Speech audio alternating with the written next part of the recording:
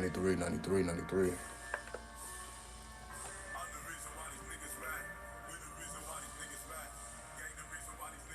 Turn this down. What's good? What's good? What's up, Baphomet? So you already know we checking in. Talk about the bullshit. So that's all really people give a fuck about, right? What's up, Ty City? About to come with the bullshit.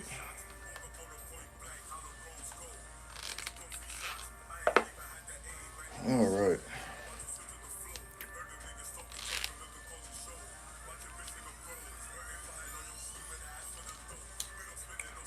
Do what thou wilt should be the whole of the law. Y'all already know. All right. Y'all already know. So the title of this video, what's up, Mind 2, 93, 93. The fuck is the title of this video? All you have is your energy. I don't even remember the title, bro. I'm not even about to lie. I just typed some shit in. We're here. I don't think this shit out no more. I really don't care about it like that. In terms of trying to be intellectual, trying to put on this front. I don't give a fuck about none of that shit. I'm over all that shit. And once you done did this, as long as I did it, you will be over that shit too. I'm over the bullshit. I'm over the theatrics. I don't care about none of that shit. So as y'all know, I'm just in the corporate world now, just moving up. I should have did this shit sooner. It's like, now that I see how easy the world is, the corporate world, corporate America, I should have been did this shit. You know what I mean? I'm just gonna be honest. Like, this shit is way too easy. It's like I took the harder route, and I didn't even need to take that route. I didn't even need to do that. I'm like, yo, this shit is way too easy. How the fuck am I moving up in rank this goddamn fast? I've only been employed 4 months. And how am I already under the manager? How the fuck that happened in 4 months? How that happened? Shit is too easy. Shit is too easy. This shit is not a challenge no more. I'm getting bored. I'm bored at the job at this point. It doesn't do anything for me. So that's why I'm just ranking up, and I'm ranking it up quicker than anybody else. I got this shit mastered. Cause it's too easy, you know what I mean? Like, the hard work has already been done. So like, we just skating through this shit now. So that's why my energy's a little different. I'm like, gotta connect with 93. Get me back on point. But you be in this world too long, you start to forget, why you even here. People be pulled away from their job. But again, this shit, it's nothing. It's nothing. It's nothing. It's like, it ain't even about the money at this point. I guess I'll reveal a couple secrets. Why not? Why not? Why not reveal a couple secrets based on observations? Because now that I'm overseeing people, now I'm not the one I'm not like super busting my ass at this point. Now I'm watching other people bust their ass now, right? So I don't even have to do all that. But let me turn this down a little bit. Hold on. I'll reveal some secrets. Because all I do is watch people all day. So what have I observed? Most people are in this shit for the money, and they reflect in their activities. What do you mean? Money makes people lazy. This is what I noticed. Because I didn't went so long not having money. As y'all see, I've been doing fucking YouTube. This shit was not paying me, right? So I didn't went so long without just having disposable money and, just money to fuck off. It forced me to go harder than everybody else who already had a job, who already has stable income, who already know how much it was being paid. I didn't have that luxury, right? So I had to bust ass every day, all day, and hopefully some shit come through, right? Versus now that the paycheck is mandatory and it just comes through, it's like, what's up, Jared? 93. This shit is just it's way too easy. That's what makes people lazy. Most of the people are lazy. I watch lazy shit all day, every day. Right? People think when you get money, you change and shit changes. Like just because you can buy a nicer car, you can live in a better neighborhood, you're still a lazy fuck. Most people are lazy fucks, and they will die lazy fucks. I'm not about to sugarcoat anything. I watch this shit every day, right? First hand experience, right?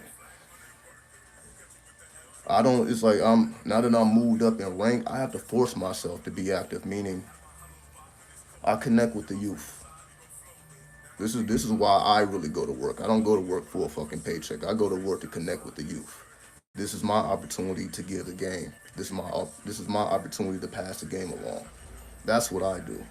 That wasn't at first. I tried to keep the two worlds separate, but after yesterday, it was a motherfucker at work that literally had goetic seals on his arms. He had the seal of Lucifer tatted on his arms, goetic seals tatted on my yellow line. That's all I needed to see.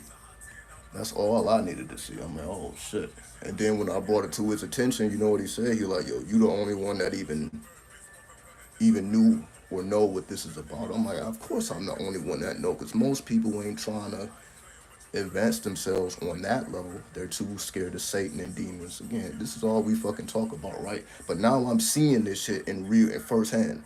I'm like, yo, I ain't never saw nobody with the seals tatted, let alone them like, yo, oh, you with this shit too? I'm like, hell yeah, I'm with this shit. Like, I'm really with this shit. And I see you like, yo, you going to the grave with that seal on you. So you really with that shit till death. I'm with this shit till death.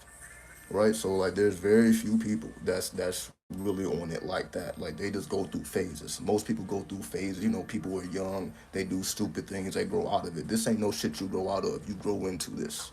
You become this. And if that's not your mentality, that's not your attitude, then get the fuck on, right? Because all you're doing is wasting your time and your energy, right? You grow into yourself, right?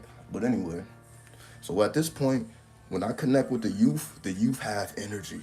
They got energy. If you don't have energy, they not gonna fuck with you. I see why the youth don't fuck with the elders and they don't fuck with the grown people, because they do too much of this. Or you got the wisdom, you got the game, you running your fucking mouth too much. I gotta connect to the youth. I gotta get and I gotta be physical with them. Let me give you a real example, right? It's a younger dude. He's 26, and he has the most challenging job of all the jobs. Meaning when you have to go inside of the trailer and take out these boxes all day. You in the trailer, 100 degrees all day, sweating all day, right? But no complaints. So I was observing him from afar for quite some time. I was observing him from afar, and I know who's who. I know who the hard workers are. I know the people that want to fuck around. Why? Because I interact. I gotta interact with people now, right? Now I have to give orders, right? So now I gotta go and I got. So it's like I have to be right amongst the people, right? And every time I talk to the youngin, you know the type of time he on? 48 laws of power. I'm like, excuse me. I'm like, oh shit. So you already know about never outshine the master, protect your reputation at all times, at any cost. I'm like, all right, you already on that time. I'm like, all right. So there's no way I'm about to be able to come amongst the youth with no bullshit, because they on that real shit, right? And I had to connect with him. I have to do push-ups with him. So we at work doing push-ups, 250 a day, because he's in shape. He's fucking beast mode. I'm looking at these motherfuckers at work. They got size on them because all they know is hustle. All they know is work. So I'm like, there's no way I'm gonna be able to tell this youngin anything if I don't get into the dirt with him, if I don't sweat and if I don't bleed with him. So that's our little, that's what we do. While everybody else is coming to work to get paid, to get they little fucking paycheck, whatever the fuck, however they value their money, we coming to work and we getting stronger. We putting strength in. That's why if you see me a little bit buffer, that's 250 push-ups a day. We working up to 500 a day. I can't do that with nobody my age. I gotta go to the youth because they got the energy and they ain't trying to hear shit you got to say if you don't got the energy. And when they see that you like, yo, I see you got the energy, let me get on your level. They're like, yo, come on, let's go. But how many people is willing to do that? I'm the only one in the whole goddamn building that's willing to even get in there with them. Ain't nobody else even willing to do that. They ain't trying to get money like that. They just worried about the paycheck. They ain't trying to build and develop relationships with the youth and pass along the game, right? So I can't even pass along the game if I don't sweat with them, if I don't give them the energy. So every time we get a chance, an opportunity to knock out some push-ups, we knocking out push-ups. We getting stronger. We just so happen to be getting paid, but that ain't the reason why we there. We there because we gotta bring a certain type of energy, and people been seeing what we've been doing, and now they're asking like, "Yo, I've been seeing y'all doing push-ups. What's that about?" Yeah, cause y'all come to work to get paid. We come to work and we getting our energy right. We sharing the game. We doing what we're really supposed to be doing, while everybody else is distracted. They thinking about what they're gonna buy with the money. Nah, nah, nah. That's why the youth don't respect people older than them. It's like, yo, what happened to your energy? Oh, you got lazy. What the fuck happened? Right? But that's when they begin to develop a love for money. Especially when you rank up. When now that you're making 20 plus dollars an hour, anything above 20, lazy fucks. Because I guarantee they're not doing 250 push-ups a day. They're not doing it. They don't have enough energy to even interact with the youth. So the youth ain't trying to hear none of that shit. So it's like, I know this. I'm like, yo, I already knew that. I'm like, yo, if I even want to say anything to this dude, I have to get on his level. Fuck what I know. Fuck what I've been through. None of that shit matters. I'm like, yo, let me get on your level. Let me see the type of shit that you be doing. And then let me do it with you. And let's do it together. When two or more minds meet, the energy increases. So he pushes me. I wasn't doing no 250 push-ups a day. I wasn't. Until I got connected with the youth. They're like, yo, this is the type of time we on. So if you want to fuck with us, you get on this time instead of trying to get us on your time. So while we busting out those push-ups, while we busting out that game, so I gotta slip the game in. But to just be doing all this all day, it's not gonna work. I'm like, but I'm the only one that get that because I was the only one willing to connect. All the people my age or older, again, they just trying to get the fuck up out of there. They trying to do their job and get the fuck up out of there. They not really trying to build connections like that, which is what we're really supposed to be doing. But they have completely lost track of why we're even here. So I'm like, if you're not doing this at work, I know you ain't doing it at home. And if you ain't doing it at home, that means you're neglecting your duty. And if you're neglecting your duty, it makes you lazy, right? But I didn't already show and prove that shit to y'all, right? That's why I continue to show up. Over 1,000 fucking videos. Why? Because I understand how important this is for people coming up after me. It ain't really about who's older than me. If you got the game already, you got the game. I'm just here as a reminder for people older than me. But for the youngins who don't know yet, I'm gonna make sure you know so that you can do more than me. By the time you get my age, you can surpass me. That's. But you can't have hate in your heart. You can't have hate in your heart because most people don't. They're like, no, I don't want nobody. They too competitive. I don't give a fuck about none of that shit. I want you to be better than me. That's why I'm here for you to be better than me. Don't be like me. Be better than me. Use my life as an example and do more. Go further. And I can do that because I don't have no hate. Want for your brother what you want for yourself. Everything I want for me, I want for you. Otherwise, I wouldn't show up again. There was no money attached to this shit. I got to get it in a whole different way. I had to go into the underworld just to pay bills. Now I'm in the corporate world paying bills. This shit is just nothing. I'm like, what the fuck? This is too fucking easy. Why do people complain about their jobs? I don't understand this shit. What's up, Phoenix? 100. I don't understand why people don't stand. Why people can't hold on to these jobs. I'm like, what the fuck? This shit is way too easy to be complaining about like it. And I work strenuous, right? We have a strenuous job. I just told y'all, 100 degrees inside of trucks, taking out boxes, heavy ass boxes all day. Most people don't have to work that hard, but they still complain about their job and they don't have to work that hard. We have the hardest jobs that you probably can ever have. All you're doing is using your body all day, every day. So it's like you gonna get in shape whether you like it or not. It's a mental thing though. If you're just thinking about, oh, I can't wait to clock out versus I can't wait to clock in. How many people are thinking about I can't wait to clock in? You already know most people are ready to clock out by the time they clock in. I clock in, push ups. So but nobody else. Motherfuckers is scared to even work out. Like we're at work. Why are we working out? What the fuck you mean? It's about being healthy. It's about being strong. It's about being an example. I have to be the example. I can't run my mouth. I have to actually be about this shit. I have to be with the shits. That's why the youth respect me. They're like, yo, you will come to us. I'm gonna come to your territory. I'm coming to hell with you. We already know we come from hell. I'm gonna come to hell with you. 100 degrees. And I'm gonna get money with you. Ain't nobody else willing to do that shit, right? So that's why I'm like, that's why they complain because they don't have the energy.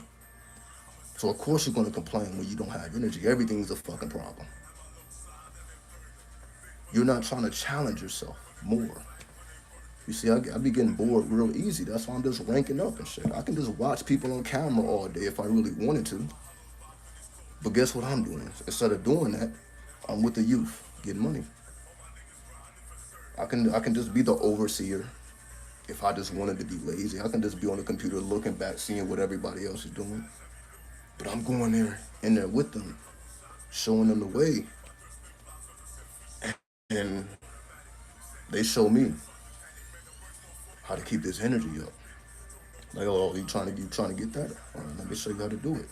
I had to earn their respect first. First, you think people are trying to earn respect? People can't even stand their coworkers. They be beefing and all type of shit. They ain't trying to earn no fucking respect. But when you got that energy, it cannot be denied. When they see you doing push-ups, calisthenics, they see you getting money. They see you getting stronger. They see you getting bigger, putting on some mat. I'm like, again, I'm amongst real men at this point. I'm amongst motherfuckers with size on them, bodybuilders and shit, because this is just a strenuous job we have. So this motherfucker's way bigger than me up in this bitch. You know what I do? I ask for their advice. How the fuck you get that big?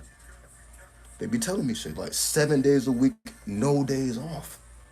I'm like, no days off? How the fuck? Like, how the fuck your body be able to tolerate that? What they tell me? If chest and arms is hurting, leg day. If legs is hurting, back day. Whatever the fuck is hurting, you just focus on a different muscle group. Then like, yo, 7 months, consistency. They all they're telling me the same thing. Like, yo, you just gotta keep doing it. And after 7 months, you good. But you don't stop there, you keep going. But again, how many people you think is asking those questions? They're just fine with being whatever size they are. They're not trying to ask questions. But I'm like, I have to connect with people younger than me. And again, these are white boys.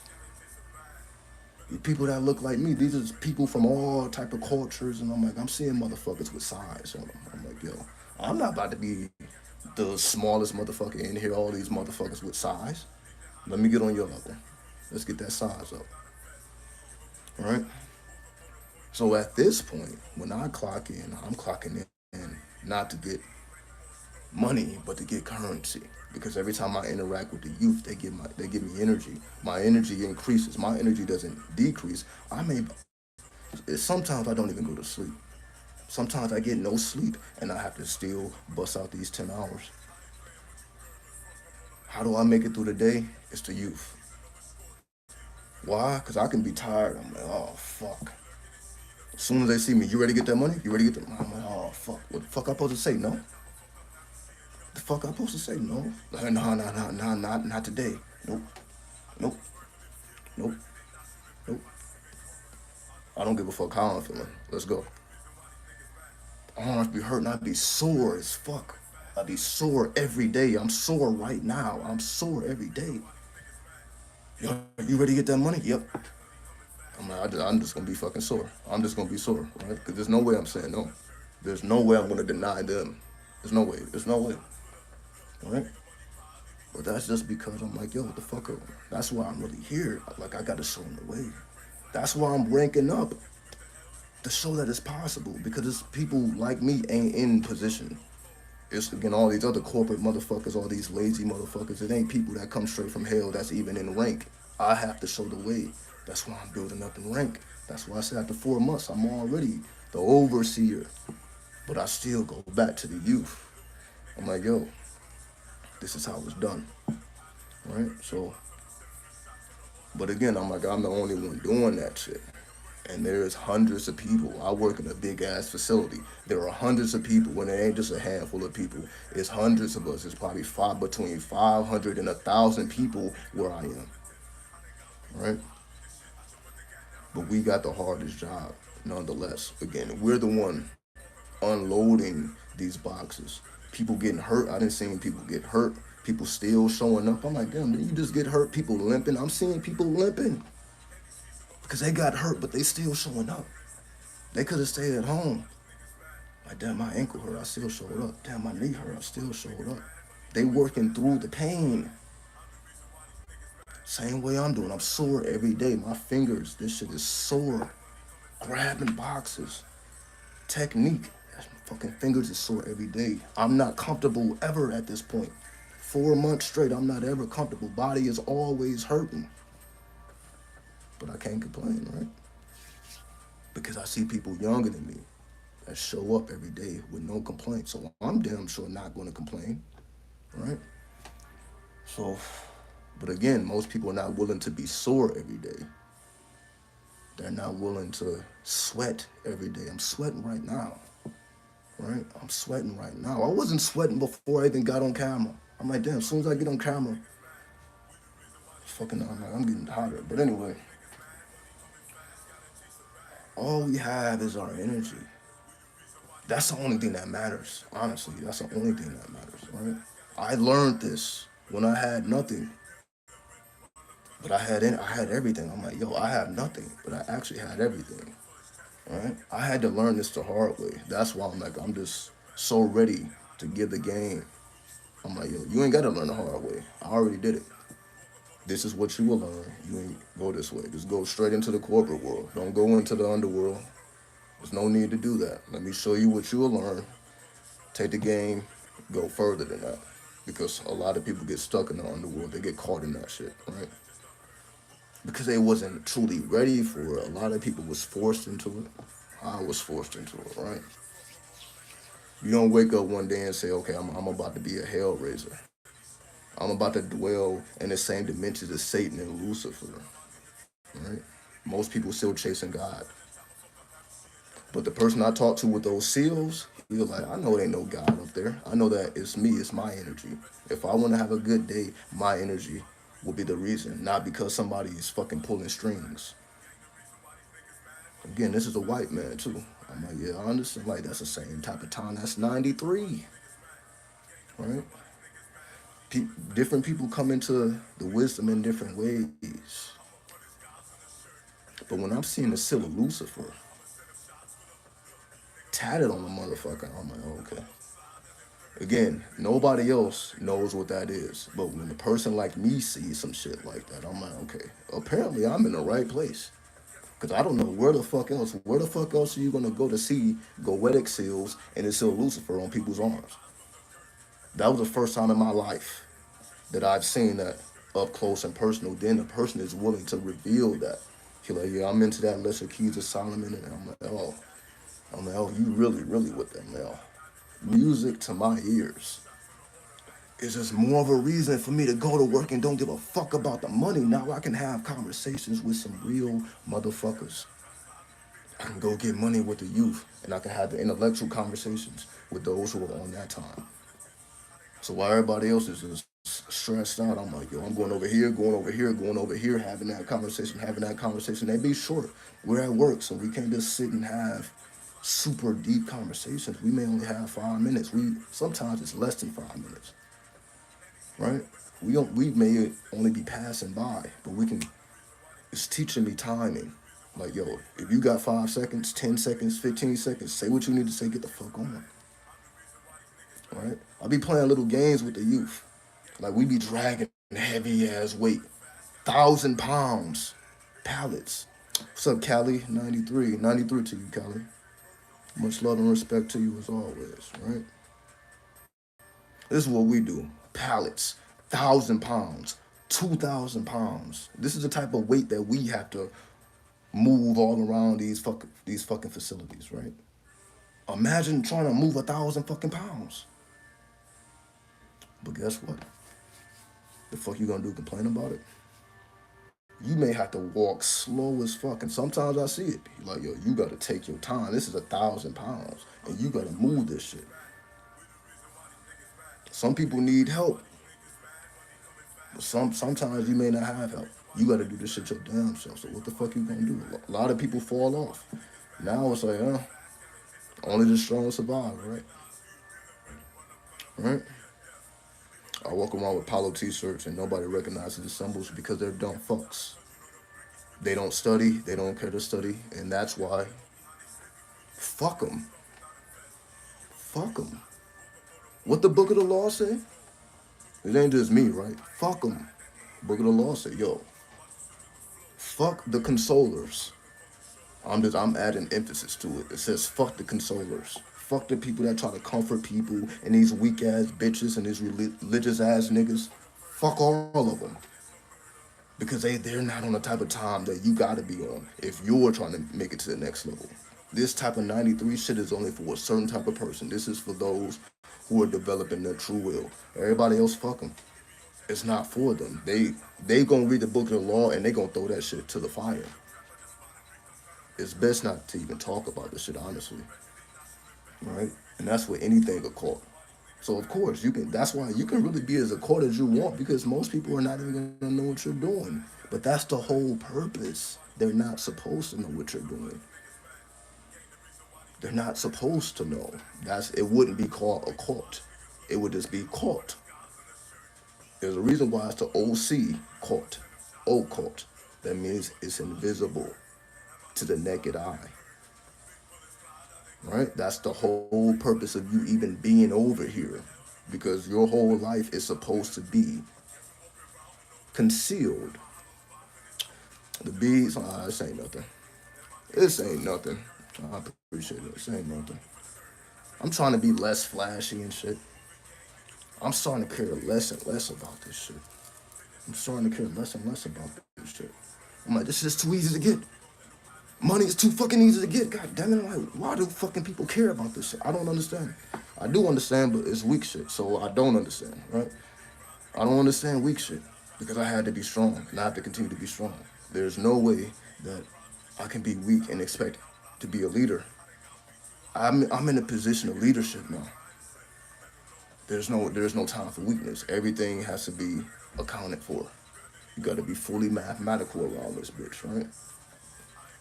So like I said, how the fuck 120 days? How did I move up so goddamn fast? How the fuck that happened? Especially somebody like me. Like how the fuck that happened? And again, people call me Asha. They don't call me by my government. At work, I'm Asha. But they don't know what went into this, right? Y'all know, but they don't know, right? They don't know how Asha had to be created. They didn't see Asha on the streets. They don't know about Asha. They just know the name, but that name has power. I had to give it power though. I had the blood, sweat, and tears, right? Now Asha means something, so now I'm like, oh, okay. Now if I would have just said any goddamn random name, it wouldn't have meant nothing, right? They could have called me any goddamn thing, like no, Asha, because that has been built up for the last 10 years, right? So that's what I'm saying. I'm showing y'all how this shit works. That's why I really don't care about this shit. I'm just doing it for you. So you know how to do this shit. I don't care about this shit. I'm showing you how to do it. From the streets all the way up. Go as far as you want to go. But this, but fuck everybody else though. I'm like, the type of time that people be on, Honestly, it's a waste of fucking life. It's not a waste of time, it's a waste of life. People are wasting their life. So of course they're not gonna have energy. They can't even have conversations like this. And we just getting started. We just getting started. Even though we've been here for 10 fucking years, we've been here for a decade. How we still got the energy? How are we doing better? How are we doing more? We've been here 10 years. You know? Most people after doing some shit for 10 years, their energy gets lower. Their energy don't get more. My energy is higher. Right? Most people they don't their energy doesn't build as they get older, it gets lower. They start doing less and less and less. All I'm doing is more, more, more, more, more. Cause I know I have to be the example. Fuck running my mouth. As you see, I'm running my mouth, but this is shit that I have to do every fucking day. I have to bleed every fucking day. I'm doing harder work than most people in my whole fucking city every day. We doing hard labor. This is only for the strong. I'm seeing people only there for a week and then they get the fuck out of there. I've seen people not last a week because of the type of strenuous, the nature of what we do. It's like you are going to hell. You're going to be in 100 degrees sweating. A lot of people don't want to sweat. Why? Because we be asking them. We like, you want to do this position, this position? No, no, no, no. No, I got to go inside the truck. No, no, no, no. I be getting those type of reactions. No, no, no, I got an arm problem. No, no, no, my chest hurts. Excuses. I hear it every day. Every day. Right? But it's always the ones that have no excuse. I want to be in a truck all day, every day. When you got people, I don't ever want to be in a truck. I want to do the easy work. So the ones who want to be in the trucks every day, I know all of them. I'm like, yo, those are the hell raisers. These are people who their lives is a lot different than everybody else's. For you to want to do that every day and not complain, and you can be doing an easier job, but you choose to do the harder job every day. You choose to be sore every day when you don't have to be. But you don't have to be. You can go to work and not sweat. There's people that go to work and don't sweat at all. Right? So when you make the decision to sweat every day and you don't have to do the harder jobs and you don't have to, you are choosing the challenge when you could neglect the challenge. Those are the type of people that I had to earn the respect of. People, again, people that way more size than me, right? In the physical world, right? I'm like, yo, help me get to your level. And they're like, all right, let's go. This is what's required. And let's do it now. So they're not telling me this is what you should do when you go home. This is what we're about to do now, on the clock. Fuck what you're doing at home. We're going to make sure this is done on the clock. So we're on the clock, getting stronger, getting wiser. When two or more minds meet, we already know. Either God or the devil gonna slip in that bitch. Who's slipping in that bitch? Who knows, right? I really don't give a fuck. I don't care. To me, I think it's the devil. But some people may say it's God. But when I think of devil, when I think of Lucifer, I think of hell. I think of people that you really don't see, people that you really don't hear. But the youth, I'm so proud of the Zoomers. The Zoomers, every time I meet these Zoomers, the Generation Z, I'm like, anybody complaining about Generation Z, it's because you are a lazy fuck. All the Zoomers, even my young nephew, right? He's like 10. Well, he will be 10 this year. My young nephew, he can't sit still. I think Generation Z, they're like, I think it's like 20, 26 down, right? So if you're like 26 and under, you're like your generation, you're the Zoomers, right? I believe that's the age group. All the Zoomers I run into have energy. Energy, they have energy. And they're spiritual. I remember I was telling you about my nephew, he can see spirits. Now that I'm meeting the older Zoomers, they're not like me at all. Millennial, they're not like me at all. I'm like, yo, I had to earn this spirituality. I wasn't born spiritual, maybe I was, but as y'all see, I had to earn my way. They already got it. They already got it. So while I had to earn my spirituality, go through the trials and tribulations, They already had it, and I see it in them. Again, the person I'm talking about, he ain't wasting his time trying to talk to the girls, trying to fuck off the time. He don't do none of that. That's why I was drawn to him. I'm like, yo, this dude ain't trying to mac. He ain't trying to get no pussy. He ain't trying to do nothing. Like, yo, he really coming here to work. And this is a young dude. I need to see what type of time he on. And Lord behold, 48 laws of power, positive thinking. He knows about auras and energy. I'm like, damn, I had to earn that shit. But I'm like, you already own that type of time, and that's just their currency. That's just the Zoomers. That's just the type of time they own. So the people that don't understand the Zoomers, they're not spiritual. Really, they're not a cult. I don't want to fuck being spiritual. That shit is just overused because the occult trumps spirituality. So even the people that's on spiritual shit, if you are on the occult, you are more advanced so that you can blend with them. That's why I show y'all the occult. Because anybody who's claiming spirituality, you already know that. So you can get on that type of time if you need to, but you know that there's more pieces that need to be assembled. We're building pyramids around this bitch. Right? So there's certain deeper shit that it will take a little time to get into. But the spirituality is a nice introduction. But to say that that's the end all be all, that's why I'm here. I'm like, yo, I see what type of time you on. Let me show you the more advanced levels. But before I feel like I can give you anything, I had to get on your level. Our energies have to match first. So before anybody's going to sit down and have a conversation with me, okay, our energies have to match. So if all you do is fucking work out every day, I'm gonna have to fucking work out with you every day before we can ever sit down and have a deep conversation. That's not gonna happen too. That may not ever fucking happen. It may just be like, yo, I just gotta say what I gotta say in a couple minutes and get the fuck on. Cause again, we on the clock, so it's limited, right? So I'm learning timing. I'm like, yo, can I say what I gotta say in 3 minutes? Cause y'all see when I get on here, I can talk 5 fucking hours, but I can't do that on the clock. I gotta reduce this shit to 2 minutes, 3 minutes, 1 minute, and then get the fuck on. Right? It's making me better because I'm like, all right, well, everybody else, once again, is getting paid. They just thinking about the money. I'm thinking about how can I deliver a message in 60 seconds. Because that's really all the time we have when we doing those push-ups, 60 seconds. All right, we got 60 seconds. It's down. Let's get back to work. Oh, we got 60 seconds. Let's get to work. We got six. That's how I got to be. I'm like time. That's all we have. And I'm like, that's what makes or breaks a person. What are you doing in that downtime? So while most people fucking around, looking on their phones, on TikTok, and doing all that bullshit, we getting money. Let's get stronger. Let's get wiser. Let's bring God in this bitch. Let's bring the devil in this bitch. Now we breaking records. The team that I'm on, we do the best numbers. We do the best numbers because our energy is different. It's just like that, right?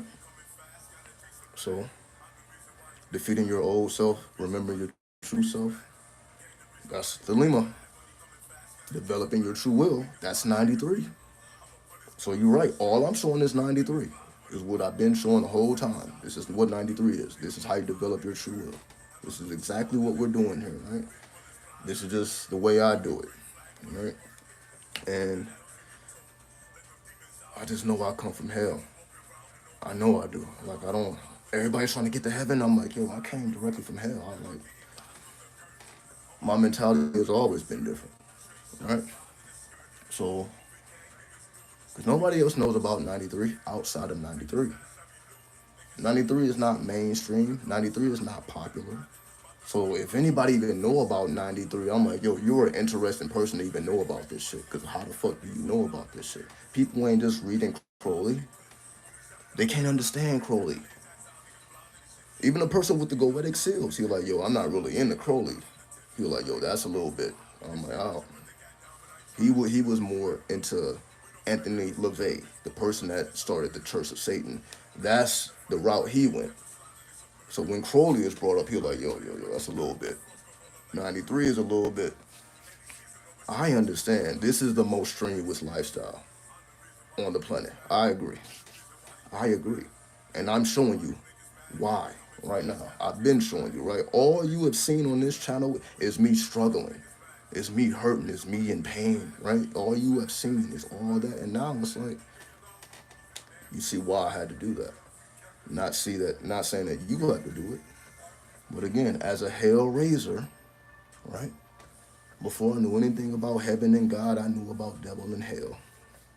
That's just the type of time I was on, right? I got to be a child of fucking Lucifer. It just is what it is, right? And some people feel like they're a child of God. God, the God, or gods, whatever the fuck they're into, right?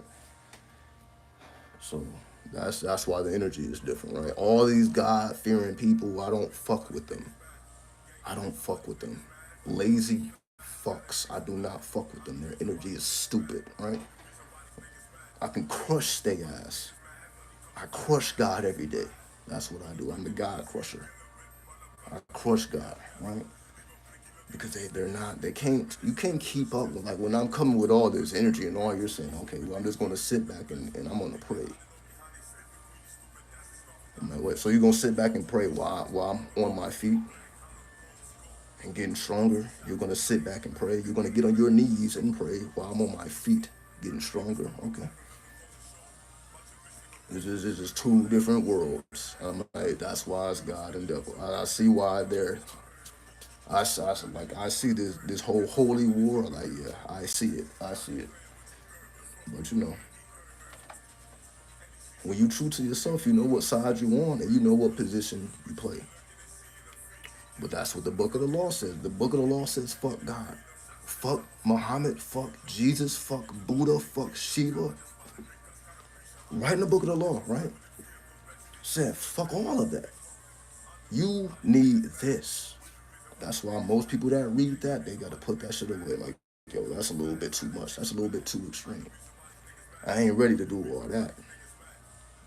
People still debating whether Jesus is white or black. They still on that type of time, right? But we see what's on the back of that dollar.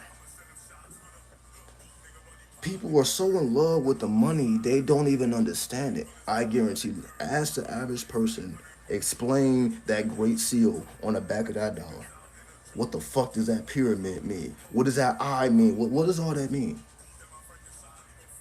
They just gonna hit you with some conspiracy theory if they know anything at all, right?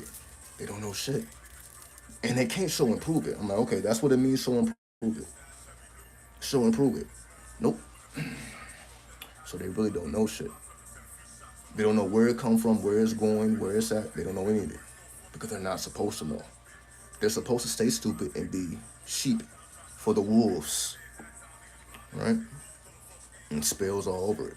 It's like, but they don't know. They can't explain it. They don't know what spells. They don't know where it comes from. They don't know what it means. But they're so money hungry, and they don't even understand the ink that's printed on that dollar. They don't understand those symbols, so they don't even understand how to tame their demons. They don't understand that. They're like, yo, if you don't understand the money that you're chasing so hard, because all people talk about is money, all they care about is money. I'm like, yo, you simple-minded fuck. Hand them a dollar. Explain this money to me that you are so in love with. But they can't.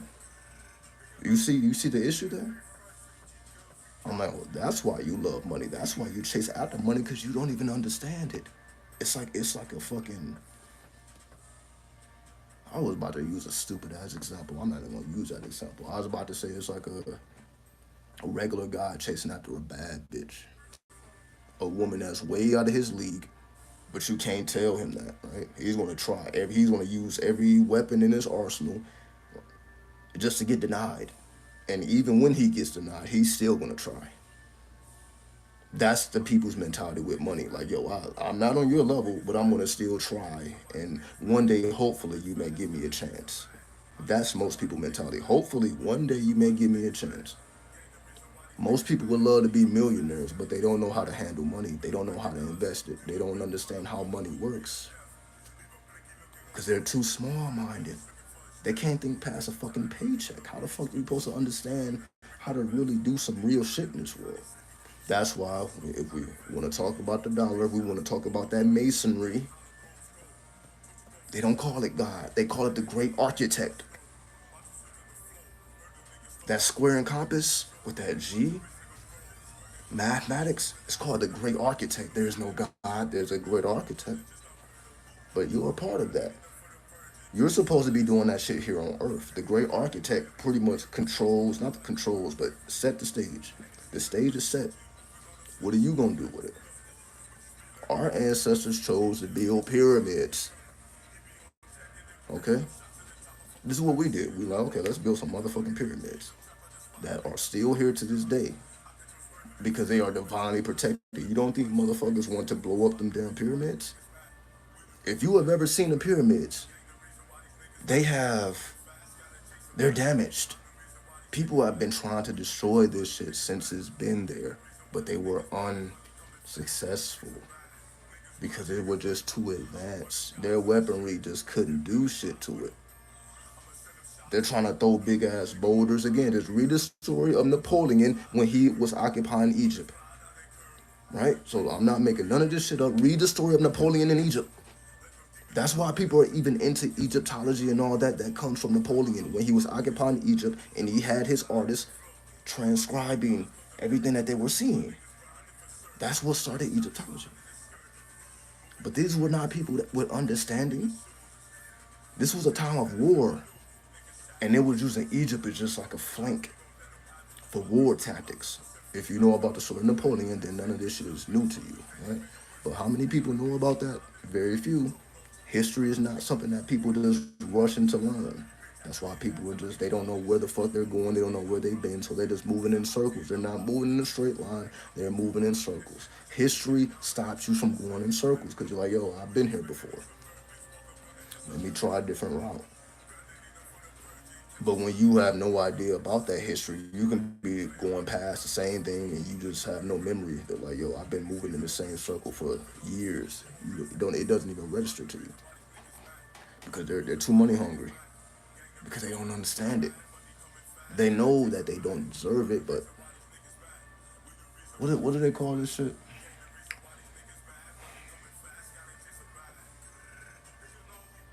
There's a word for it. I can't even think of the word, but it's some weak ass shit. It's weak shit, right? Because people who don't really give a fuck about money, why do they have plenty of it? Just think about it. All these rappers and artists and what is it? Corporate America, Wall Street people, all the people who have unlimited resources, you think they give a fuck about this shit? You think they care about this money like other people care about money? No, they don't. But they had to get that in here before it reflected in their reality. The same thing I had to do. I had to get this shit in here. Now the money is just flowing like crazy. But before, that wasn't the case. I had to build it up here. I had to build pyramids up here first. Now, man, okay, I get it. I'm like, I see how the food chain works now. Because I had to get it up here. Most people don't have anything up here. Remember, you don't just have a mind. You have to build your mind. The mind has to be built. It has to be built. It's not just there because you're alive. Why do you think most people start regressing after a certain age? They start becoming children again. It's called the second childhood. Most people get to a certain age and they start becoming children again. But then we see people that stay adults. But these tend to be extraordinary people. Everybody can't be an Aleister Crowley. Everybody can't be. I'm not gonna start name dropping, right? Because that's not the point here, right? Everybody can't be legendary. Everybody can't make history, right? They don't have the energy to do it. Everybody can't be Napoleon. They don't have the energy because the energy is not guaranteed. You ain't just guaranteed to have energy because you're alive, because you go to work every day. You have to sacrifice yourself. You have to kill yourself. That's why, again, I chose to become Asha. Fuck my government name. That means nothing to me other than paperwork. When it comes to paperwork, yeah. But in terms of how people know me, nobody calls me by my government name in real life. In real life, nobody calls me by my government name at all. Nobody. I'm not ever answering the phone and somebody's telling me my government name. That's not how my life is organized. It's either Asha or my family name. You know, my family members call me by a nickname, but the world knows Asha. Right? The government name is just there. It's a part of my energy. Again, I have a Latin name, so that's no coincidence why I'm on the West Coast, which is a part of Latin America. That's why I had to come to the West Coast. See, I understand that now. I didn't understand it then. I always had a desire to come to the West Coast. I'm from the Midwest, but I'm like, yo, I gotta get to the West. I didn't know at that time, but I know now. I'm like, that's how I connect with my Latin origins. I have to connect, right? Then I just started getting along so good with the Latin people, and I embraced the Latin culture because the Latin culture embraced me. They showed me. I had never saw a Mexican, a Hispanic until I came to the West Coast. I'm like, what the fuck are these people? Speaking Spanish and shit. What the fuck is this? All that was new to me. I didn't know nothing but black and white. Midwest shit, all you know was black and white. Until I began to expand. California helped me to it. Now I know every goddamn body. Latin, Asian, right, what you know, Native American, whatever you want to put in. I had to learn all that. That was more so Arizona. I didn't start seeing Native people, so I went to Arizona. I'm like, yo, fuck, that's a Native. That was my reaction. I'm like, yo, I don't see these people. You don't just be seeing these motherfuckers. You got to go to certain parts of the country to see these people. So when I was seeing it, I'm like, yo, that's crazy. I never. I'm like, these are not the type of people you just see every day, right? Because they hold on to their culture. They ain't just revealing the secrets like that. Nor should they, because they know how the world is. The world just wants to exploit. That's why I do my content the way I do it. That's why I be using all this cussing. This is X-rated. Why? Because all people gonna do is take the game and just use it and just downgrade it, which I don't give a fuck about. They're gonna whitewash it. You know, I didn't see people say the same shit that I didn't say, but they said it so weak. I don't care less. I don't care about that shit.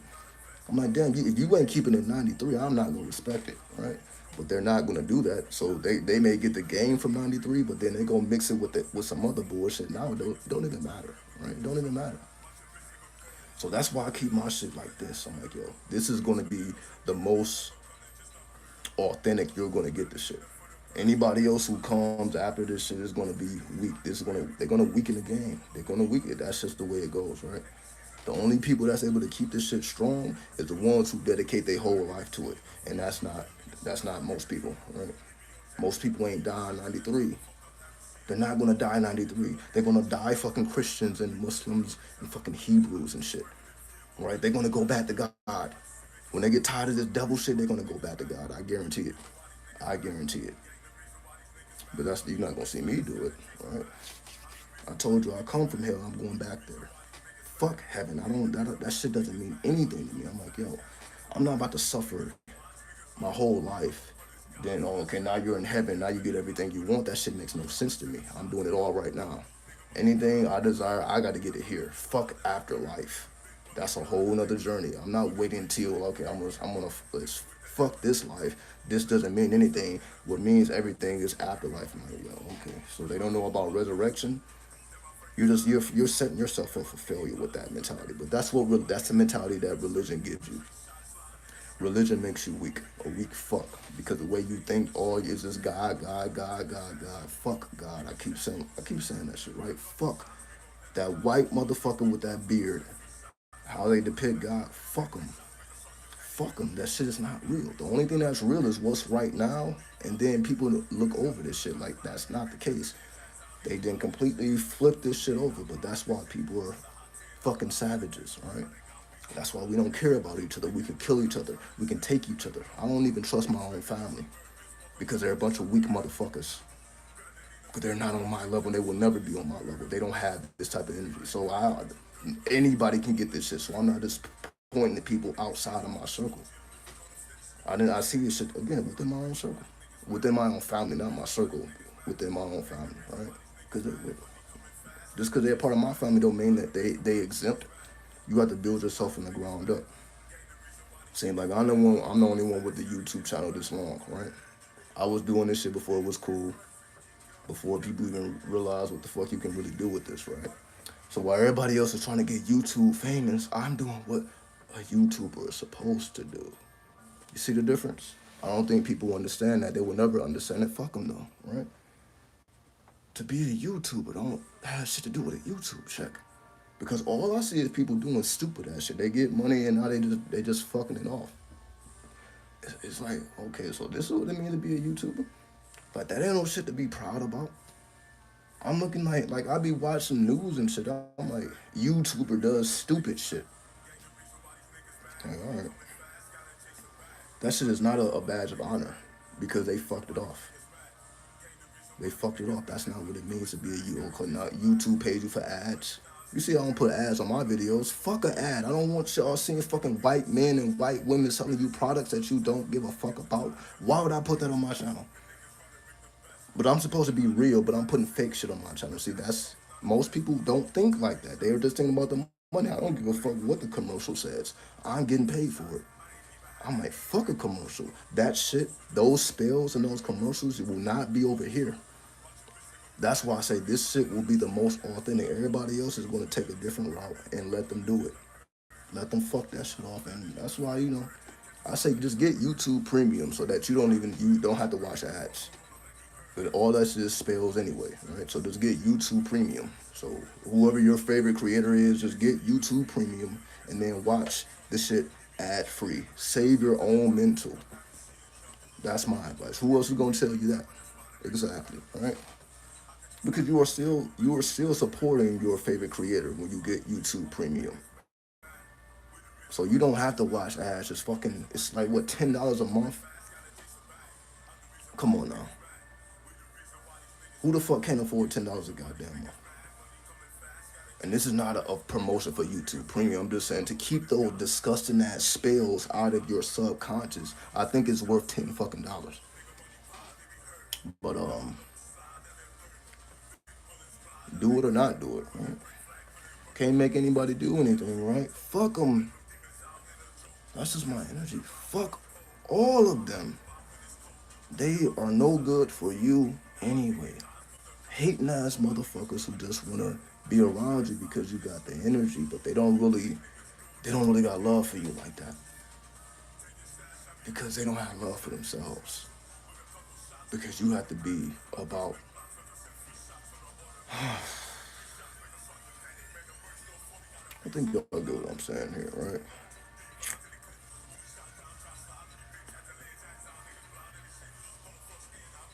I'm gonna absorb some THC. And just to further show you that I really don't give a fuck about this shit, right? THC is in my goddamn system. So while I'm moving up in rank, THC is still flowing through my goddamn system, right?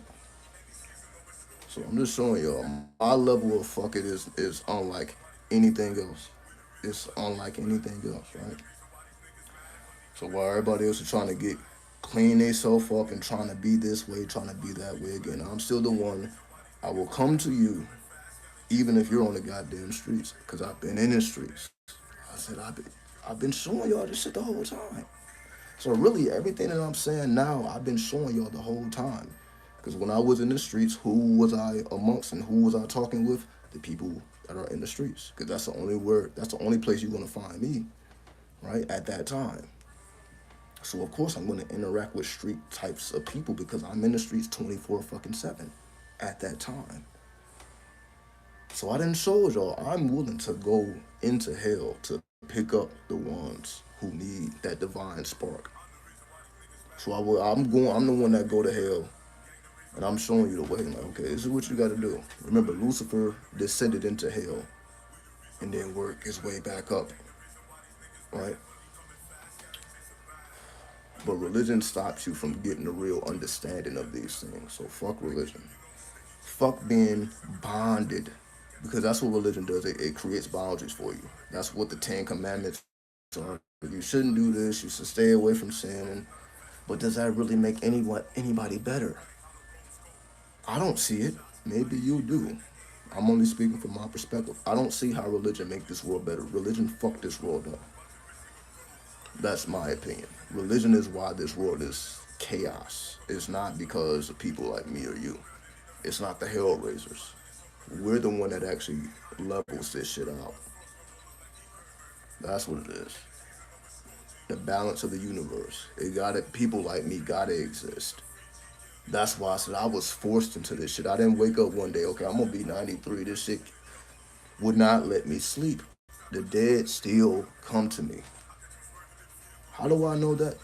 Just recently, I kept hearing his name. Thelonious, Thelonious, Thelonious, Thelonious. Like, who the fuck is Thelonious?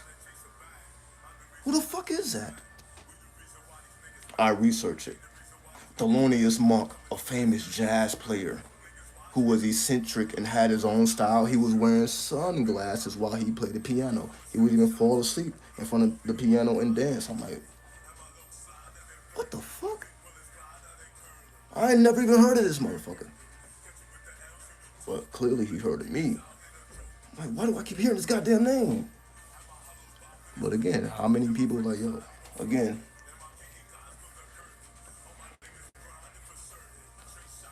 believe it or not, believe it or not, it doesn't matter to me.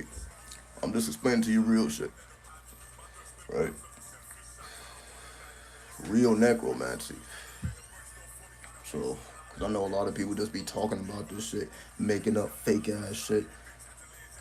No, this shit wakes me up out of my sleep. This shit torments me. I am tormented by the dead because I am one of them. Because I come from that land. I come from that. So of course they're gonna torment me. When there's messages that need to come out, they will torment me. Like, yo, we're not just about to let you just not know this. So we're gonna fuck with you till you get the message. And for days I just kept hearing this goddamn name. I'm like, what the fuck? Thelonious means Lord. Right? Thelonious means, I'm like, oh, so the word itself means Lord. I remember when I called myself Lord Asar.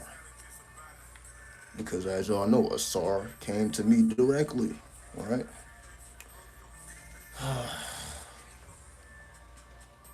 But I don't be hearing these type of stories from people that claim to talk to spirits.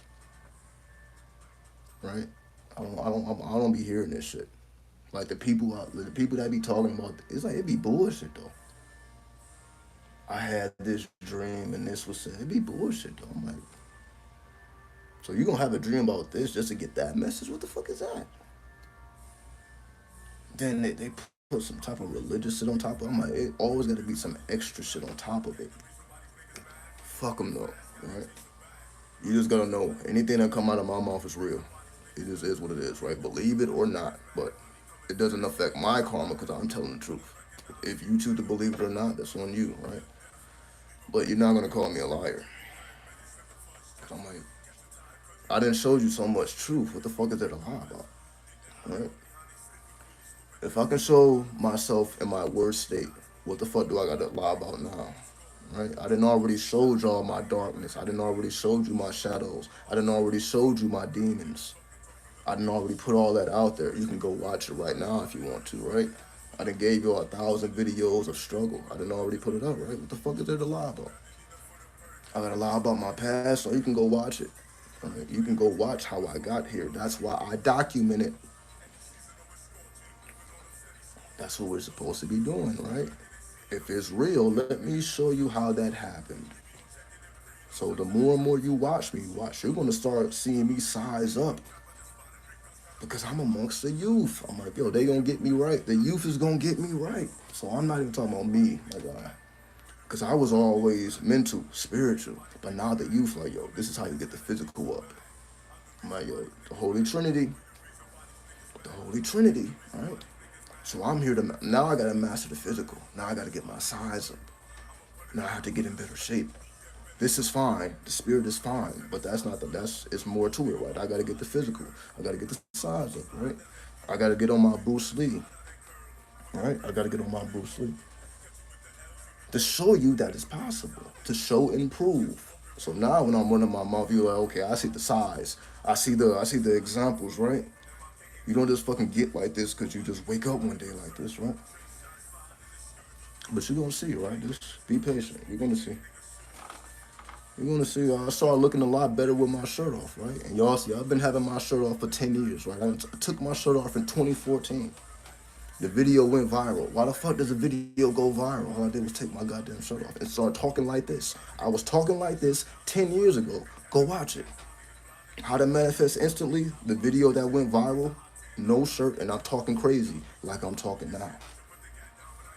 So you see, I've been doing the same shit for the whole time, right? The evidence is there.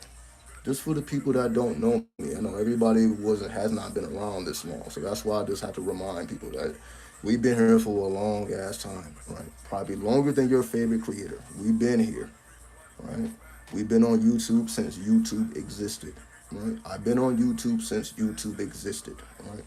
I've been a content creator since you could be a content creator. I've been doing it that long, right? But the type of time I'm on, I'm like, let me be the example. I don't really care about even making content. That's why I go live. This ain't really making content like I'm doing this strenuous editing and mixing and mastering. Like I be seeing people with channels, they put a lot of work into their channels. I'm not gonna take that away from like, yo, they put some work into their content creation. But are they putting that same work into their body, into their mind, into their spirit? I don't think so. That's why I'm like, let me do that. I'm like, I don't give a fuck about the quality of this content. I got a goddamn cell phone, a light, so fucking what? I'm just running my mouth. But I'm about to show you and everyone else who chooses to see, this is what you're supposed to really be doing. This is what it means to be a YouTuber. You're showing me, you're seeing me grow. Fuck the goddamn channel. The channel is not growing, but I am. Imagine that. People be feeling some type of way, oh, my channel is not growing. Are you growing? You see, people be stupid shit, bullshit.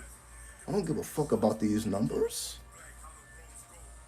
but you will see me expanding and evolving, right? And is that not what we're here to see? We're here to see each other grow. Fuck the numbers. Just because a person gets, again, I'm like, yo, I be seeing people with all these resources, but are their bodies on point? Is the mind on point? Is the spirit on point? Or all they have is money. Unfortunately, right? All people have is money because that's all they understand. All they understand. They don't understand shit else but that.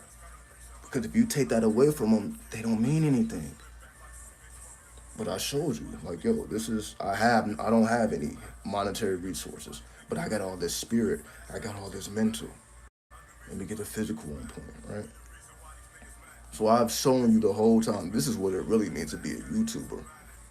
It ain't about the numbers, it ain't about the fame and all that. I didn't experience all that. Again, I have a viral video. I know how all that shit feels. I didn't been here, like, yo, I can tell y'all some crazy ass shit. I ain't told y'all everything. I can tell y'all some real crazy shit. Just fucking being a YouTuber, right? I can tell you some crazy shit. But who gives a fuck? I don't care about that shit, right? I have to be the example. Let me be the fuck this other shit. I will be the example, right? Because that's just what matters, right? So that's why I'm doing all this shit. Shit that I never even cared about. Why am I doing shit that I never even cared about? I done showed y'all for 10 years. I didn't have a job, right? I didn't have a job. Because I didn't care about the job, right? I'm like, yo, that's weak shit. That's fuck shit. I didn't care about it. I still don't care about it. But I'm like, let me master it anyway. Just to really show how much I don't give a fuck about it. Now I'm just kicking people in the face now. I'm not gonna lie. Now I'm just kicking people in the face now. I'm like, yo, you care so much about that shit. I care nothing of it, and I just surpassed you. I'm just surpassing motherfuckers because it's just a lack of caring. Like, yo, I'm like, yo, this is way too easy. I came into this video like, yo, this shit is way too easy. How the fuck am I ranking up so fast? It's too fucking easy.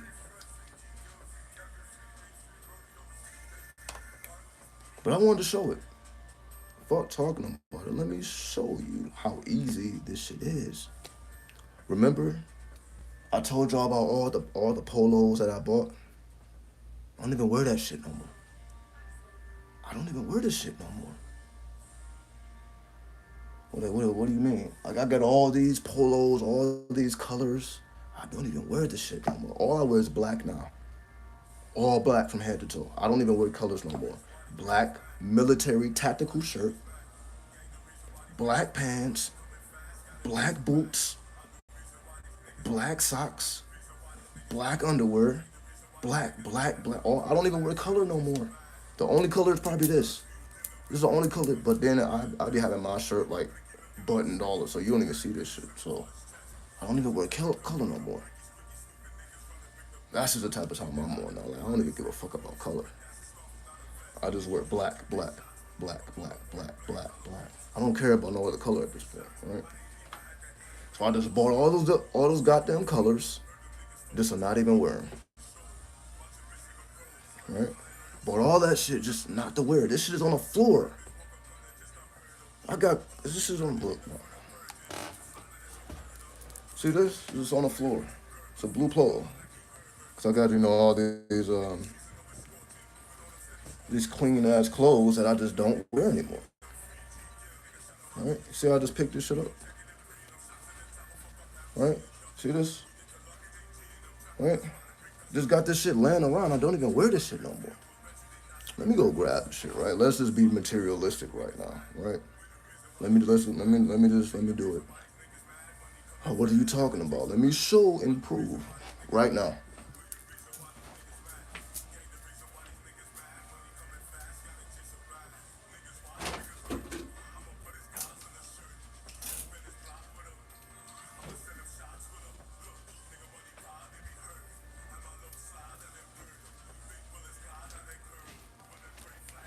God damn it.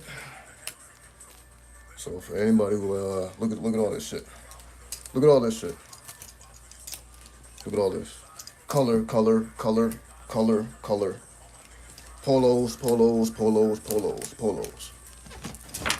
Don't wear none of it.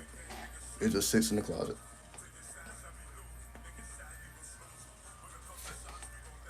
It sits in the closet. Black. What made me want to change to black? Just feel like color is just too soft. You see me wearing this now, but I'm just talking about at work. So the only time I wear color is like inside the house. I don't even wear that shit outside the house. Right? Give me 1 second here. And the color may be in the eyewear too, or the jewelry. So the only color I wear is like the accessories. But again, black. It's all black. The color there's just no need for it. Right? There's no need for it. Right? So like I wear the color for me. But the world gets black. I get this, y'all get this 93. I will wear color for y'all, but the world only sees black. Black is Saturn, right? That's the energy of Saturn. That's the energy of Satan. So I'm satanic around this bitch. That's why I wear black. I'm like, you ain't gonna see me in no other color. Well, the world doesn't see me in no other color. I'm straight satanic mode. Black from head to toe. That's all they're gonna see. They're not gonna ever see me in color. The world will never see me in color. Let me not say that I'm for that's way I'm okay. I'm talking way over myself. No, at this point in time, I don't care to show the world any color. I may change in the future, but as of now, I don't even care about wearing colors in the world. Right? I have been recently. I have been recently been in contact. I said, okay, see, I thought it was me. You made a typo. I'm like, what the? That was just typed wrong. I wanted to know your thoughts on Little Reese. No, not Little Reese, Little Reese.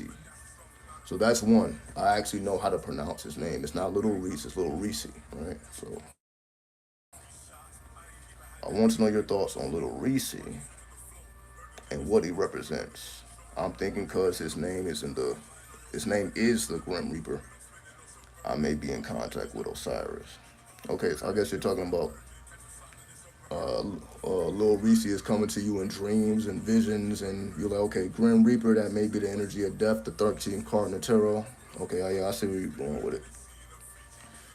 Because you mentioned King Von and the Angel of Death in one of your earlier videos. It's just certain shit that all type of hold on. I keep getting these. I keep getting Amazon notifications because I stay behind shit. I stay buying shit off Amazon. I stay buying shit. Anyway, the reason hip hop shit happened to me a lot. I just don't like talking about it because there's just already too much bullshit on the internet. Like for example, if I make a King Von video, you know how many King Von videos are on the fucking internet at this point? It's like I didn't ever want it to get grouped into one of these fuck motherfuckers, right? People that's just making up shit. It's like that's why I don't speak about it. But this shit, I know way more than the average person because I get direct experience, right? That's why I told y'all. I believe I was the first to tell you, and I probably will be the only one to say King Von was an archangel. Who else said that? Nobody probably was like, no, no, no. He was a demon. He was dark. No, he was an archangel. I revealed that because that was revealed to me. Anyway, I could make a whole channel about that shit, but I'm like, yo, it's too much bullshit. I don't even care to be in that world, and I don't care about making money off of the dead like that. So that's why I stay away from. I'm like, yo, I ain't even about to do that shit. I could though, but just to answer your question, to not to get thrown off track. Yes, if you have hip hop figures coming to you in visions and dreams, and they have a certain type of energy, they have a certain type of archetype connected to them, then yes, that particular archetype, because the subconscious only knows symbols. So the subconscious may not just show you the Grim Reaper. You would probably think you're about to die, but it will show you Lil Reese, right? Some people would see King Von instead of seeing his true form because that would just blind you, right? So things have to be shown to us in metaphors. That's what people don't understand. Things have to be shown in metaphors. And then we have to pick it apart. That's what it means to build pyramids. People don't even understand this shit at all. They don't understand this shit at all. Building a pyramid, that's a big. Anyway. The pyramid is a metaphor. But people are looking at, oh shit, this is the greatest thing ever built. This is one of the seven wonders of the world, but you don't even know what it means. Why is it there? What is this a reminder of? They're not going that deep because that requires you to know the occult at that point. You gotta pretty much be demonic, satanic, 93 to be that point. To go to those worlds. The halls of Amenti. I thought we read the Emerald Tablets of Thoth together. We didn't do that years ago, like 5 years ago. We didn't read that shit. Did I not read the Emerald Tablets of Thoth? Did I not tell you all about the halls of Amenti underneath the pyramid? It's in gang culture. Their literature talks about putting their enemies underneath the pyramid. Okay. Maybe y'all don't know that part. I know that part. The literature talks about. Anyway. I don't know if I even supposed to be saying that shit. Anyway, Blackstone. We're talking about. Anyway, let me calm myself down. Y'all see, I be getting angry. I be getting angry and shit. Let me calm myself down. So yeah, we didn't see those black songs. Is that not one of their symbols, the pyramid? That's Chicago culture. Chicago culture is based off of masonry, which takes you right back to Egypt, which takes you back to Kemet. But most people don't know that because they're not familiar with the literature, gang literature. They think gang members just shoot and kill each other. They don't know about the literature behind it, the science behind it. They don't know nothing, and they're not supposed to know. That ain't conversations that gang members will even have with the public. You got to be a member to even know certain shit. So while the world is impressed by all the demon activity, that real shit is within the literature. That's what's gonna take you back to Kim. Anyway, but again, a gang member is probably not gonna tell you that they're not allowed to speak. I just so happen to be allowed to speak about the shit, right? That's the only difference between me and them. I'm just allowed to speak about the secrets. They're not allowed to reveal it. They can lose their life speaking about the shit. I put my life on the line speaking about this shit, but I'm not really violating no contracts at the same time. I'm not a part of any of this shit. My shit exists in the stars. It's celestial shit, right? I was woken up by celestial energy. No human being came like you need to be a part of the occult. You need to be like no. It was celestial. It came directly from the within, right? So spirits, right? Spirits came and started tormenting my ass. So, so it's like, is that really something a person would ask for? Who would ask to be tormented by spirits? Who would ask that? But going back to Lil Reese, going back to Grim Reaper, even Chicago culture, right? As we see, Chicago culture is world culture. Chicago set the world on fire. Did Chicago not take the world to hell? Even though you can say that's technically the whole Midwest culture, they all on the same time. But Chicago, that's when it went out to the world. That's why we're in hell. Did Chicago not take the world to hell with that drill music? I'm listening to drill right now. The music in the back, that's drill. That's all I honestly. I'm not gonna fucking lie. All I listen to is drill shit, demonic, satanic music. I don't listen to this nice shit, this soft ass shit. It does nothing for me. All I listen to is hip hop. I'm not gonna lie to you. I'm not gonna lie to you. Most music I don't resonate with. I don't resonate with love music. Like yo, you about to go. You about to do what? Nope. I don't resonate with none of that. None of that simp ass music. I don't resonate with simp music. I don't resonate. I don't resonate with most of the shit people talk about at all. Music or outside of it. I don't read most of these books. This shit is. I'm like, who are these people? I don't understand. I'm like, yo, we are in two different realities, right? The only music that really resonates with my soul is drill shit, but that's because I'm from the Midwest. That's my culture. So it's not a coincidence. My culture is drill. We've been doing this shit the whole time. The world is just now catching up to what's been going on, right? Detroit ain't that far from Chicago, right? So this is our culture. So when I say I'm from hell, I'm really saying I'm from the Midwest. This is our culture. We bring forth hell. The world is just catching up. Okay? So the Midwest, again, just do the history. But I went further than that. I'm like, okay, but where does this shit come from? Well, we also know that once it went to New York and when it went to London, like now you got UK drill, right? You got the New York drill, UK drill, and of course, it's spreading all over the place, right? But why? Going back to the original question, why did drill music have a hold on the planet? How's it jumping from Chicago to New York to the UK? What the fuck does the UK got to do with drill music? What is the resonance here? Well, if you know history, then you know exactly what to see. That's why history is such a asset for people to have. Because when you got the historical context, you're like, oh shit.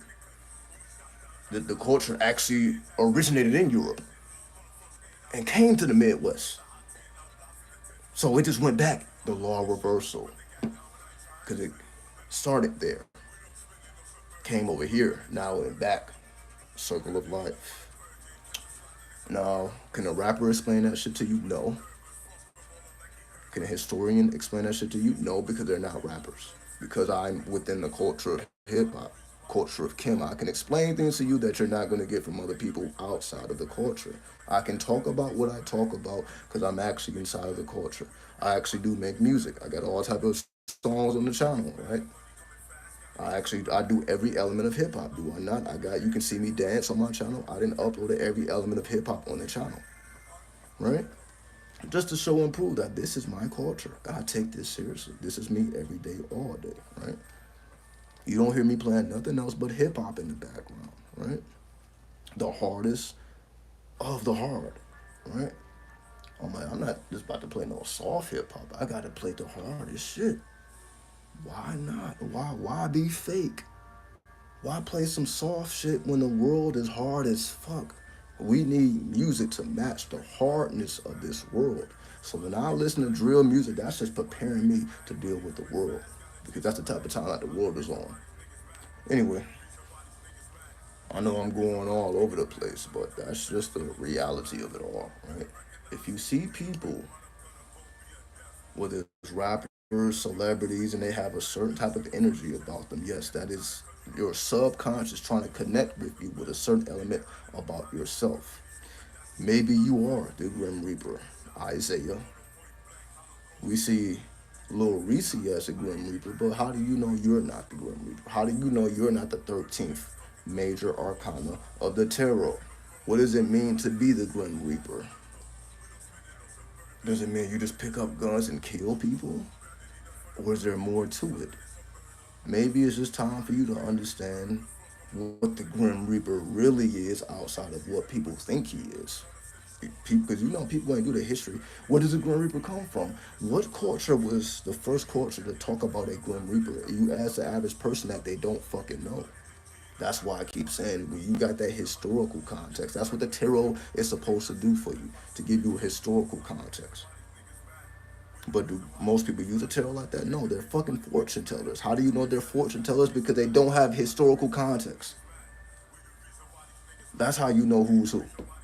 That's why you see also how much history have I given y'all on this channel? Ridiculous amounts of history, right?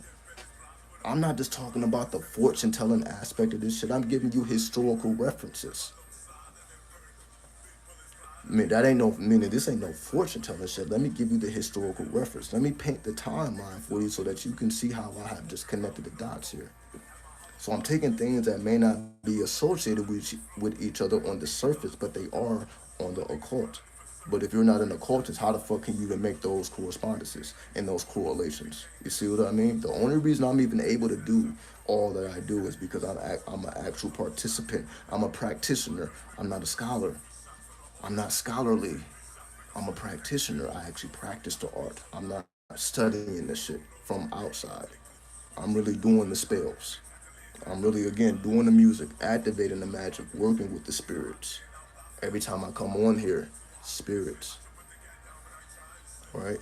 When I ingest the THC, spirits come through. I don't know what the fuck happened with everybody else.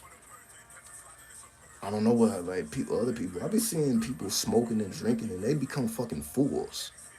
Oh, that's right. That's the first degree of the tarot, but they never passed that, right? What's up, Somo?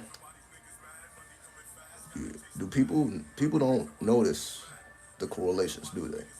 People drink, people smoke, and they become fools, right? Because they go into the zero, but you got to be a magician to get out of that. So you have to go from a fool to a magician. That's why people become artists. Is that hip hop or not? In order to get out the hood, I have to become an artist. Is this not the tarot?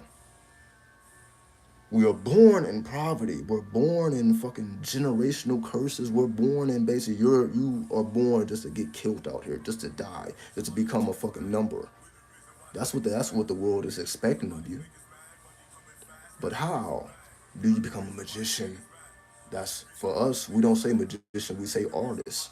If the tarot was 2023, it would say the artist, not the magician. It would say the artist.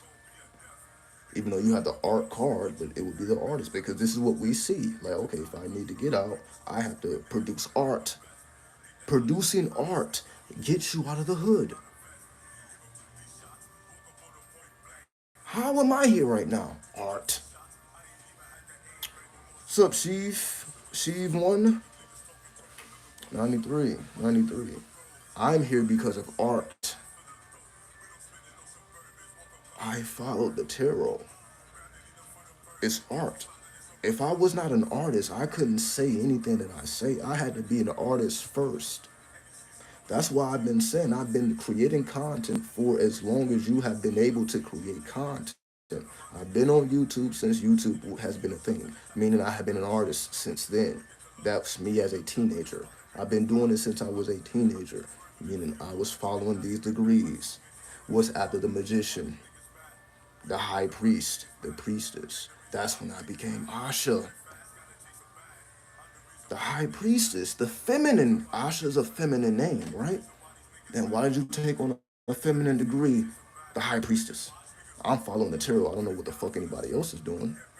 especially with me being the masculine, with me being the male, I have to master the feminine too. I can't like, oh, that's just for women. Nah, feminine goes beyond gender. Remember, these is two different universal laws. You got the law of gender, but then you got the law of polarity. Anyway, but are most people don't even know the laws by heart, so they're not even thinking about that shit, right? You say almost at 10K, man. We don't care about those numbers, man. We're growing from within. I don't care about those numbers. As long as I'm able to help you grow, that's what matters to me. I don't care about no numbers. If I'm helping you grow as a person, as an individual, as a soul, as a spirit, that's what I care about. I don't give a fuck about these numbers, right? Because YouTube is gonna do what YouTube does, do that puppeteer master shit. YouTube is gonna YouTube is bullshit. I'm not gonna lie here. If you don't know how to navigate this shit, you will get lost in the sauce. If you don't know what to do, how to navigate, it is what it is, right? So, and I'm not about to grow crazy talking like this and revealing what I reveal. I chose to take the harder route. I could have been a soft ass person doing soft ass content. I can't do soft content. Otherwise, I would do it, and I would be way bigger. I would, but my mentality wouldn't be the same because I would be doing fuck shit. Right? I'll be like everybody else's. Most people on YouTube don't. Their content is not about them. It's about everybody else. Look at all these hip hop channels. All they do is talk about other niggas, other bitches. They don't ever talk about themselves. You don't know how they live. You probably don't even know how they look. They don't even show their face.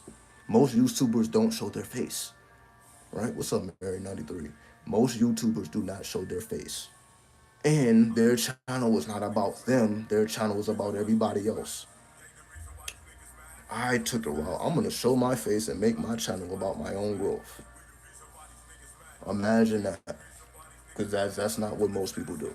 Because they're trying to make money. They're not like, let me show the world my growth, and hopefully you can gain some wisdom from somebody going through real shit.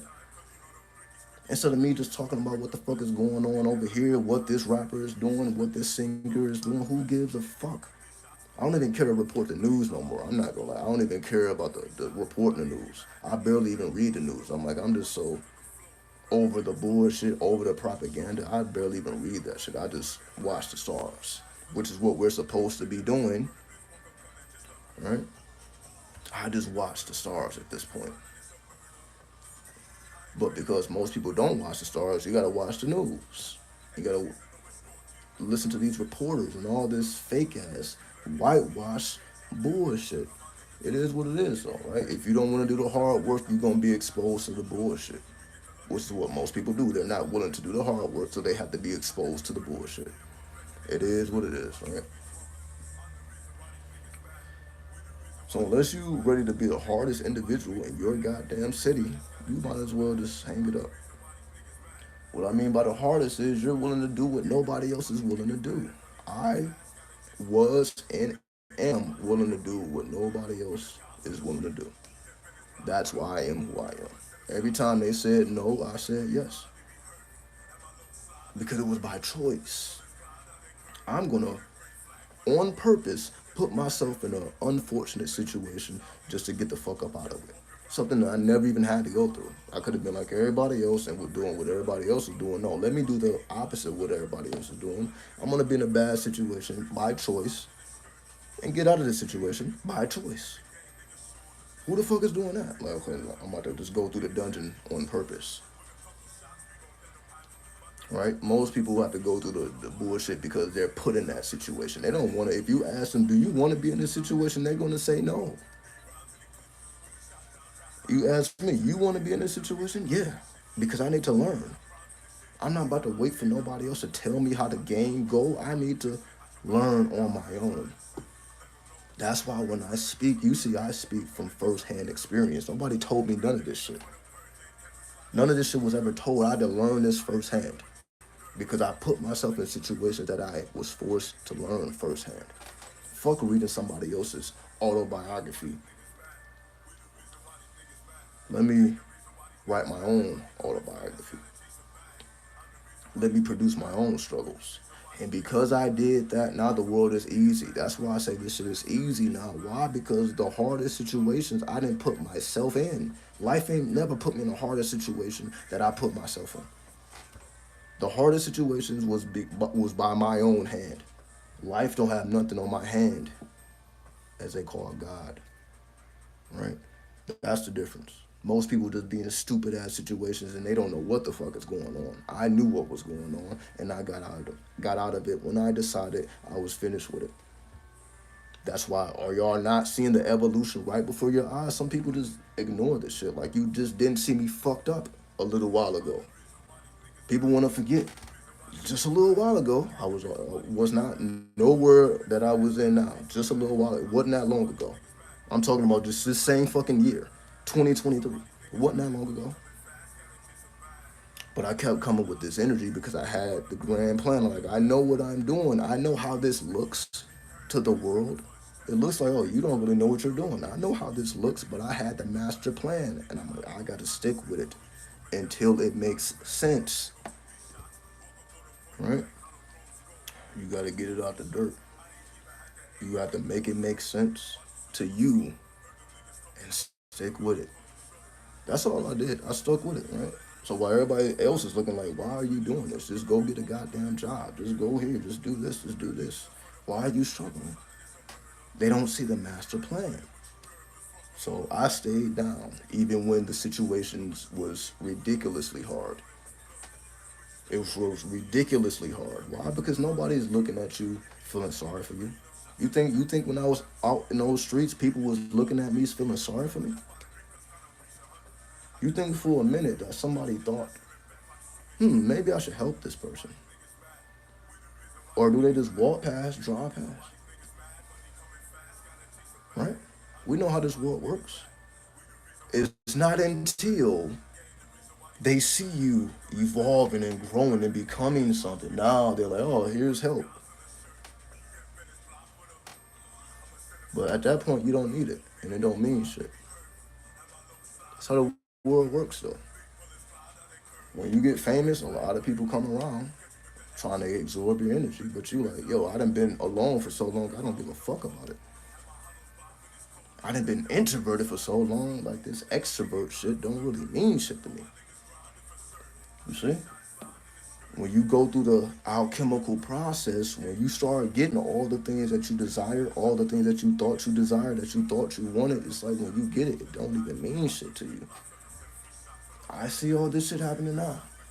It was a time where I couldn't show you all these shirts, all these polos, all these colors. It was a time where I didn't have any of that. I got used to store that shit. Again, I got so much shit I don't even wear it. Right? So I'm like, damn. When I thought I wanted shit like that, I'm like, damn. I wish I had it. Now that I got it, don't even wear it. I'm on some other shit. I'm like, you know what? I just prefer to wear black every day. Fuck these colors. So I bought all these colors just to say fuck it. I'm like, this shit just hang this shit up in the closet. All I do is wear black. Right? So I'm like, I never even had to care about this shit anyway. Just stay wear black. This could have just been wearing black the whole time. If that's a conclusion I arrived at, but you got to go through the process. From the fool to the universe. So that's all this channel is. I showed you the tarot, and I'm showing you the tarot. From the fool to the universe, you will see it all on this channel. You have saw it all on this channel. I don't know about nobody else's channel on YouTube. I don't think nobody else on YouTube have showed you the whole 21 degrees. 22 degrees, actually, because I'm thinking about, okay, 21 is the last card, but we actually saw that zero, but zero counts. So let me not misquote the 22 degrees. I don't think nobody else on YouTube has showed you the 22 degrees. Like, yo, you see, because it takes a while. That's not something that you're going to see in 1 year, 5 years, 10 years. That's like, yo, that's, you actually begin to appreciate the time that it takes instead of, because now, everybody's on TikTok. Everybody's trying to watch content in 60 seconds. Imagine trying to watch content for a whole year. It's like most people ain't willing to do that. So But people see the results after the fact. Meaning after, like, why again? For the people that's been here, watch when the size get up though. Watch you see those numbers go like, oh shit, this motherfucker. Watch when the size get up. I'm gonna start buying nicer and nicer shit. Now you're gonna be all like, oh, I remember when the days I can only get 10 people watch me at a time. Oh, now I got my size up. Now I'm doing all this shit. I'm looking luxurious. Now people want to watch them. It's like at that point you just don't care though. Like I know all these people are just fucking looking. They have no idea what it took to get this, and they probably don't give a fuck either. They're just looking at the aesthetics because that's all they don't know nothing beyond the face value of things. So that's why I'm like, yeah, I toss this shit. See this shit, toss it. It don't mean shit. But I have to show you that. Fuck talking about it. Let me show you how it works. Which is all I've done. Let me show you how this works. And for the people that didn't get it, oh well, right? Because once you see, like, oh shit, and I'm showing y'all, like, yo, how the fuck? How do you rise up in ranks so fast if you're not already prepared? I was prepared because I came from hell, right? The halls of a mentee. When I say hell, I'm talking about the halls of a mentee. I come from the halls of a mentee. If you don't understand that, I already read the Emerald Tablets of Thoth. So that should already be a science that you're familiar with. I'm not even about to go into that science, right? But that will help you to understand a lot of things. But maybe it won't. Because only your divine eye can show you things, right? So maybe your divine eye won't show you the way. Maybe it will, maybe it won't. Who knows, right? All I'm responsible for is putting the information out, showing you the experience. So that's why you see this is not just information at this point. You see, this is constant evolution. Have you not seen me become smarter, become wiser? Have people like, yo, I've been doing this right before your eyes, right? I've been doing it right before your eyes. But people pretend like you ain't been seeing this shit right before your eyes. You have seen me from the first video. I mean, it was kind of hard for me to even explain these things. You just saw me go from finding this stuff hard to explain to making 9-hour live streams, 10-hour live streams. Y'all didn't see that though. Let's pretend like we didn't see that. It was hard for me to make a 5-minute video. Now I can make 10 hours,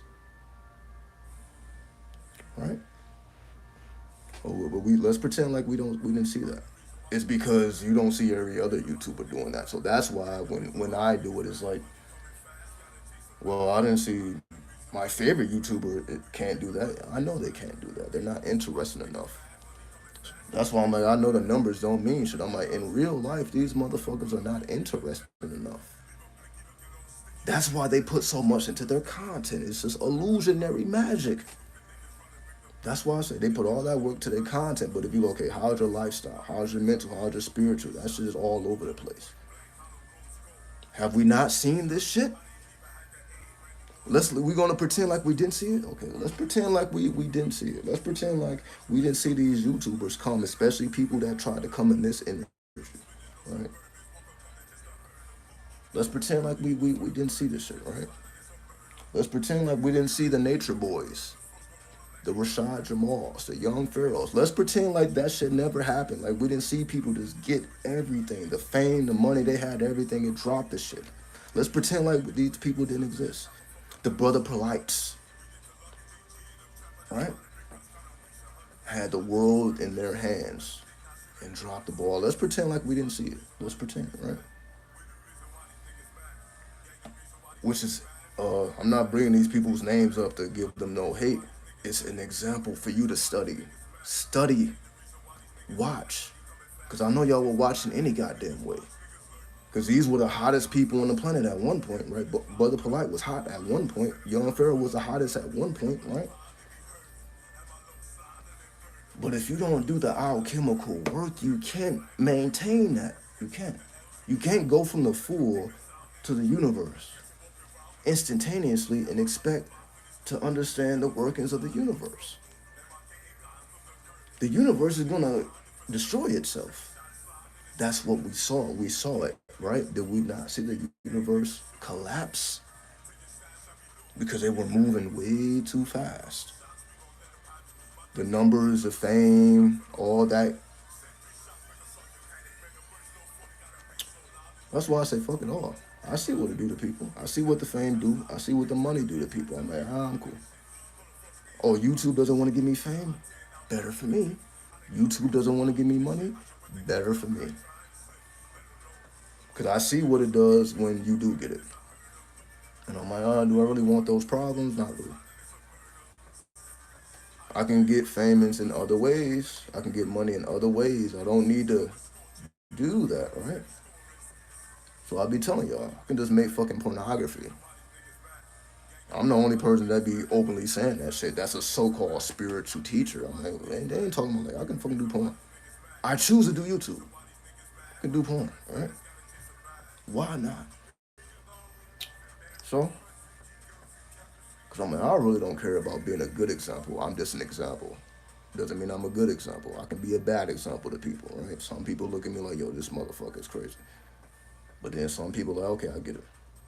So how people perceive the evolution is going to be different. That's why I understand. That's why, I can't really get caught up on either way.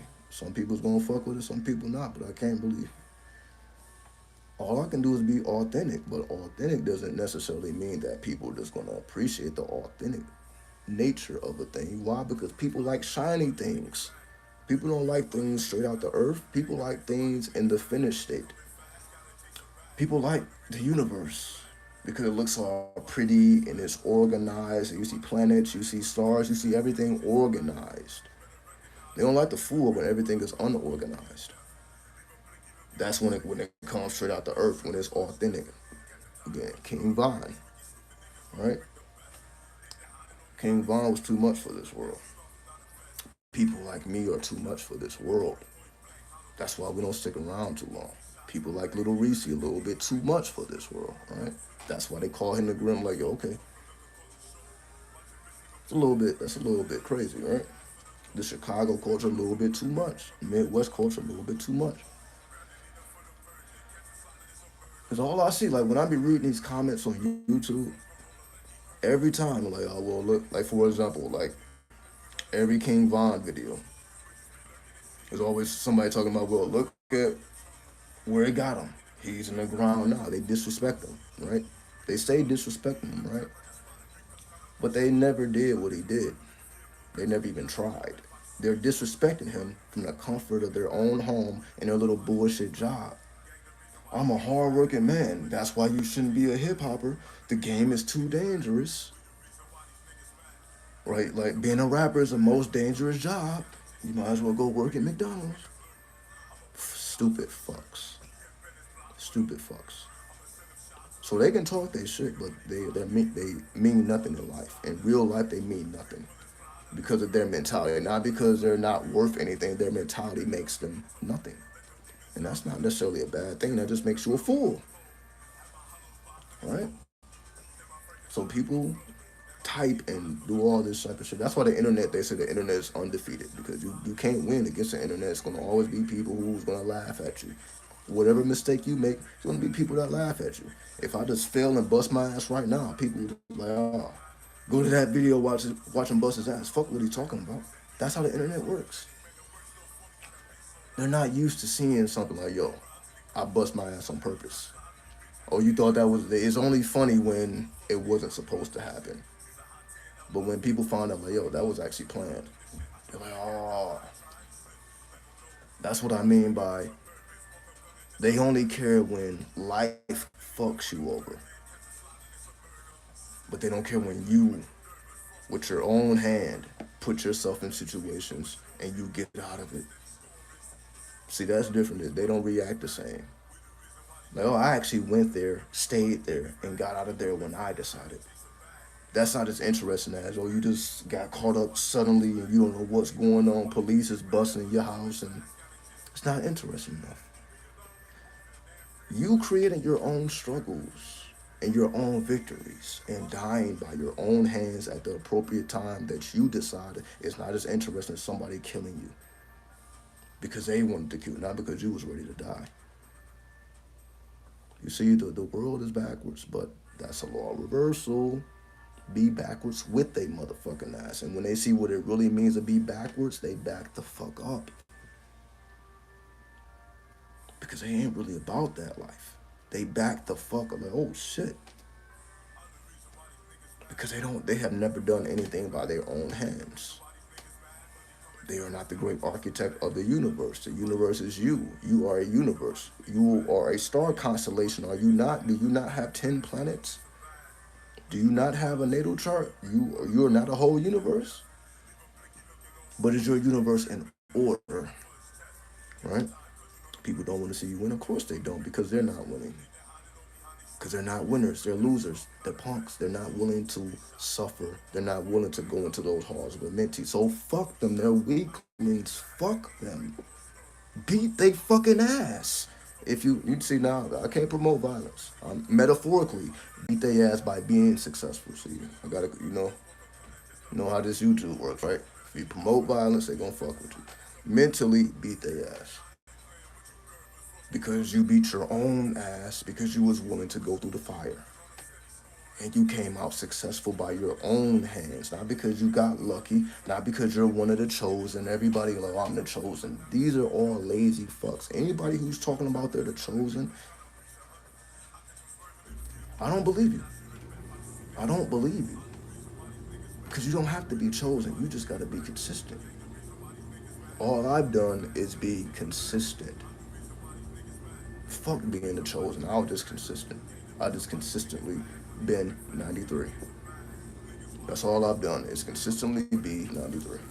Consistently be 93. That's it. That's it. Consistency. I just got deeper and deeper and deeper into the science by consistently being 93. Doesn't make me special. Like I was just born to be this shit. I was not a child. Like I'm about to be 93. The fuck. But 93 came to me. I didn't come to 93. I wouldn't even have known what 93 was. 93 came to me. But that's just how it works. You know? What are you gonna do with the cards that you have to play with? How are you gonna play your hand with the cards that you were dealt? Did you deal your own cards, or did life deal you the cards? Because all these people talk about, you just gotta work with the cards that life deals you. So who is life? Who is this magical entity dealing cards? Who is this magical entity that favors some and doesn't give a fuck about others? That shit sounds human to me. So I'm like, if there is a God, God is a human being. But did the 5%ers not tell you that already? Back in the 60s, man is God. Is that not in 120 lessons? Is that not in the Supreme Wisdom? Isn't it not there? Seems like only the foolishness and mundane content get you other numbers. Because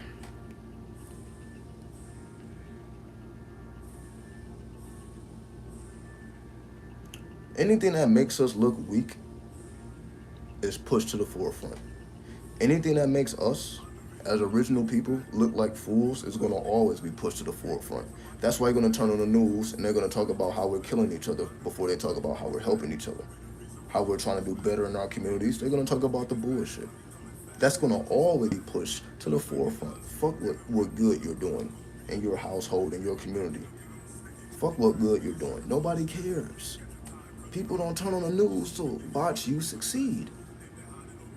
They're not. They don't care. The world doesn't care, so fuck the world. Is that not what Pac said? Did Pac not say fuck the world? Because what are you going to do? Are you going to change the people? No, but you can change yourself. You're not going to be able to change the world, but you can change yourself. You can evolve beyond the world. And you can become a celestial king, a celestial queen. That's what the star is, right? Is the star not a part of tarot? All right, then. See, I can explain the tarot like nobody else can because I am the tarot. I committed it to heart. Everything I tell you to do. Do I not tell people to commit it to heart every time? Commit this to heart. That's when you become it. And when you become it, there is no denying it. Because now it is you, which is the whole purpose. Right? You are the tarot. You are the universe. You are the fool. You are the magician. This is you. This is different dimensions of you. This is not talking about some shit outside of you. This is inner dynamics that we call spiritual dynamics. This is inner work, as we call the great work. It's called the great work. This is what you do for yourself. The world may never give a fuck, but you do, and because you do, we project our experience. So because you do, your experience will reflect what you project. See how I'm just rhyming? Your experience will project what you reflect. Period, right? See how the rhyme just come out? Because we really are this, right? This is not no make-believe shit, but that's why I separate myself. That's why I do live streams. I'm not putting no effort into my content anymore. You see, I put zero effort into this content. I don't even remember what the damn title is. I just literally type some shit and I just go live. I probably don't even be talking about what's in the title. Just to show you, I can care less about what the fuck I just put in. Who cares? I just type some shit. You think I did? You think I knew what I was gonna talk about before I hit the record button? That's never the case. I don't know what the fuck I'm gonna say before I say it. I am completely in the moment. I don't give a fuck about nothing else. Past, future. We are just in the moment. Whatever comes out is right now. That's not how most people do their content though. Most content is planned out and is step by step and is you gotta have this. This is not how most people do content. Right? But to me, this is the most authentic way to do it because you're just getting the real me, right? I didn't have time to put up a facade. I didn't have time to do shit else, right? I only had time to grab my goddamn eyewear. That's the only thing, right? I only had time to grab my goddamn eyewear. That's it, right? That's it, right? See that? That's all I got time. That's all I got time for. I just grabbed this. That's it. Right? Because that's what the world gives a fuck about, right? That's why I just terrorize this world. That's what I do now. Oh, you care about this shit? Or y'all care about that designer shit? I'm about to terrorize you with this shit. Because I know you give a fuck about it. It's not that I care about it. I'm about to terrorize you with the shit that you care about. This to show you how much I don't care about it. Imagine that. Now I'm just terrorizing, right? I'm a terror to the world. I'm not gonna say that. I was gonna say I'm not a gift, but that wouldn't be the case, right? I'm sure that I've gifted a lot of people with knowledge, wisdom, understanding material things, sure. But I'm really a terror out in this bitch. We really from the halls of the mentee, right? We about this shit. Anyway, unless you are inside the culture, that's not gonna make sense to you, right? So that's why I'm the spokesman of the whole culture, not just sections. Like I'm not just talking on the behalf of gangs or rappers or artists. On behalf of Kim, the whole Kim. I'm the spokesman. I'm the representative, right? But because I chose to be that, though, right? If you want to be that, there are certain requirements. It's like when you want to get a promotion at your job, they have certain requirements.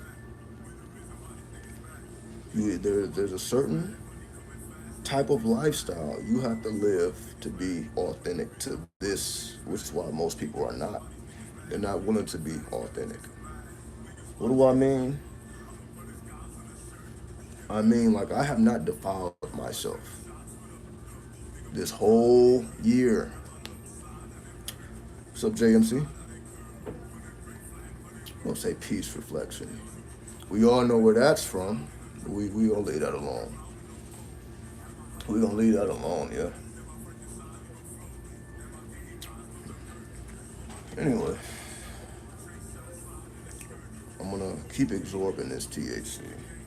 Hopefully my level of fuckedness motivates you to just, say fuck the world just a little bit. I know y'all care, but I'm just letting y'all know I don't give an absolute fuck.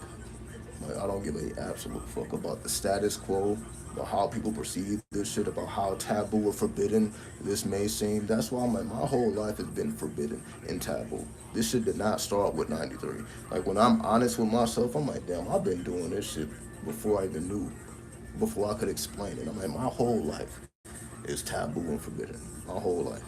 Doing shit you ain't supposed to do. You ain't supposed to be into sorcery and necromancy and Satanism and demonic shit like that.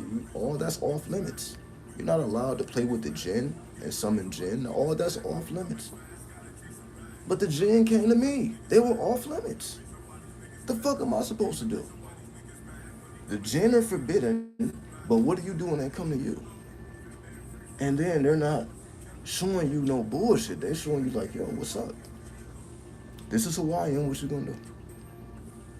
They come to you like real niggas. So what? That's not what the religious book told me. You're supposed to be the most chaotic energy in existence. I'm supposed to be afraid of you. I'm supposed to pray that I never encounter you. But you ran up on me, just letting me know, like, fuck all that.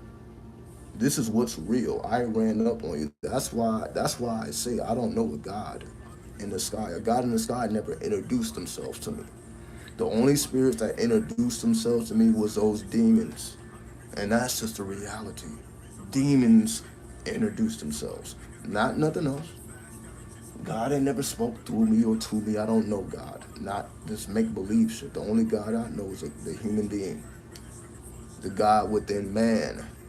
Man as in the species. So man and woman. I only know the God within man. That's it. I don't know anything else. But I know that demonic shit is real because they showed me it was God and showed me no real shit. I don't know nothing about that. I don't know nothing about that. Right?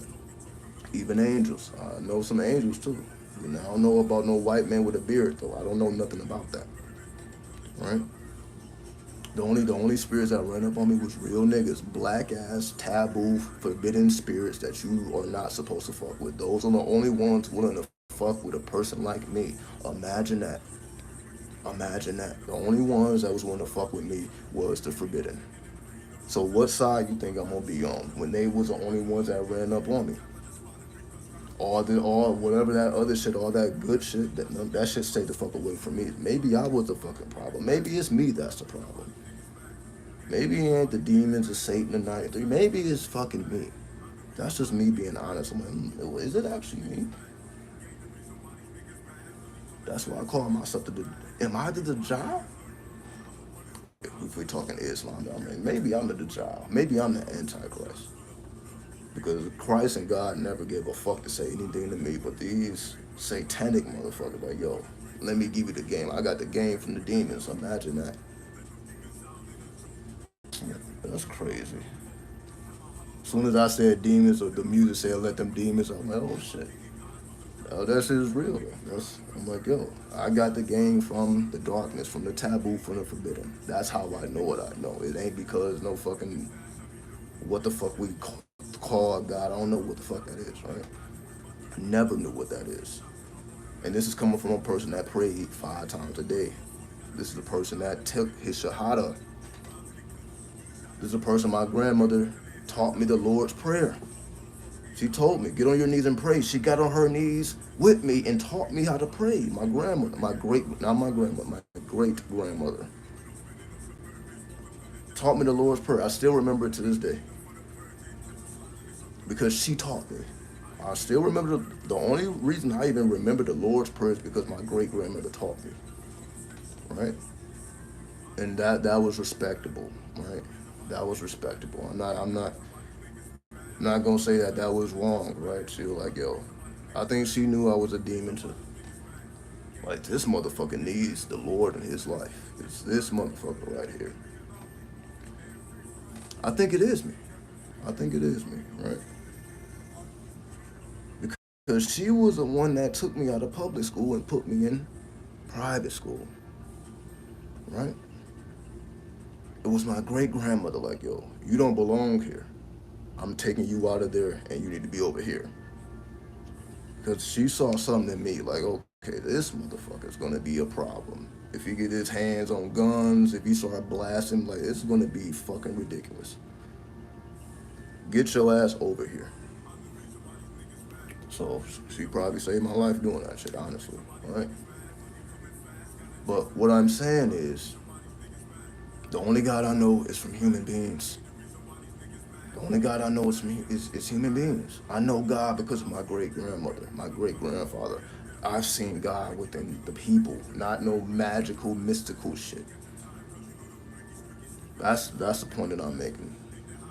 The only God I know, again, the God that I was shown through people that had love for me. That's it. But other than the people, obviously it was spirits that had love for me because then they put me up on game that no human being was even they wasn't qualified. Who the fuck was qualified to put me up on the occult? Other than like a Bobby Hemmett. But I never had the luxury of meeting him in person, only in visions and only in dreams. Right? Other than that, everything comes directly from the spirit. People are not willing to fuck with me on that level. It is what it is. Like I can't go to scholars and so-called master teachers and then get the game from them. They are not fucking with me at all. They are not fucking with me. They're not. And so be it, because I don't fuck with them either. Because I'm already on the side I'm on, right? Them demons came, gave me the game. Here I am, right? That's why I say I'm on demon time before people even knew what demon time was. I'm like, yo, I was really on demon time because they fucking with me for real. I'm like, now I know shit I'm not even supposed to know. How that happened? Now I know things that human beings don't know. How the fuck did that happen? Because it came from, I say the jinn is my ancestors. Everybody may not feel that way. I feel that way. These are just our ancestors. The taboo, the forbidden. Who was doing all that? Our ancestors. That's our ancestors. Bro. That's our life. We've been that the whole time. It's only when the white man comes, now everything is demonic and satanic and you ain't. But before that, this is just our lifestyle. This is just our culture, right? So now that everything is whitewashed, then now we don't want to accept it. So now everybody is fucking fake and shells of themselves because the only way for you to fully grow is to be in tune with your shadow. Shadow alchemy. The only way for you to fully develop into who you're supposed to be is through shadow alchemy. I mean, you got to go through the taboo and the forbidden. There's no way around it. So people who have dedicated their whole life to avoid that, you're not fully present. There's no way. It's not just going. But that's where God comes. People feel like God fills in that gap. I don't have to do shadow alchemy. I don't have to do this. I don't have to do that. God is gonna. God got me. That's all you're gonna hear. God got me. Like, okay, cool. So you don't have. You can just sit on your lazy ass, and these be the most disgusting people on the fucking planet. So you just it's just you, huh? Fuck you and your God. And if you feel some type of way, you gonna get your ass beat. That's how I feel. Oh, you feel some type of way? I will beat the fuck out of you too. Just and disrespect your God. Because we like, okay, if God is more powerful, then you should be able to beat my ass. Because I'm over here with Satan and these demonic motherfuckers. But for whatever reason, they helping me get right now. They're like, yo, all right, if you're gonna be kicking ass, you gotta get some size, like, because there's some big motherfuckers out here. Yeah, all right, yeah, you right.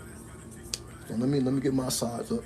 Let me get on my Bruce Lee so I can start kicking some fucking ass. But I know that that's not gonna happen because now people is gonna be intimidated. Like, okay, damn, this motherfucker might kick my ass. See, people know when to say something, people when not to say something. That's my whole. I'm gonna be honest. I'm just trying to intimidate motherfuckers at this point. That's at this point. I'm like, yeah, whatever you say behind my back, I don't know. But when I'm in your face, it ain't gonna. You're not gonna do that because I'm gonna intimidate you. That's all. Right? Give them that tantric blissful healing. They're not ready for that. I mean, healing is painful because when you have to heal, that means you have been through something traumatic.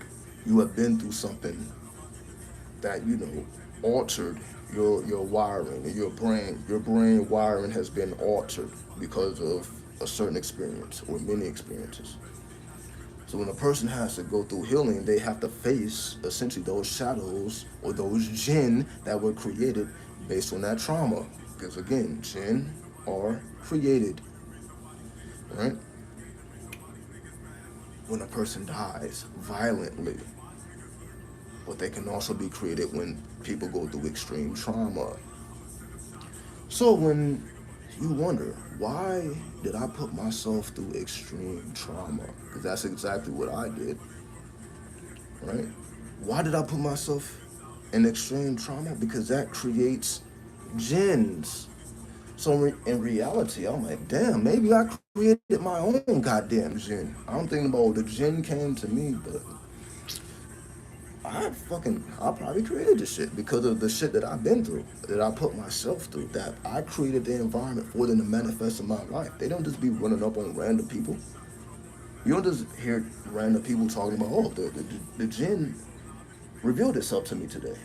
That ain't something you're just gonna hear from the average person. But I think I created the gateway. I did create the gateway. I did open it. I'm not gonna lie. I did do a demonic ritual in the winter solstice, and I summoned Bafa. I did do that. I did do that. So let me not fuck around like I don't know what the fuck. I did do it. I was a person conducting spells and rituals and doing all that demonic. I don't do too much of that stuff now, but I have did it. So I'm already doomed to hell in that sense. If we're talking about Christianity, I'm already doing this.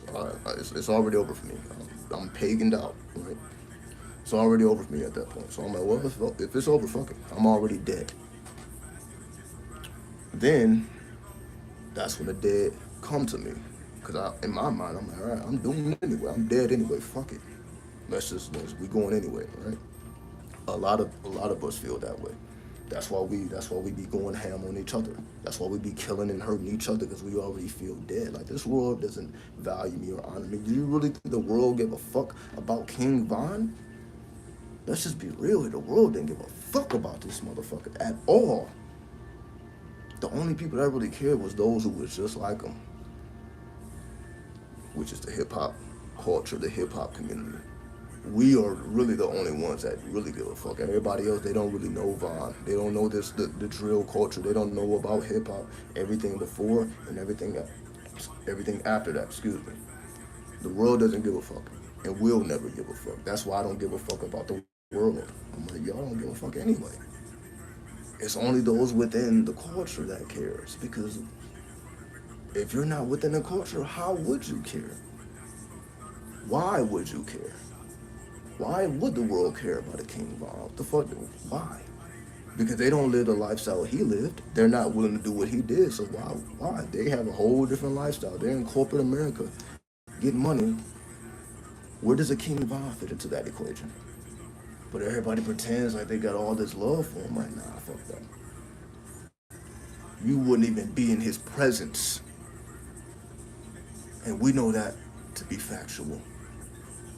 If King Von ran up, not even ran up, they would not even be in his presence. They would be intimidated. Oh, this motherfucker may try to rob me. Because he had that type of reputation. They would be trying to get away from him. They wouldn't be gravitated towards him. So we already know the bullshit. So they can listen to the music all they want. They can pretend all they want. But if he was in your presence, you would be intimidated. And that's what I'm going for. I'm intimidating motherfuckers because I know you don't fuck with me anyway. So I might as well intimidate you. I might as well intimidate you. I might as well spark fear into you. Just if you think about fucking with me, just know you're gonna get beat the fuck down. So I'm like, why not? That's why I'm just here terrorizing shit now. That's just my thing. Like you don't fuck with me anyway, so I might as well put fear in you and absorb your energy. Real Satan shit. Like I'm gonna absorb your energy. Why? Because the only reason you're intimidated with me because you don't understand me. You feel like I'm wrong. You feel like I'm already on devil time. So let me zap your energy on some vampire shit, real vampire shit, real Ishu Pambagira time, Pambagira, not Gira, Pambagira. Let me get on that Pambagira. But it's just music to your ears if you with the shit. And if you're not with the shit, it's probably who cares? But then, I just gotta pop up to remind y'all of who we really are. So whether you agree or not is irrelevant because I'm just here to tell you the truth. I'm just here to tell you the truth. I'm not gonna lie to you, right? And that's just that, though. You know. Let's take some more of the THC. I think I said everything I needed to say here. I'm saying it like I even knew what I was gonna say. I did know, but you know, I feel hopefully y'all get the point. I just came up for y'all to feel the energy. Honestly, it ain't even about the words. It's just the energy. Fuck the words. Do you feel the energy? All right.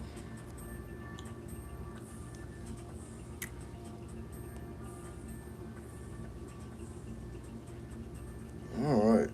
Let me see. So unless anybody has some questions, we gonna clock out. We gonna clock out. I guess we are on the clock, right? Damn, I'm like, why the fuck did I just say clock out? Like we at the job. But no, the job just uses terminology to get you mentally in the game. Clocking in, clocking out deals with the clock, right? People don't even understand the science of the clock. People don't know how to manipulate time. That's why the days drag. People be bored at work. I see it every day, like y'all see it every day. Right? If you're ever bored, it's because you have not mastered time. I'm never bored. It's never a moment in my life like, damn, I need to find something to do. I'm bored. I need to do something. What? When I got demons all around this bitch, bored.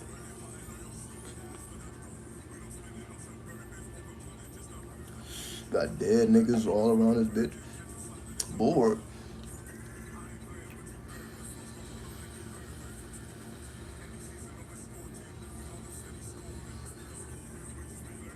It's not even in my vocabulary.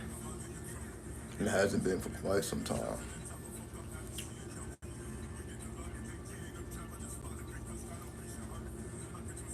So I know I be saying shit, but I did read a lot of literature. I'm not gonna lie. This is just me now, but I did read a lot of literature. I did spend a lot of time reading literature.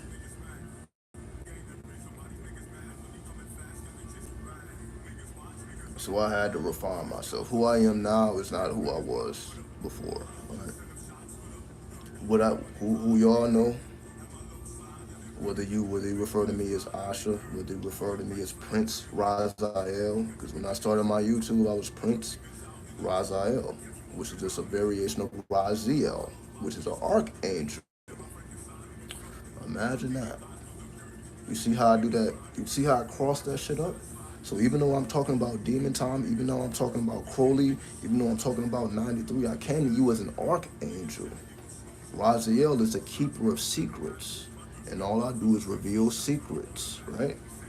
All I do is reveal to you things that you're not going to hear from nobody else. That's all I do. That's all I've been doing the whole time, right? So am I not still true to that energy, even though I don't go by that name anymore? You see how that works?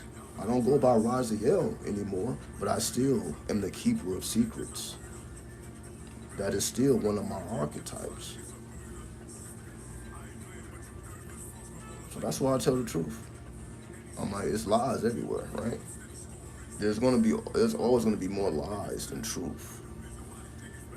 But the truth is just so powerful. You like, fuck the lies, right? So hopefully my energy inspires you to say fuck the lies, whether it's from people, the world, society. Fuck the lies, right? You the realest, but you know that I had to want to be that. You know, you don't get to be the realest because you think you are. You become the realest because you're willing to do real shit. Realer than real, right? Everybody wants to be a real nigga, but there is no definition of that, right?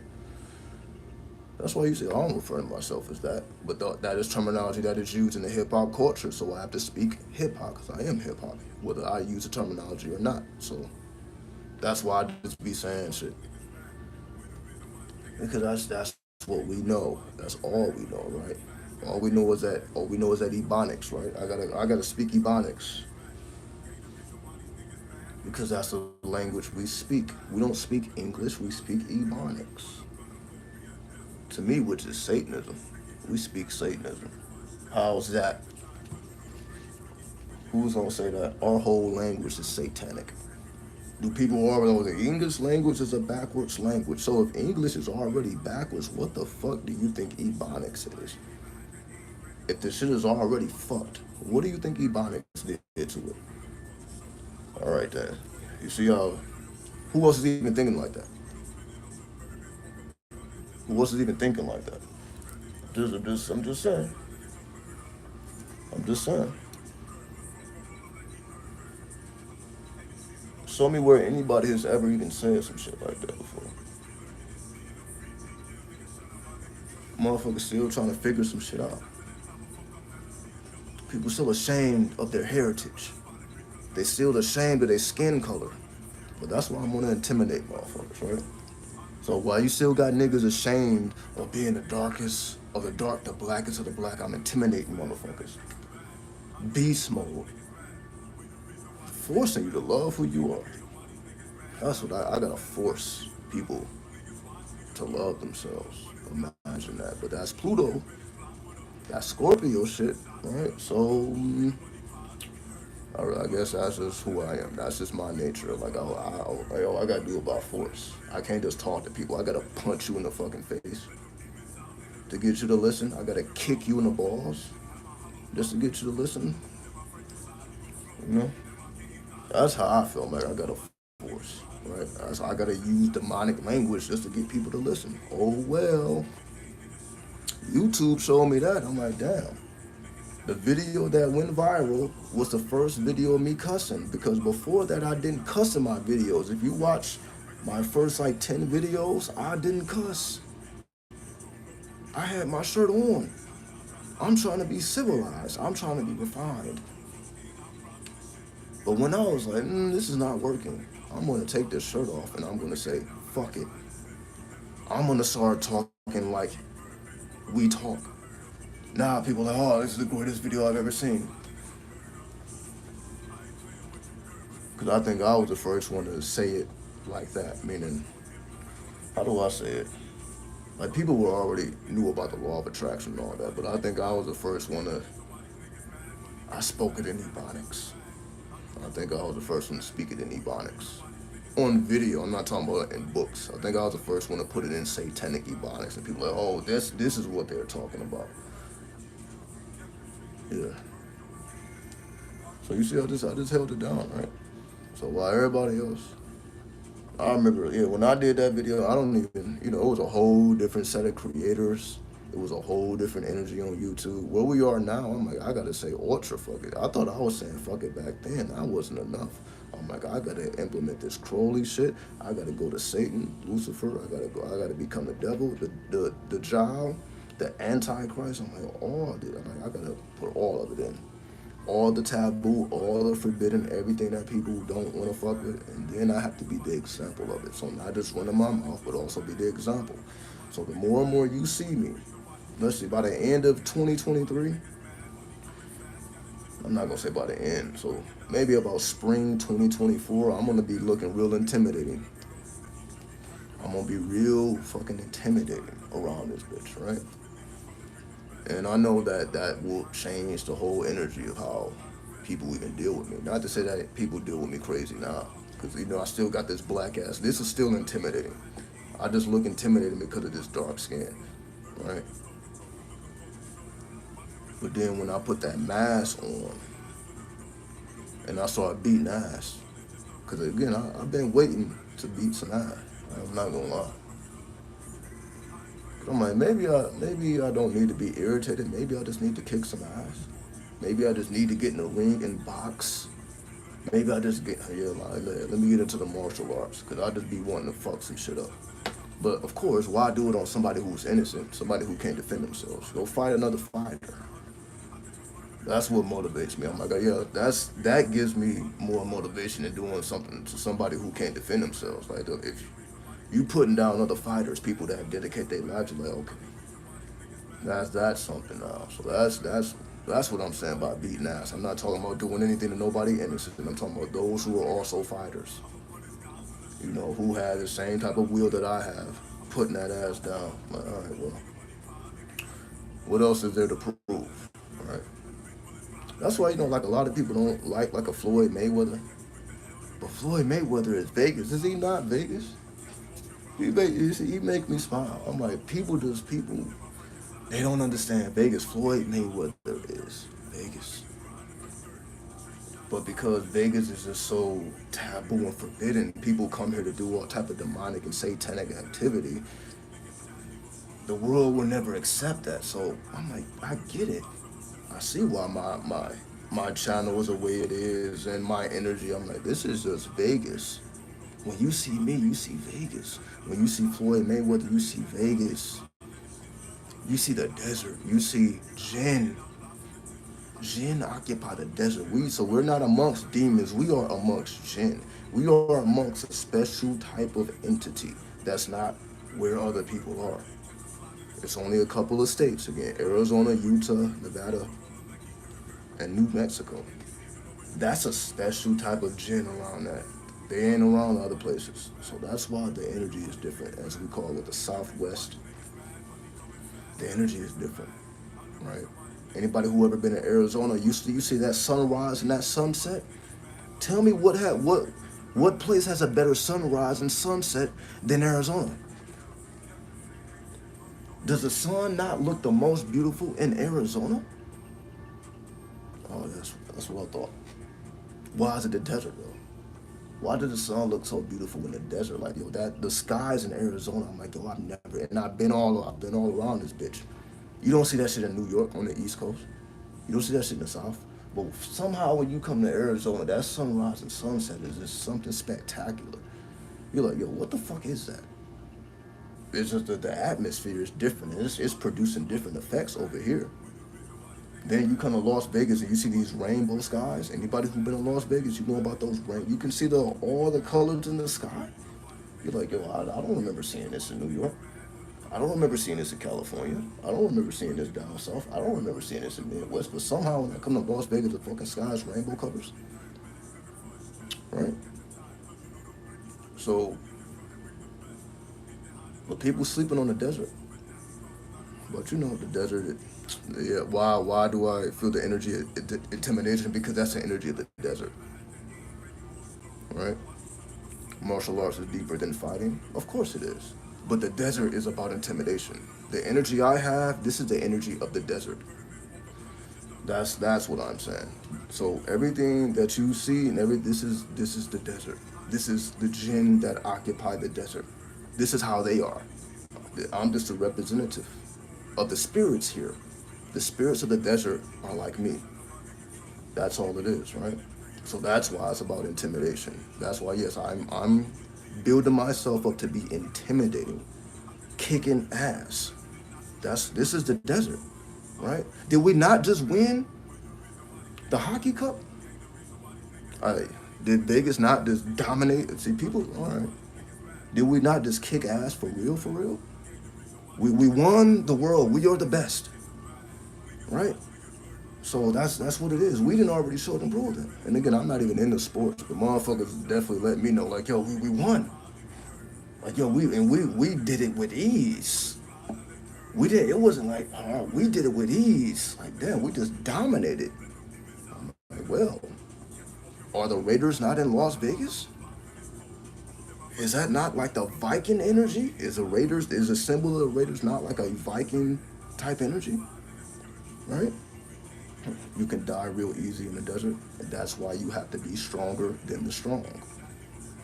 That's why you have to be like this to survive in the desert. That's why I'm like this. This is how you have to be to survive in the desert. This is a harsh atmosphere.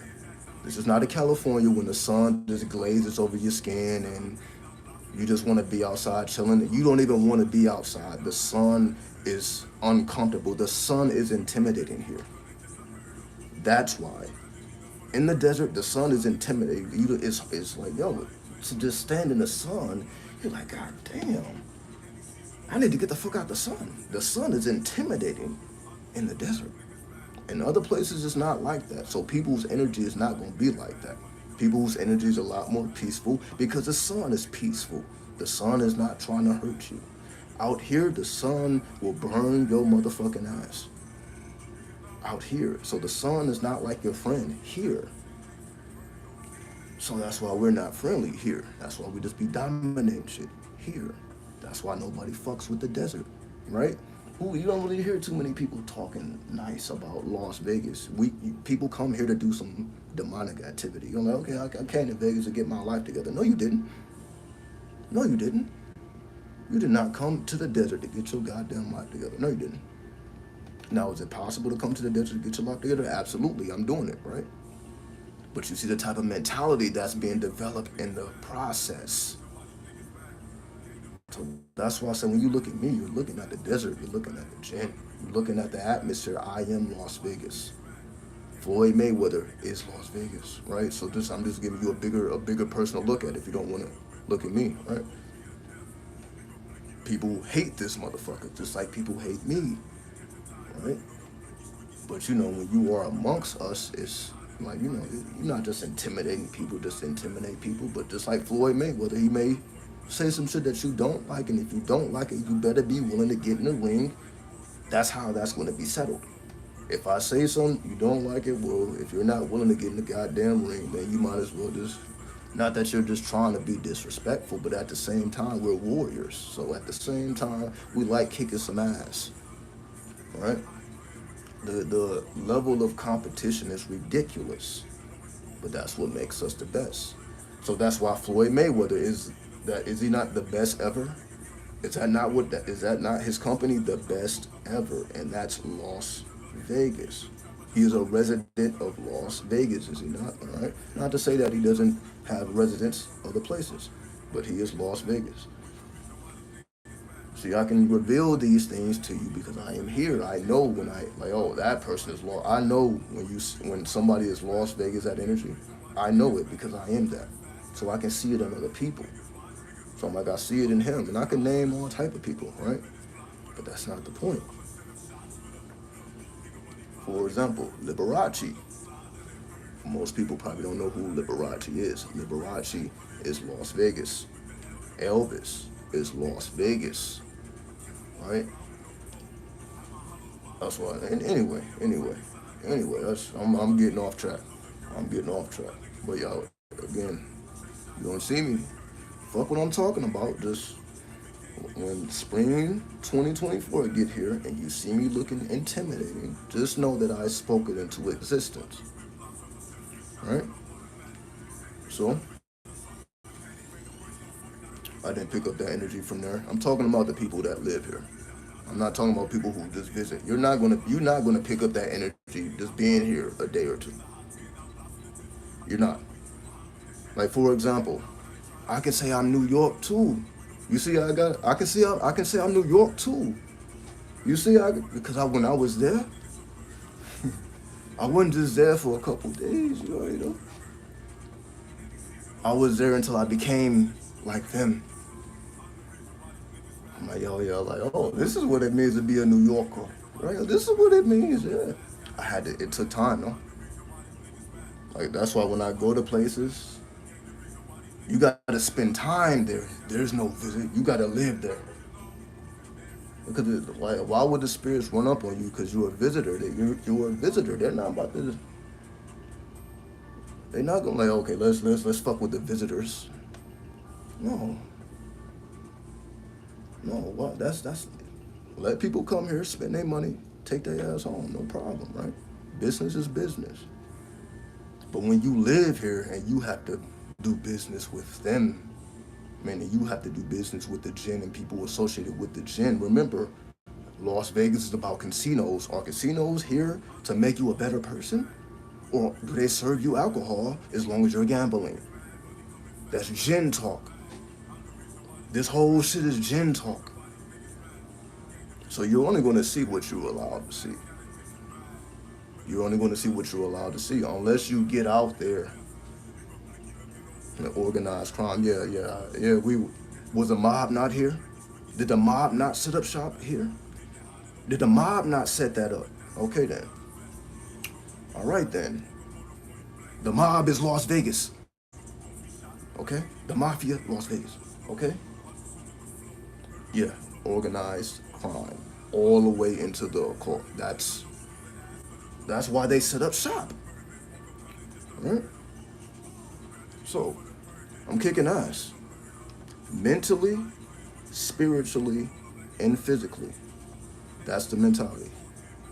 Beating ass. To show and prove your strength. Every city has its own spirit, exactly. But who told you that though? Who told you that? Who told you that every spirit has its own city? Oh shit, I said it backwards, but it still makes sense. Every spirit has its own city. I said it backwards, but I actually prefer that way. Because I can go deeper into that. Every spirit has its own city. Damn, see, I got to thinking like, whoa, that was pretty profound. That was wow.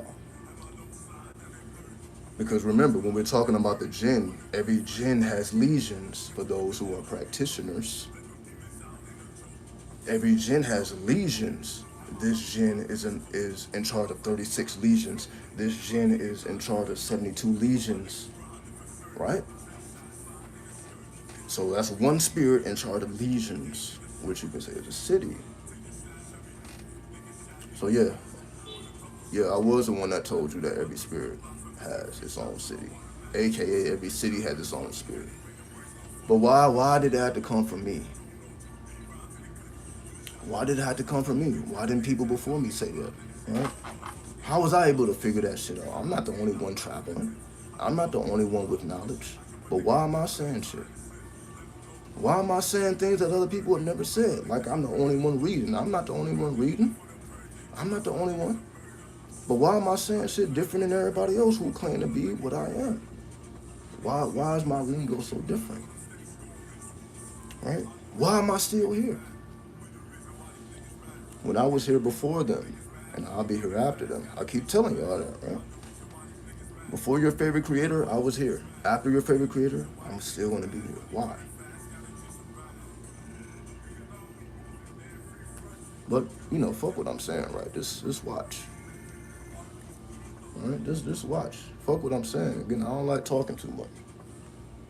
Fuck what I'm saying. You're just going to see it. If you don't already see it, right? I don't even smoke anymore. All I do is vape, right? That's why you see I grabbed the vape. I didn't roll nothing up. Y'all see I don't even have weed. I don't even have it. That's it. Why? Fucking with those young boys. I'm like, God damn, I gotta have super energy. Meaning I can only smoke a certain type of weed. See, this is the type of shit I have to go through. I cannot smoke indica. Indica makes you lazy. Indica is like to deal with pain and shit. I can't smoke that shit. That shit I just want to lay down and go to sleep. I have to smoke sativa. The issue is sativa is more expensive because the world doesn't smoke sativa. The world likes hybrids and indigos, and they are easier to produce. So most businesses is going to have hybrids and indigo, meaning they're going to always, there's no weed dispensary in this country that's not going to have hybrid or indigo because it's just easy to produce and it's good business. I saw an asking for sativa, especially a special type of sativa, like, what is it called? Man, what is it called? Sour diesel. That's that New York shit. That New York shit. Sour diesel is going for like 420 a pound, not a pound, an ounce. But indigo, you can get it for 100 an ounce. Hybrids, 100 an ounce. Why is that? Sativa is it's just the shit, I'm not gonna lie. Sativa is what activates that creativity. If you are an artist, you should be smoking sativa. Because if you look at the effects it has, you're like, yo, this is what you need. You need creativity. You need to be you want that mental high, not the body high. You want the mental high. I'm like, oh, this is for artists. But They tax you for it. You're not gonna get no deals on that. You, especially if you want a special type, you're gonna be paying top dollar, and they will be taxing the fuck out of you. Again, I just showed you the difference. Difference between $100 and the same amount, but they want 420 for the same amount, but you want sativa. So you see the difference. I'm just showing you the game. Nobody else gonna tell you that shit either. Nobody else gonna tell you that shit either. You see, this is what I be dealing with. I'm like, I just refuse to smoke indica. That's why I don't have weed. I'm like, yo, if I'm not smoking sativa, I refuse to smoke weed. It has to be sativa. I'm like this. I don't have time to be lazy. So if I'm going to smoke, if I'm going to make that decision, that shit has to be sativa, and I refuse to do anything else. So until then, I'm not going to be smoking until I have access to sativa. This is the type of problems I be dealing with. Right? But if you ask the average weed smoker, are they that serious about it? No, they're not. The average weed smoker would just smoke weed. They don't care what the name is. They don't care what it does. Weed is weed to them. They don't care about none of that shit. That's why I'm like, I'm not a stoner. I'm not at 420. I'm the real 420. Before 420. Alright? Love me some sativa. That's what I'm saying. I'm like, that's the way to go. Don't smoke indica, don't smoke hybrids. Like, that's for the masses. That's for the people dealing with pain because they didn't take care of themselves. That's not for you. It's not for 93. You need sativa. It just is what it is, right? So, I guarantee you will step your game up. Stop smoking that bullshit. So I've cut hybrid out my life. I've cut indica out my life. It's sativa only. Sativa, you can smoke it and still be active. See, indica, you can't be active. Indica makes you want to settle down. Sativa, you can smoke sativa and then go hit the gym. Then take your ass to work. You can still do shit because, again, it's not a body high, it's mental. So your mind is. They asked me at the smoke shop why I don't get indica. That's what I'm saying, because that's what most people want. That's what's making the money. They expect you to want indica. They expect you to be a lazy fuck. Sativa, like, oh, it's sativa? You want to smoke and work out? You want to smoke and get money? Huh? That's alien language to them. Like, what? That's white boy shit to them.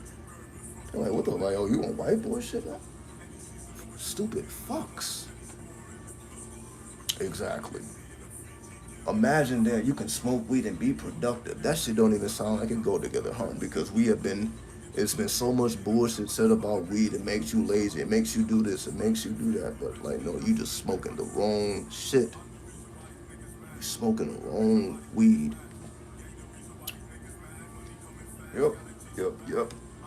Especially if you're getting your weed off the streets. You think your dealer is cultivating sativa? And sativa takes longer to grow. So why would your local dealer, whether the street or the dispensary, why would they want to fuck with sativa? Like, that's the main thing. That's exclusive shit. That shit don't even be on sale. That's the type of weed that never be on sale. It's the same price every time. So most people going to the dispensaries, they looking for a deal. Like, oh, I can get more and more and more. Like, oh, well.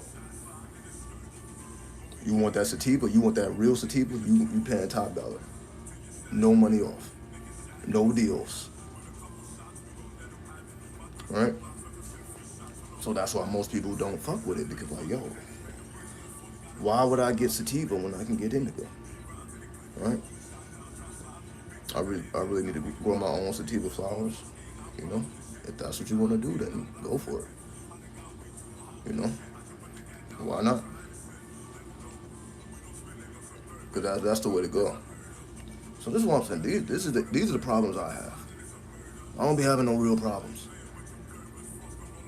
I'm like, damn, how the fuck am I gonna get in touch with some goddamn sativa without breaking the bank? Because I don't buy a little at a time. I'm not just about to buy 3.5 of sativa, and they charge me 60, 70, 80. I'm like, what the fuck? I gotta buy it by the old. Cause I don't like going back and forth, back and forth, back and forth, back and forth. Some people like that shit. I don't like that shit. Give me a big ass bag, and I'll see you next month type shit. Instead of I'll see you in a couple days. What? So don't again. That's just not how I fucking think. I ain't trying to see this. I ain't trying to see a motherfucker every couple days. Then like you know me and shit. No, you may see me once a month. You done forgot me by the time you saw me again. Right? It be growing in the wild in other countries. Yep, not here though, because they don't. Yeah. Because when you become who the fuck you're supposed to be, now it's a problem. Now it's a problem. When you are the creative, productive artist that you know that you are, now it's a problem. Right? But not enough of us smoke sativa, so it's suppressed. A lot of our creativity and productivity is suppressed because most of us are not thinking this deep at all. Again, ask the local weed smoker what they prefer. They're probably not going to say sativa. It just is. I'm like, yo, that's for the masses. That's for the birds. It's for the birds. It's for the birds. Don't fuck with it. That's what I'm saying. I'm saying shit that who else is gonna tell you not to fuck with indica or hybrids? What weed smoker telling you stay away from indica, stay away from hybrids? They're not talking like that, but I'm gonna tell you that because I have your best interest at heart. If you're gonna smoke, make it sativa. It's the best advice that I can ever give you if you are a smoker, right? Whether it's through the carts, or the flower. Make sure it's sativa. You will have a wonderful life. Not just a wonderful time, a wonderful life. Because all the things that you are not getting done because you're a lazy fuck and you got this body high, you're gonna get done when you are on sativa. Everything will be clean. Clean house, clean body, clean mind, clean spirit. You're gonna be a clean motherfucker. But they're gonna tax you for it. And we always want to take a deal. We don't want to pay full price, right? So L, right? We don't want to pay full price. So that's why we don't get the experience because you will be paying full price. So that's why most of us don't fuck with it. They know how we work. They have mastered human nature. They know that you want more than what you pay for. It's a science to this. Most people, it goes over their head though. If it's easier to produce indica, it grows in a shorter amount of time, and you can have more of it. So I'm like, oh yeah, I got the sativa, but I got this indica, and I can give you more of it for the same price because it's easier to produce. They're not telling you that part. It's easier to grow. It's easier to produce. It's easier to maintain. So of course you're gonna have an abundance of indica, and so you can fuck that off. You can sell your little $25 apes and all that shit. I done heard as low as $10 apes. I know that's not sativa. There's no fucking way. But you see, they can do that shit on the streets. I'm talking about the street prices. They either giving it to you for 25, they can give it to you for fucking 10. But it's hybrid, it's indica shit. You ain't gonna ever run into a motherfucker with sativa selling that shit for $10. You're not. No, it does not exist. But again, you really don't even hear about people who smoke sativa. Like these are not the people. Basically, what we know as a weed head, like when you think about a weed head, this is not a sativa smoker. Sativa smokers are completely different people. Again, these are not the people who are just doing stupid ass foolish shit, and who just wants to smoke weed and they don't want to do anything else. So the whole stereotype of weed smokers has not. That's all indica hybrid. Stay away from it. It's like poison, right? It's just not. Again, unless you are actually in pain.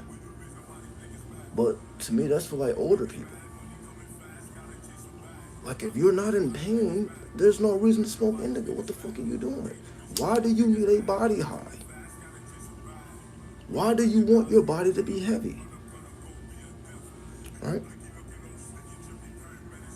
Oh yeah, weed heads, pot heads. Again, these are not sativa smokers. If you want to change your lifestyle, if you are a smoker, stop fucking with the indigo. Stop fucking with the hybrid. It will change your whole life. Imagine that. Not just your day, not just your month, not just your year. Your whole life will be altered if you alter your smoking. right? Peace, Asha. For Philadelphia, are you still doing birth chart readings? Yeah, if somebody requested, sure. But yeah, I don't. You see, I don't advertise that shit. I don't give a fuck about advertising that shit no more. Why? Because it takes work. It's real channels. Like that's real shit. So, like again, my website is still up. OshRenew.com. You can always go to the website at any time and order whatever service you like. But yeah, I don't advertise it no more because I'm not doing this shit except for personal requests. So that's why I don't advertise. I'm like that. That takes a part of me, right?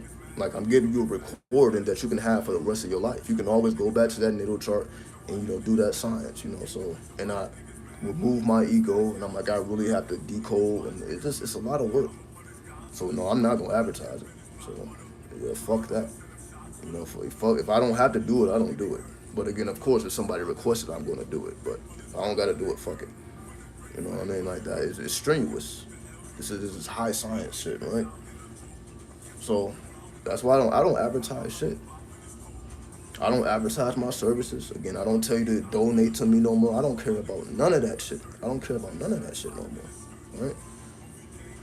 Like it's strenuous, right? That's the type of shit that it builds you. Like it's the reason why I am so good is because I did a lot of birth charts, natal charts, because I had to do it. I was doing it because I had to do it, and that's how I became a master of it. Now I do it. I'm at leisure with it, right? Now I do it whenever I decide to do it because I don't have to do it. I'm like, all right, I done mastered it. I'm like, all right. I tap in when I tap in. When I'm on vacation, I'm on vacation, right? So that's why you don't really hear me talking about it no more. Cause I'm like, I put so little effort into making content because it's all fake shit to me anyway, right? Not the astrology, just being extra about the shit, right? So it's just reality, right? I'm like, I don't want people don't have to donate to me. The fucking bills are paid already, right? Fucking paying bills every goddamn day at this point, right? All I know is bills. All I know is bills at this point, right? But it ain't nobody's responsibility to take care of that but mine. So I'm like, why do I need y'all to donate? I can pay my own goddamn bills. I'm like, why? So that's why I don't do none of that shit no more. I don't like the shit. The license is gonna stay on regardless, right? I'm gonna keep a roof over my head. Who gives a fuck, right? Because I don't. It is what it is, right? But to me, everybody should be like that, but they're not. So it's people who get YouTube check who don't need donations. They still ask for them. Why they do it, I don't know. I will never understand. It's not for me to understand, right? I only did it when I did do it because I needed that, right? But now that I don't need it, I'm like, I'm not gonna put no stress on your pockets, and I don't even need it. I'm like, so now I'm just pressing you for no reason. So that's why I don't do it. I actually appreciate you enough for the attention, for just watching the video, just having the exchange, just allowing yourself to be more creative, just allowing yourself to be exposed to my thoughts. That's enough for me, right? I don't need anything else. So you will never hear me advertise another birth chart, another natal reader, but my website will continue to be up. So the service will always be there, but I'm not gonna ever advertise that shit because it takes a lot out of me to do that, especially now that I'm working. I'm working all the time. All I know is work. So it ain't like it ain't like before where I can't wait for another reading to come in. Now I'm like, fuck, I gotta find some time to record this shit. Like if somebody order a reading,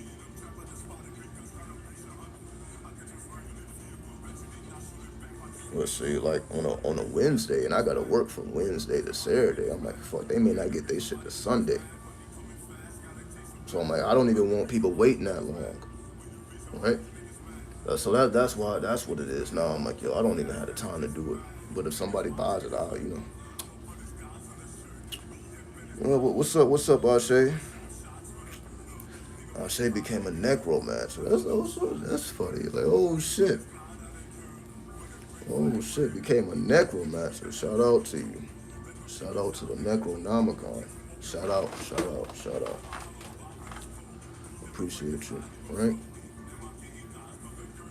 The least I can do is sub to your website for all you done for me.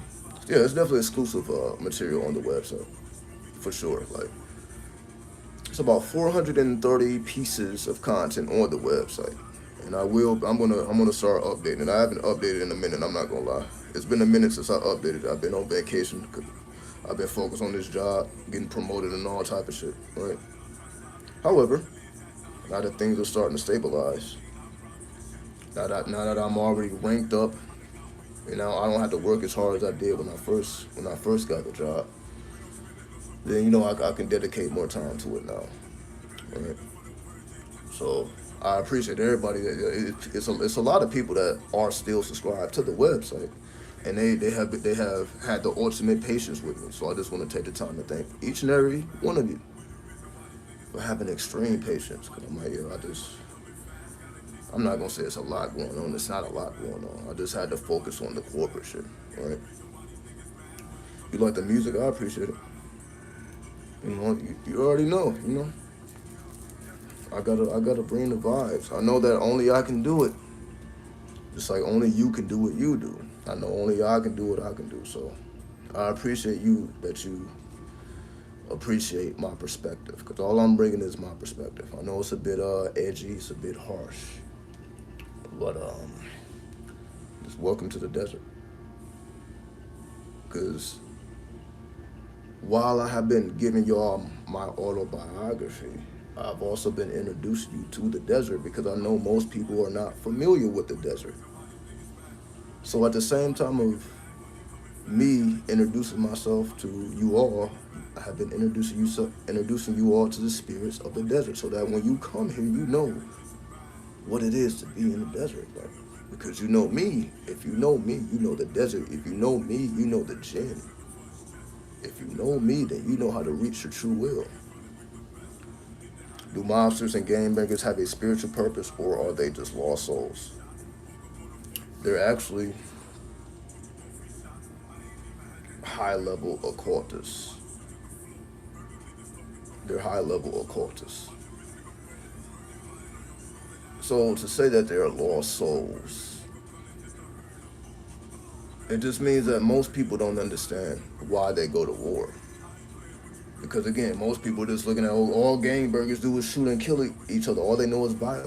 They don't know about the literature. They don't know about the lifestyle behind all that. There's a time for war, then there's a time where they're not at war. So yes, of course, when gangbangers and mobsters are at war, all you're going to see is a bunch of killing. But that's because they're at war. People are trying to kill them, so they have to kill before they are killed. But that's what's going to be on display. But to say that's an end all be all to that lifestyle, nah. Of course, that's the picture that's painted in white America, in the white man's world. Of course, that's all they want you to see. But to say that that's all that is to it, like nah. Without the mob, there would be no Las Vegas. Without gangs, there would be no California. Take that in. It's a mob that put down that casino game. Or we want to act like we forgot. We want to act like we don't know about Bugsy Siegel and the Flamingo. We want to act like that history never happened. See, I know my history of my city, right? We want to act like that didn't happen. Without the mob, Las Vegas would still be a fucking desert, for real, for real. The mob laid down that format. The mob laid down that game. But then everybody else for corporate America to come in and do the same thing that they did. Oh, they got casinos going on. Now we gonna do casinos. So when the mob went down, now you just left with corporate Americas and casinos. But they didn't create that archetype. The mob did. So Las Vegas is the mob. That's why I said that earlier. Las Vegas is the mob. The mob laid down the game. They was the first to do it. So you can't separate that from the desert. So just to answer the question, are they lost souls? Unfortunately, no, because look at the world has evolved around what they do. Hip hop is what? Majority gang members, not necessarily gang bangers. Every gang member is not a gang banger. That's another thing people don't realize. Every gang member is not a gang banger. So that's again, there's to say that okay, you join a gang and you gotta kill people. Every gang member is not a killer. right? But again, most people may not know that, right? But they don't. Most people don't know much of any goddamn thing, right? They showed that in the Godfather, but again, it's not a lot of people that have seen the Godfather, right?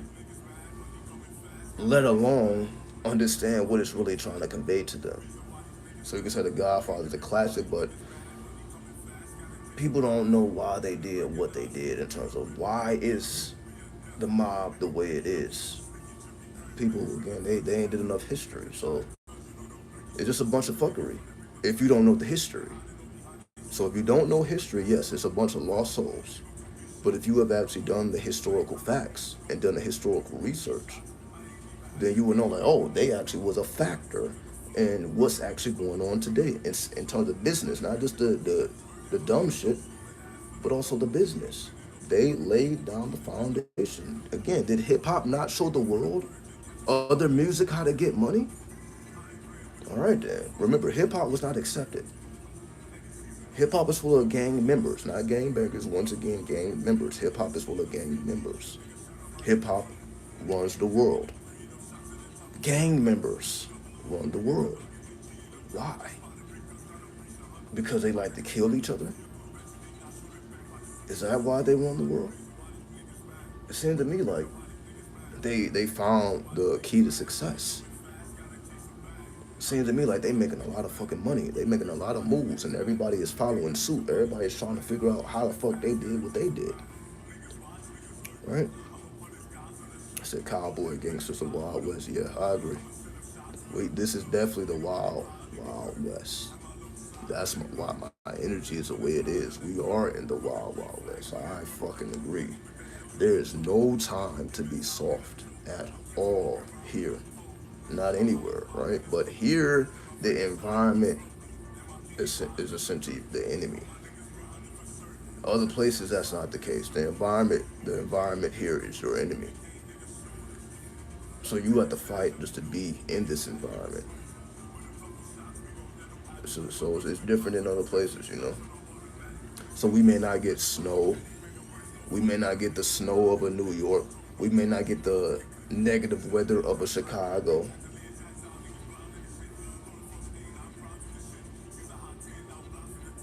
But this is a harsh environment all the time, not just some of the time, all the time. That's the difference. Other places it's uncomfortable for a while, but then it's comfortable. Spring, comfortable. Summer, maybe depending on where you are, but here, it don't matter. It's uncomfortable. It don't matter when, right? Italian mob fought against the Nazis in World War II. Well, do you know why? Because do I really want to get into Nazis? What's up, Nefertiti? 93. Do I really want to get into that Nazi shit? Do I really want to get into the Nazi shit? Like, I don't have a swastika in my wallet. Oh, yeah. You know, I didn't show the other swastika. All right. Let me get my wallet.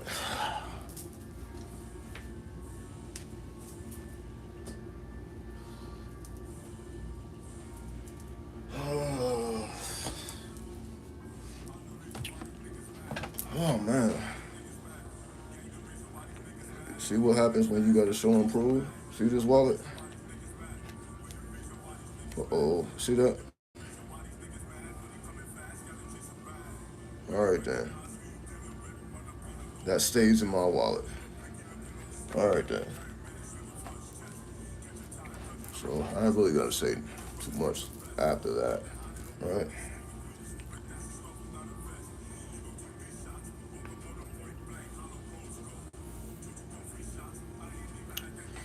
Sacred energy symbol.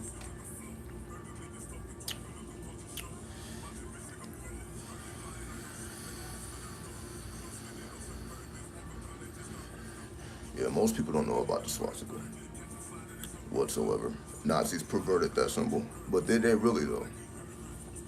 Did they really?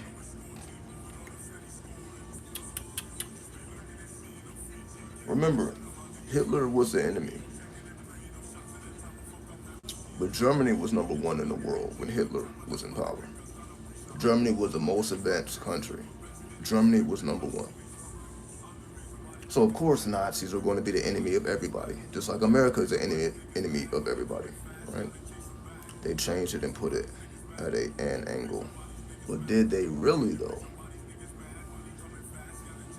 Did they really though? You telling me that Nazis were the first ones to twist that swastika like that? See what I mean by what they want us to know was the real shit. They teach us in school that. But to say that is what they was really about, you know, I just kind of dance around this shit because I know YouTube is ran up by Jews, right? So I try not to be too Hail Hitler. But Hitler did come to me. Out of all people, imagine that. Hitler did reveal some shit to me. Imagine that.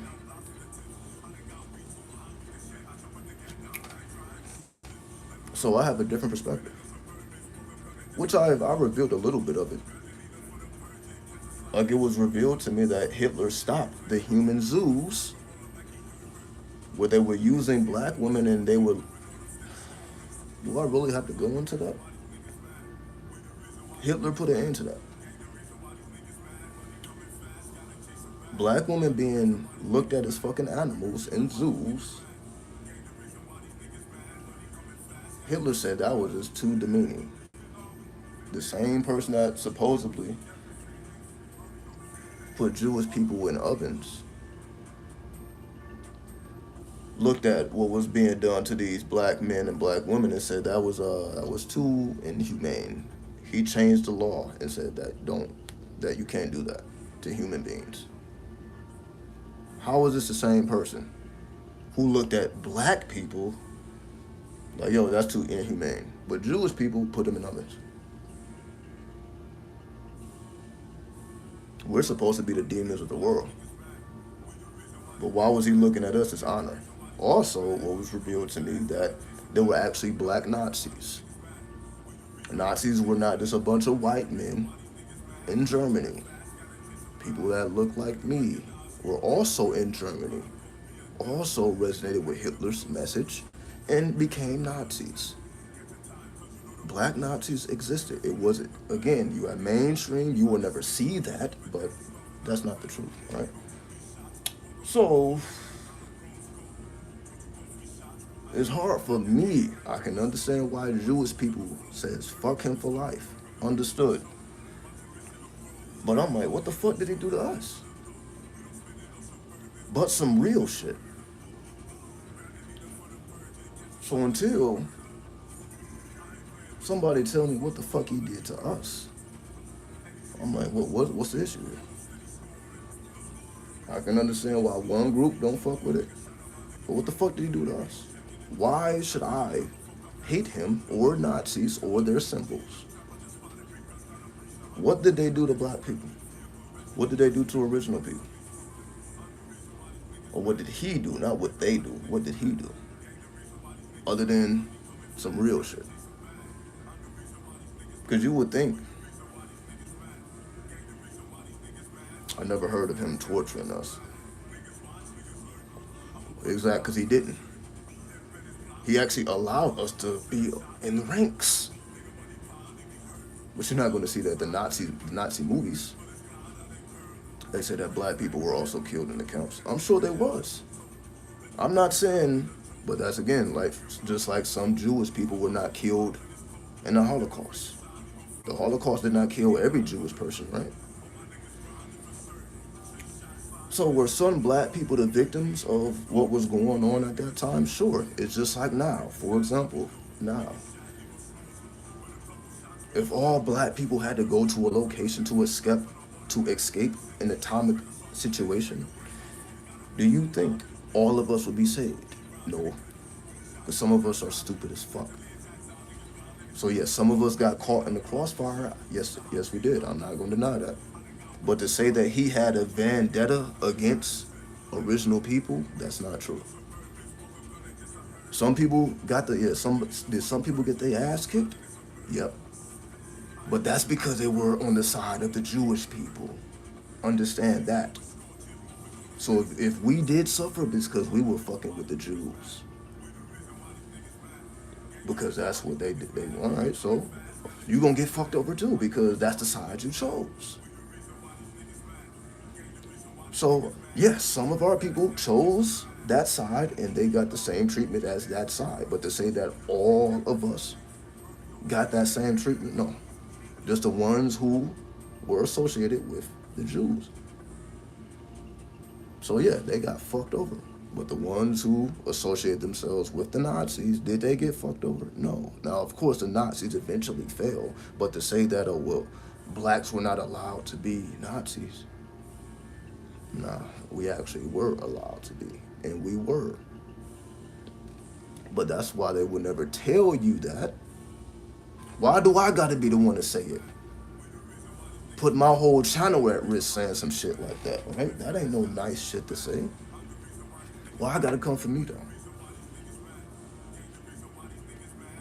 But like, as I said, Hitler came to me and revealed that to me. I didn't just know that. I didn't one day decide, let me look up Hitler and what he did to black. I didn't know. That was direct. Look at this. Look at this. Look at this. Make a decision. Like, oh shit. Because when I look at what Nazis did than what Jewish people, I'm like, yo, Jewish people are still fucking us over right now to this day. Look at what they're doing with YouTube. Look at what they do with the music industry. Look at what Hollywood. I'm like, Jewish people are still doing what Jewish people have always been doing.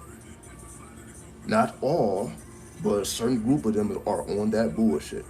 Not all, so don't misquote me. Now, I'm not saying every Jewish person's on that time. No, just like every Nazi is not a stone cold killer. That's also what we don't understand. Again, every gang member is not a gang banger. Every Nazi was not a fucking psychopath just doing any old thing.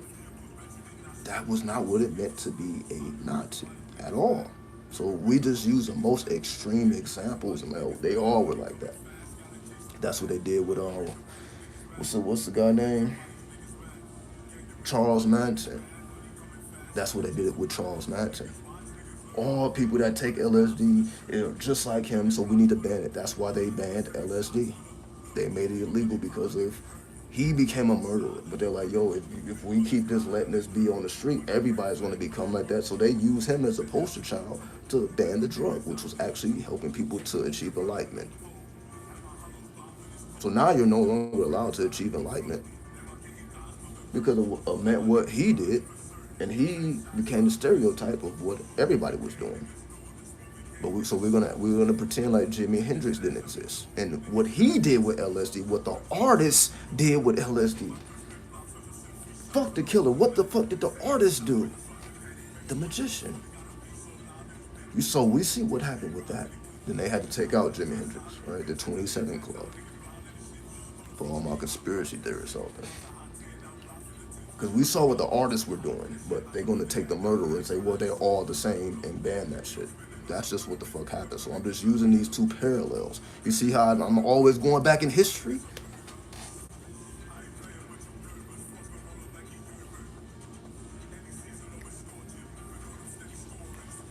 Oh, man.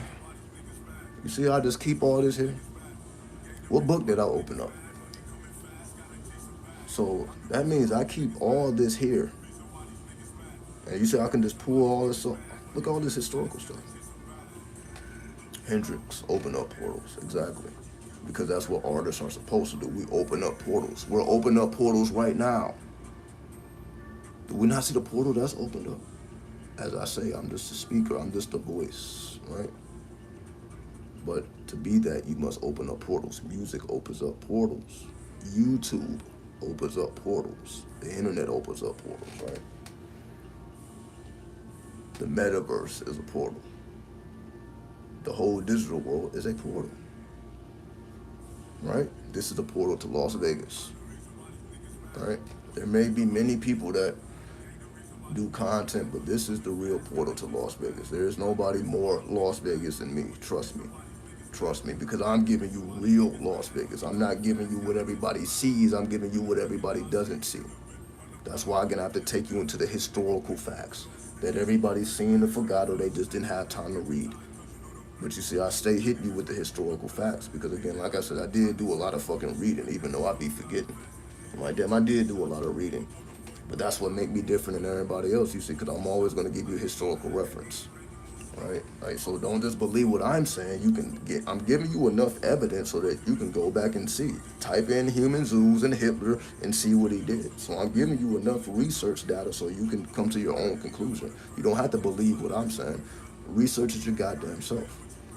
Because I'm giving you the keys to open up those doors if you so choose to do so.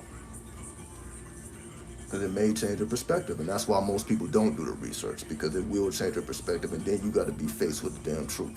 So that's why most people don't. So I can give it as many historical references as I want, but most people ain't go do the research because you got it. Now you're faced with the truth. You're like, damn, I thought Hitler was fucked up, but damn, he did that.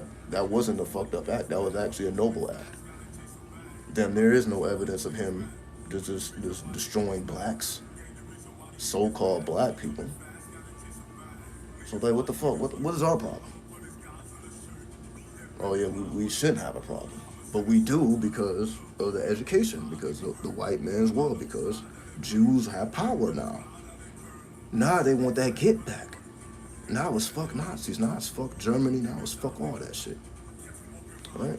Because they on that get back time now, because that's their nature. All they know is get back, right? All they know. Do you think they not letting that shit slide? You think they still heard about that shit? The same way we try to be heard about slavery and shit, but we really not. Why? Because we not like them. We that shit slid off of us like it didn't even happen. That's why. Why do I have to say this shit? I don't even like saying this type of shit. That's why they say, original people are the chosen people, because it doesn't matter how much suffering the shit slides off. Like, oh well, right? We ain't fucking butthurt about old shit, but some people are. But most of us are not. Most of us riding in fucking Cadillacs and shit. We ain't fucking butthurt about what the fuck happened years ago. But that's how we are. That's our nature. Everybody doesn't have the same nature, so everybody's not gonna feel that way, right? But if I wasn't who I was, I wouldn't even have said any of that, right? Because I guarantee a bigger YouTuber or somebody who actually cares about what people think of them, they wouldn't even say that, because that's a very, what do they call it, polarizing statement.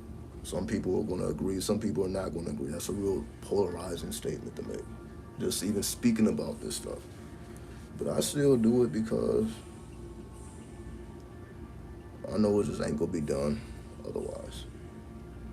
I don't think no other YouTuber, out of all YouTubers, are willing to say that. Not just the teachers and the spiritual fucks. I'm talking about any YouTuber. And put it together and make it make sense. Like, they may reveal a little here, a little there, but like, no, what's the full picture here? What is the end conclusion of this? And rarely is the end conclusion, okay, well, Hitler actually cared about black people. Ooh, that's a powerful statement. He actually gave a fuck. He let them join the ranks. He stopped the mistreatment that was going on in his country. Obviously, he can't control what's going on in the rest of the world, but like, yo, this is not going to happen in my country. I'm actually going to allow you to be one of us. The Aryan nation was not about white people, right? The Aryan nation was all people. The Aryan nation comes from the Aryan race. The Aryan race is all people. This is we are all technically Aryans, because this comes from Helena Blavatsky. The 5 root races. You see how I keep dropping the historical? The 5 root races. Type in Helena Blavatsky 5 root races. One of those races is an Aryan race. All right then. All right, tell me I'm lying. What lie have I told? All right. Because again, this is just me mentally beating the ass. That's what I'm saying, right? I just want to drill the point so hard that you're like, yo, God, like I get it now. You're not lying, right? It is literally staring me right there in my face, but I'm just going to willfully deny it. That's all I want people to just to say like, okay, I just want to deny the information because that's all you can do. You exposed to it, you see the truth, and you just have to make the decision to just deny the shit. That we came through slavery, not from it. But the story is not what the story is, right? That's not everybody's story. Every black person was not a slave. There were free people.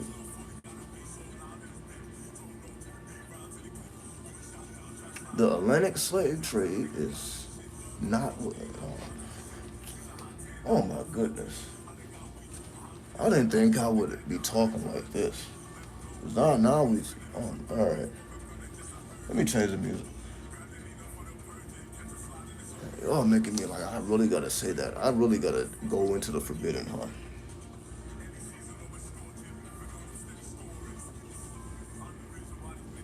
Slavery is some make believe shit. It's make believe. What do I mean? Do we really have ships named Jesus? How can all of us be slaves when only 300,000 people made it over here from Africa or wherever they came from? The Atlantic slave trade, only 300,000 made it to the Americas. So to say that the whole black population comes from slaves when only 300,000 of them got here. Historical fact. And it wasn't even North America, it was Central and South America. Only 300,000. So to say that the whole black race in the West were slaves, so that means a whole black population comes from these 300,000 people. When we're all over this fucking planet. But somehow we all come from these 300,000 people.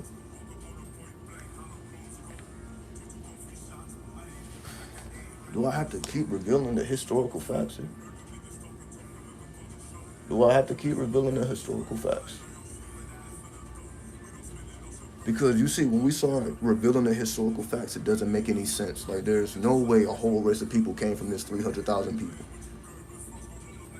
Right?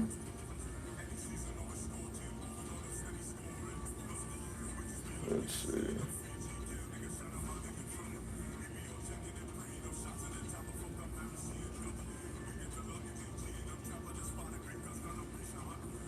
It's make-believe shit. But the game is so slick that we don't get it. You think it's a coincidence that they named a ship Jesus?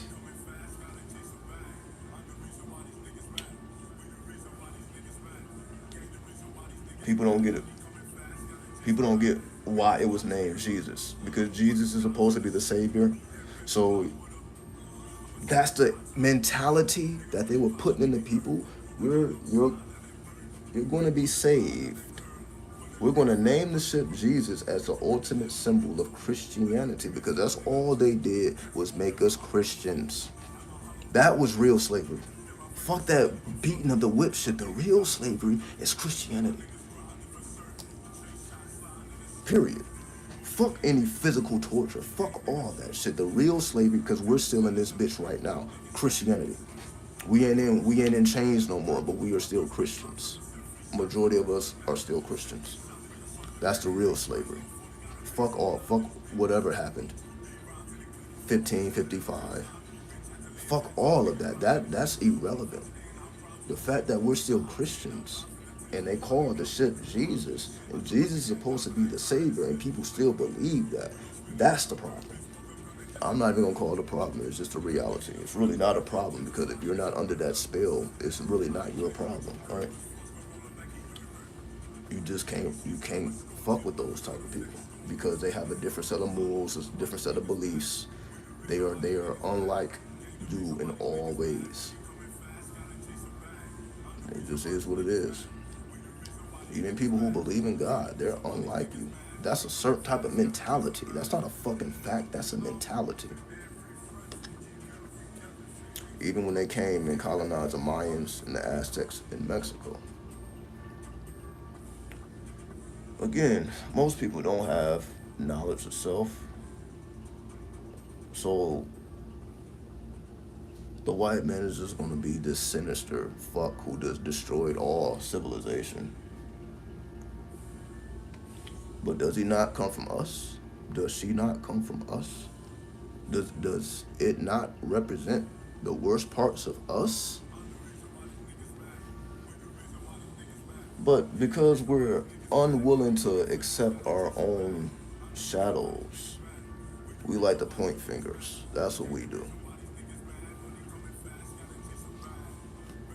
The white man is the worst parts of ourselves that we refuse to acknowledge because we're too godly, we're too chosen, we're under that witchcraft, we're too special, yeah, we're too savage, right? So we're gonna always blame them when it's really us, right? But we don't want to take ownership. I thought we were the makers, the owners, the cream of the planet Earth, father of civilization, God of the universe. No, no, it's the white man. All right, give me a second.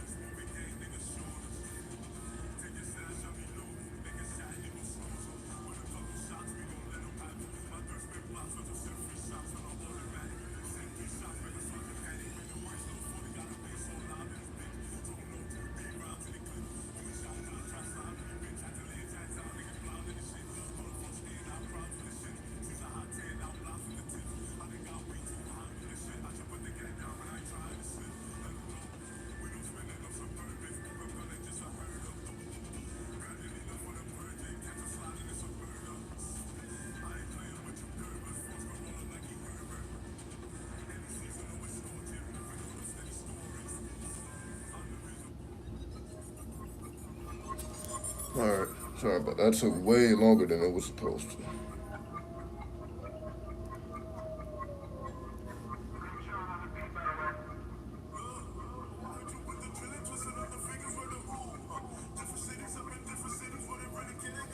But y'all know I gotta play that New York shit. Y'all see how I stay playing it's either Chicago shit or New York. Just drill shit or UK. Yeah, that's all I listen to at this point. Like I said, other music is just too soft. Just too soft. And the world doesn't reflect that energy anymore. Like it's people that like oldies, you know? There's a lot of people that like older music. But for me, the older music is just so far gone. I just can't. I don't resonate with it. It's like this just that shit is not reality at this point. Are you excited for spooky season? I guess you're talking about Scorpio season. I mean, being a Scorpio, that's my season, so excited. I mean, I'm spooky all year. I come from that energy, right? I was born in November, so I'm spooky all the time. So yeah, I don't give a fuck about the season. I'm spooky all the time. So you see, I'm on spooky time all 24/7, 365, right? I'm on spooky time. Right? So you already know. That's what I'm saying. You see, I be saying some risky shit, right? You see, I be taking risks. I be taking real big risks. I'm taking real big risks. But I know I'm the only one that's gonna do it. That's what I mean. When you're willing to do what nobody else is willing to do, then you gain certain abilities that other people don't have, right? Such as working with the jinn. You're going to become wiser when you work with the jinn, which is a forbidden science, right? But if you're not scared, which most people are spooked out, right? So they're not going to ever touch these type of things. But that's why they said you got to be the example. I'm like, oh, no, I gotta. That's why I gotta do things again. I don't really care about none of this shit. I just do it to be the example. That's what it comes down to. I feel like I'm like life is mastered to me at this point. Like I don't get nothing from this. But that's my mentality. I still have to be an example, right? I still have to show you that this shit is easy, right? What do you think about codependency? Oh man. See, every time I try to be nice, I try not to be too grim. As you see, my energy is real grim. If y'all didn't know the Scorpio shit, you see, I have a real grim vibe. So that's why when they were talking about the Grim Reaper earlier, I'm like, you know, my whole energy is grim. But in terms of codependency, I don't like codependency. I like interdependency. What I mean by that is, like, interdependency is like our relationship with the universe, right? Our relationship with nature. We are all dependent on each other in that way, right?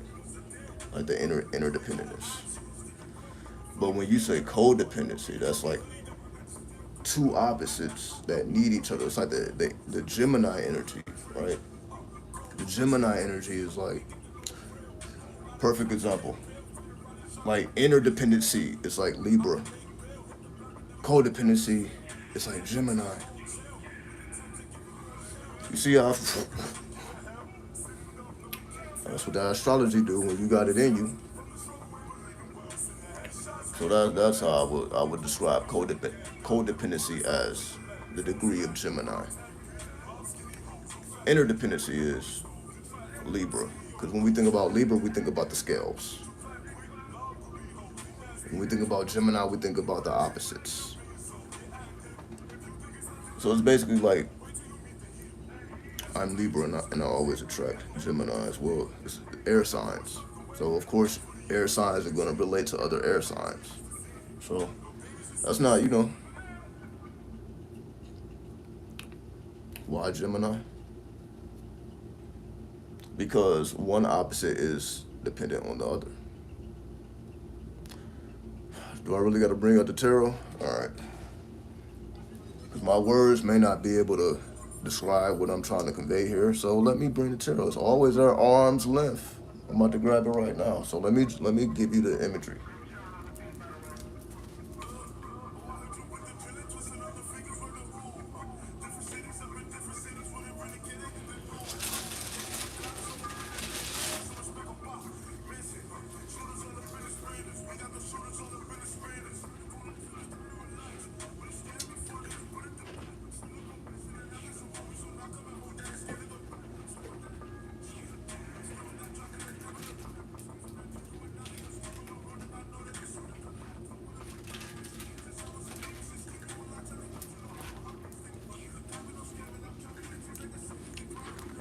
All right.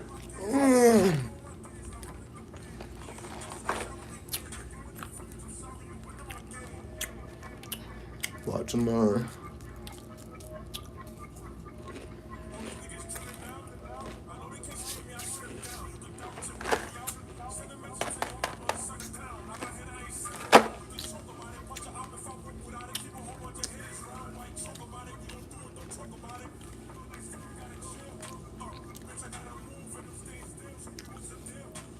I mean, can you tell me what other music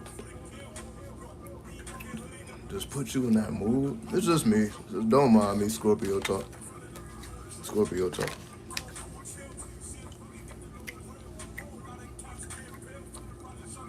It's just something about death, ain't it? It's just something about death. It excites me.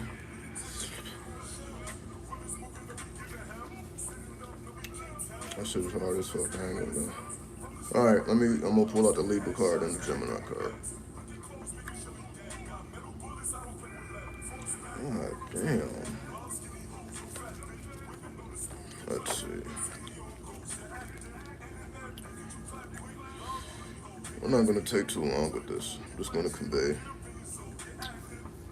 Again, all this is in the moment. So here's Libra. Now I have to find Gemini.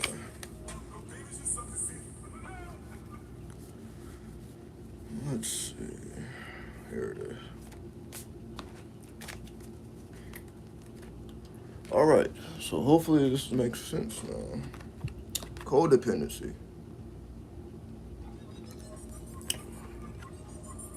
You see how the two energies are always synchronized. They are codependent on each other. They need each other. They are two halves of the same, which is what we see here. By that, you see that one oversoul. Two halves, one oversoul. So two halves of one soul, codependency. Two opposites, one oversoul. Interdependence, Libra. You see the two scales. But you see one being. You don't see her with nobody else. You see how she's by herself? And I know that light is kind of shining. That's why I'm giving y'all the angles. You see she's by herself.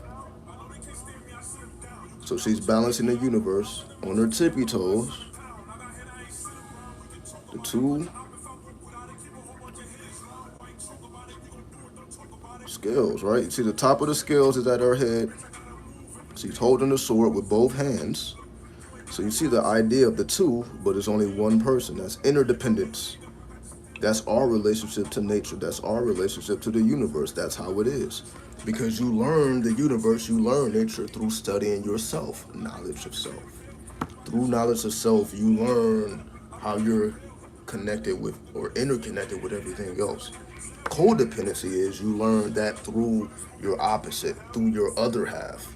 So you gain wisdom through your other half. But it takes a other half, meaning you are codependent. Right? So they learn from each other. Oh, we are the same oversoul. Two different people, same oversoul.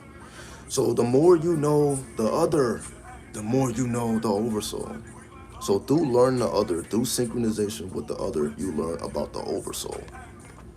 Libra, on the other hand, that's more of a solo thing. But you're using both halves of yourself. That's why you see her left hand and her right hand. And the sword between her left leg, her right leg. And she's on the tippy toe. So she's learning the nature of the universe through herself. That's why it's called the scales of Mayat. Right?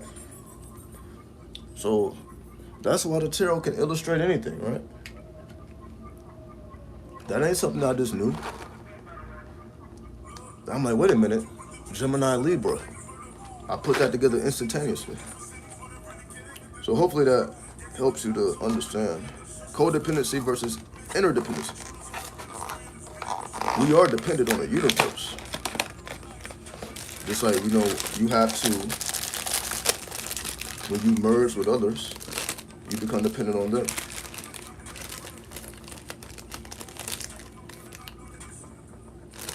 So through others, we learn about your oversoul. I don't know why I'm trying to talk and eat. But the spirits want some candy. What I'm gonna do? What I'm gonna do? The spirits like, yo, get some candy. Alright. I hear, I listen. You see how they just gave me wisdom? You see how they just gave me that game? I didn't know that until I knew that. And I explained that. But they're like, yo, we need that energy though. They need that energy. So we're gonna give them that energy.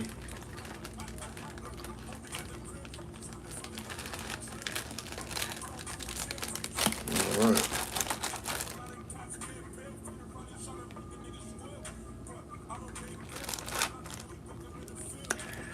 So demons love sweets. I wonder why. I wonder why.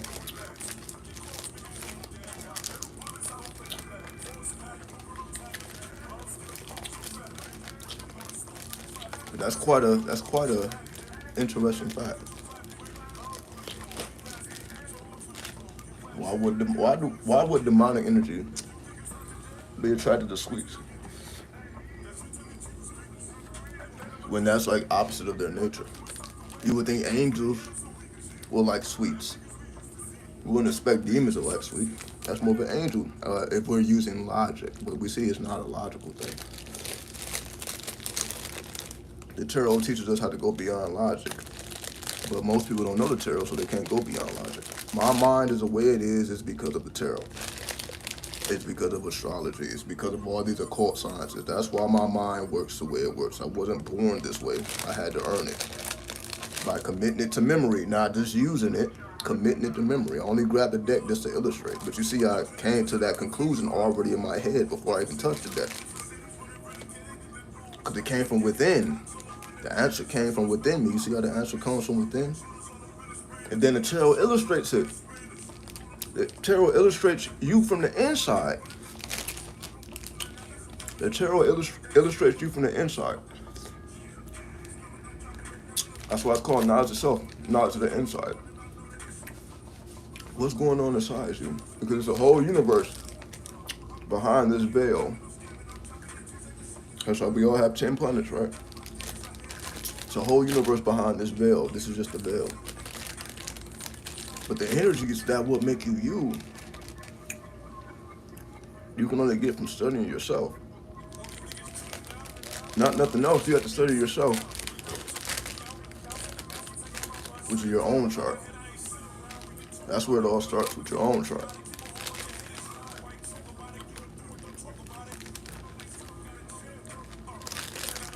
But the universe is one giant laboratory. The universe is one giant laboratory. Meaning you are supposed to be conducting experiments at all times. That's why I have seals in my wallet. I have seals everywhere. Conducting experiments at all times. Because you're not expecting life to just give you anything. At least I don't. I'm not expecting God to save the day. I'm not expecting life to just give me a good day. I have to generate the energy to have a good day, to be blessed, as people say, to be favored. People think this is just automatic. I'm like, just because you're you, who the fuck are you? That's why that ego is just like, man, I'm blessed. For what? I'm chosen. For what?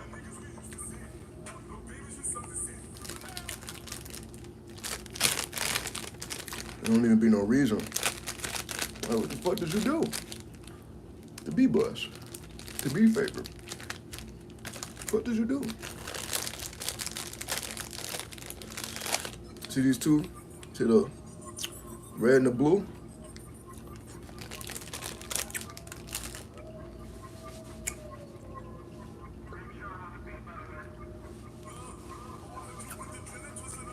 Depending on who you are, it means something different.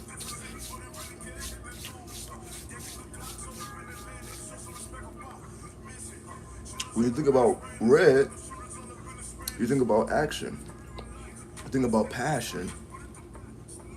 You think about real. You think about hot. You think about warm or warmth. When you think about blue, you think about cold, coldness, stillness, tranquility. There are certain definitions associated with certain colors. Some people think Crip blood, other people Democrat, Republican. So on, and so forth. Norteño and Sureños, right?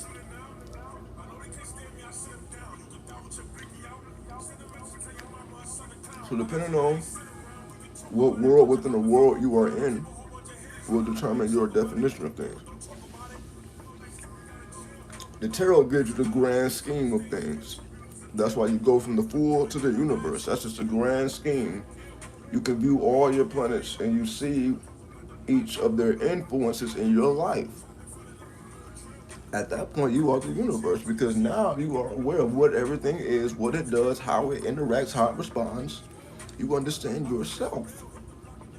And when you understand yourself, now you can take that into the world and conquer. Right? But you can only do that by knowing yourself. Knowing how your energy responds and reacts to different stimulations. Can't nobody tell you how to do that. Because you were born a certain way, with a certain vortex. You yourself are a portal to a certain vortex. In other words, a certain star constellation. You are a vortex to your birth star. So people learn the stars by knowing people. You don't get it though? When we think about them, how did the ancients know all the stars and the nature of the stars and the nature of the planets? By studying each other. We don't get it? If you're a Leo, I'm studying the sun. If you're a Scorpio, I'm studying Pluto. Do I not show y'all Pluto?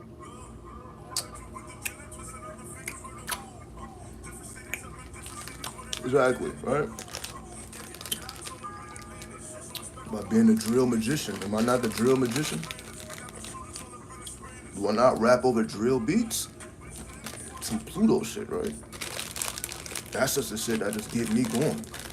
The other shit just don't get me going. But I'm like, that's just Pluto talking, right?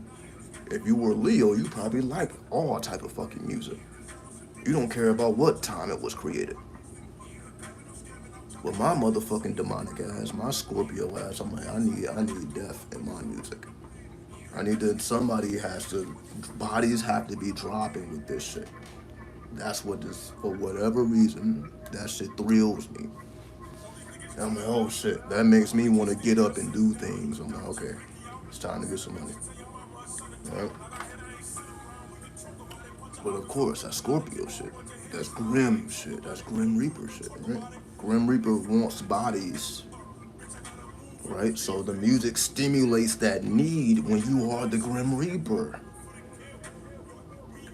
You're stimulated by death and bodies. That's your fucking attribute, is it not?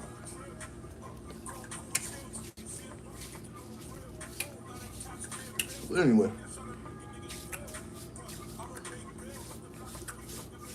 either you get it or you don't. It's not my fucking problem, right? I'm just here to let you know what's up. It's up to you to accept it or not.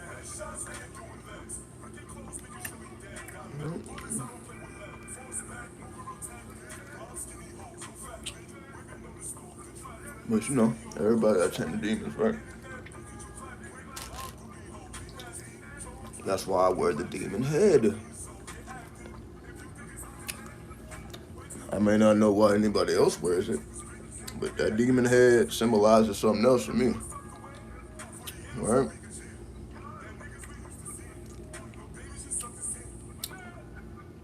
Because it's not just a demon head, it's also the Greek key. It's also the Greek key. So it's actually two symbols in one. Most people don't even, it goes over people's heads. It's two symbols in one. So it's merging two different ideas into one central idea. Let me just finish this. Oh man. Like, who the fuck am I? Who do I think I am? Then I can talk and chew this shit. Hold on. So I apologize.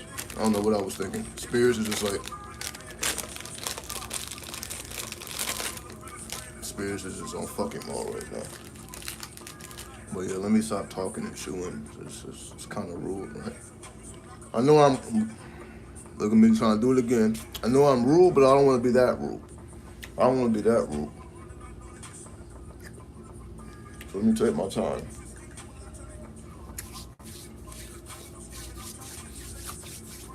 Anyway,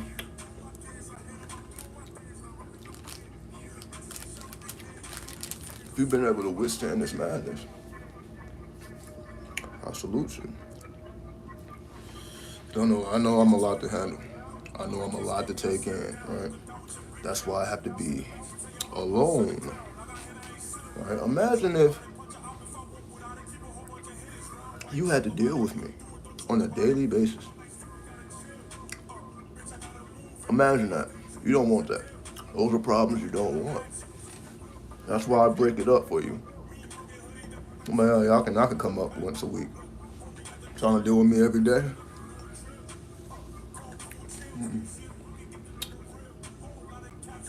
Cause you see what the desert does to you. The desert turn you into, I'm not gonna say a demon, but a jinn. Well, I've been saying that, right? I've been saying I'm a jinn. Right? The devil. The devil. Okay, yeah, I'll say that. I didn't mean to say that. But I'm like, okay, yeah, the devil does it. The devil does it. That shit just came out. That just came out. The devil turns you into a jinn. So I guess before you even fuck with the jinn, you gotta be accepted by the devil. And to be accepted by the devil, you gotta, of course, be accepted by your shadow. And the only way to be accepted by your shadow is to be a shadow alchemist. And be willing to deal with your taboos and your forbidden nature. That's how it works. As we call sin. The more you sin, the closer you get to the devil, the closer you get to the jinn, and then the jinn, like, okay, we can work with this motherfucker. You're pure now. You see you see how crazy that is? When you don't sin, it's supposed to make you pure. Because when you do sin, it defiles you, right? But it's the opposite with the jinn. It's like, the more sin, the better. Oh, you foul mouth? Oh, we fucking with you. You like to cuss? You like to do all type of sinful shit? Oh, let's go. That's why we created a whole culture around that. It's a hip hop culture, not a bunch of sin. Exactly. We sinning, but we doing it righteously. Righteous sinner. At least if I'm gonna sin, I might as well make some music from it. That way I can bring that energy, and it really ain't about the sin.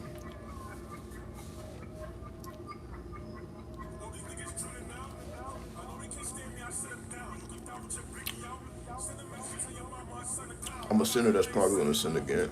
Where have I heard that before? I've heard that before. I've heard that before. I can't think of the artist though.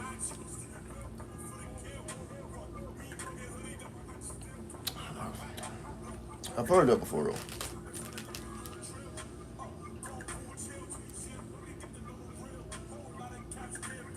But anyway, I'm not gonna try to figure it out right now.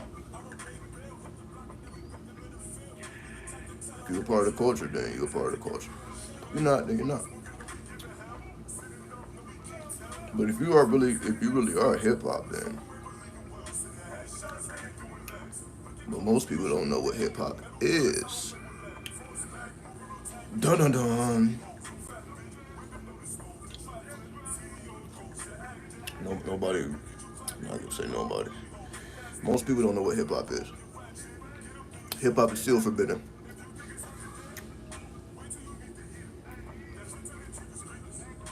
I mean, there's only certain places that hip hop is even tolerated.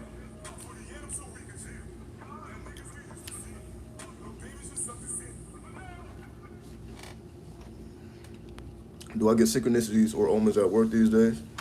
Well, I went into a whole long lecture about my work. I went into grave detail earlier in the video. But to directly answer your question, yes. Earlier in the video, I talked about I just met a person with the seal of Lucifer and one of the 72 goetic seals tattooed on their body. So that was the most extreme omen I've ever seen, honestly, in my life. I'm like, damn, the devil is right here. I'm like, God damn. No, because what happened was, you already know, I was doing push-ups at work. This is the only reason he even talked to me. Then when he talked to me, then I noticed his tattoos. I'm like, what? I'm like, what the fuck? But I was doing push-ups. Then he had said, like, yo, let me know if you need somebody to sit on your back next time, just cracking a joke. But then I looked at his arms, and I'm like, I saw those seals. He had demon seals all over his arms. I'm like, yo, what the fuck? You just loud and proud with this shit, huh? He was like, well, not really. Most people don't even know what this shit is. I'm like, you're right about that. You keeping it hidden in plain sight. So yes, I literally ran into a fucking Satanist at work. These are not people that I've actually been around in real life. I'm like, this is a real life Satanist. And he's repping this. I'm like, okay. I'm thinking I'm fucking demonic. I'm like, yo, I ain't got demon tats though. I mean, he going to the grave with it. So yeah, shit like that is happening now. Running into people with demon seals, real Satanists, big ass monsters, bodybuilders. I'm like, I gotta get in shape now. So yeah, every day is like I'm always motivated. Again, everybody else is just getting a paycheck. I'm looking around at my atmosphere. I'm like, yo, I'm inspired by many different people for many different reasons. And it ain't even about the paycheck no more. So yeah, I went into a whole long spiel about that. But again, I know these live streams be extraordinarily long, so it can get lost in the sauce.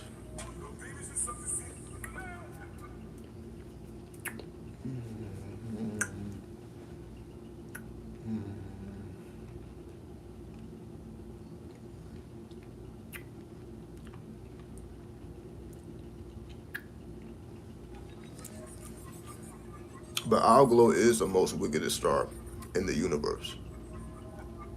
That's why I wear these. If you want the reason I wear it, or the symbolism that I'm invoking. Alglo is the demon star, aka Medusa, right? So when it's asked, why do I wear Medusas? Because Medusa is the wickedest star ever. If I'm the wickedest ever, it just resonates, right? So that demon head is, see, most people don't even know Medusa. This is a demon head. This is called the star Alglo, because that's Arabic. Because I'm taking you from the Greek to the Arabic, the original source. So most people don't even know that Medusa head is a representative of the demon star. It's literally called Alglo, is translated to demon star. And whenever Alglo is in effect, some crazy shit be going down. It has been observed by the ancients. That's why they nicknamed it the demon star. So I'm like, of course, I'm gonna put the fucking demon star. This is the symbol I'm gonna bring to work, or this is the symbolism that I reflect out to the world that I am the demon star. Right? I am the devil in the flesh. Oh, if you ain't seen no madness, oh, I am the most madness you ever encounter. That's the energy I put out. That's why I resonate with these. It has nothing to do with Versace or Giovanni or his life. And I'm like, demon star. Instantly, demon star. Gotta get him. That's it. Right? So essentially, that's why I put the symbolism I put out. That wickedness. Because I'm like, that's who I am. That's who I am. That's me being honest with my shadow. I'm like, okay, I may not be a good person. I'm fine. I mean, am I a good person? Probably not. It ain't because I'm not out here committing crimes or violating anybody's free will. I'm not doing anything of that nature. But I'm like, I'm probably not a good person. That's just like, cause I know my shadow. I'm like, okay, that motherfucker is not good. So I can only be half good. Because I got this demonic motherfucker with me that I can only be half good. So does that make me good? If I'm only 50%, I'm like, that's not. I'm like, well, I got to define myself different. So, but that's what happens when you accept your demon side, which most people will never accept because everybody's trying to get closer to God. But that's just 50%. What about the other 50%? You don't get close to God by running away from the devil. That's what people think. Well, God protects you from the influence of Satan. Not really. Two different worlds, two different energies. They really don't fuck with each other. But not that it's a war. It's just they don't have anything to do with each other. But everybody want to make it seem like they beefing, but they really ain't. God is not beefing with the devil. They really don't give a fuck about each other. Sorry to tell you. Sorry to tell you. Unfortunately, I gotta be the one to say it. Why do I gotta be the one to say it? Cause I don't see nobody else on it. And they're not gonna say it. Because they have built the whole reality around a certain idea. You see how I can destroy ideas and create new ones? The only central idea is 93, right? Everything else, I can break shit down. I'm not like everybody else. I gotta just keep, well, if I came as a Christian, I gotta talk about Christian shit. You see, we talk about everything, right? Everything taboo, everything forbidden, we're talking about it. From gang shit, gangsters, mobs, pornography. Yeah. Wait, who made a video? How pornography leads to enlightenment? Who made that video? All right then. And that was almost 10 years ago. That's almost 10 years ago. And I'm making videos like that. Motherfuckers ain't making videos like that to this day. And I was making shit like that 10 years ago. Just to let you know, I've been on that type of time all the way back then. I see what's going on here. Over time, I then began to explain the tantric experience, and I added more levels to it. But the older videos are just the idea itself. Then I added layers over the years. So that's why now we done built a whole fucking pyramid. 93 is a pyramid that we built. We built it, right? We built something that can't be taken away from us. Because we are one. Meaning any of y'all who's really 93 can connect with me at any time. Whether through vision, dream, and all that, we're one, right? So we're never not separated. Our minds are interconnected. Just like any one of y'all could connect with Crowley if you wanted to. 93 is all one. Even Bobby Hemmett. I consider Bobby Hemmett 93. He was the only one that made a lecture about AWAS. So he's a part of it. And you can connect with AWAS. If you're really about the shit though. It's called the golden chain. You become a part of the golden chain. The same way people say connected with their ancestors. Same idea. Right?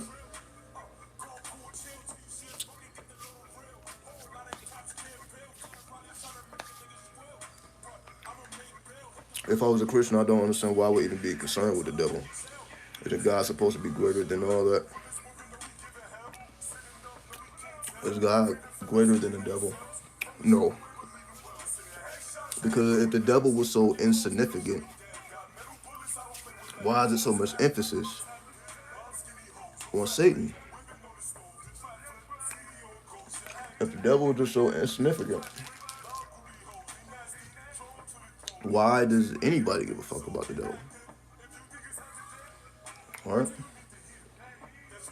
Seems to me like the devil's influence is greater than God. If I want to flip what you just said. In real life, the devil's influence is greater than God. In people's imaginations, God's influence is greater than the devil. Because the devil is the God of this world. Put it to you like that. The God of this world is not the God of the imagination of the people. So you can never not correlate and correspond with the devil, especially if you're trying to be successful in real life.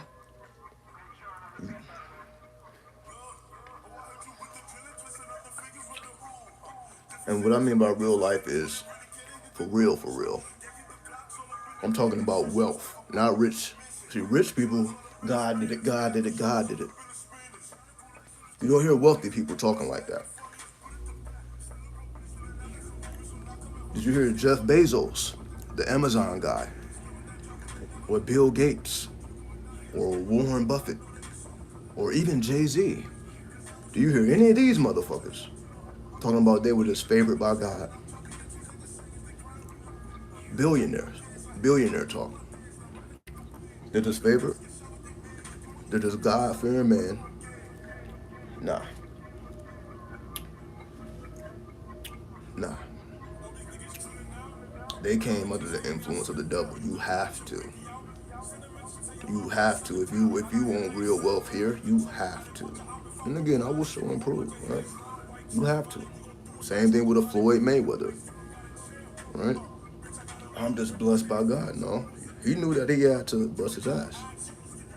That there won't be no favors. That you're going to have to fight the best to be the best. It has nobody snapping their fucking finger. Okay, you're going to win this boxing match. No, you won because you trained harder than your opponent. You were more prepared than your opponent. That's why you won. You didn't win because God snapped his fingers.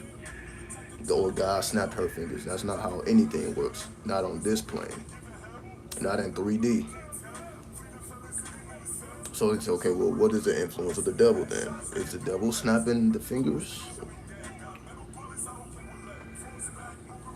The devil gives you a chance to become wise. So no, the devil ain't snapping fingers either. But the devil will give you an opportunity to learn his ways or her ways. But you have to be willing to change completely. What I mean by change completely is your identity has to become nothing. And you have to rebuild. What I mean by this is, it's like constructing a pyramid. Because most people don't know how the pyramids were built, right? But certain people know how the pyramids were built. And I'm not talking about whether they were built from top down or down up.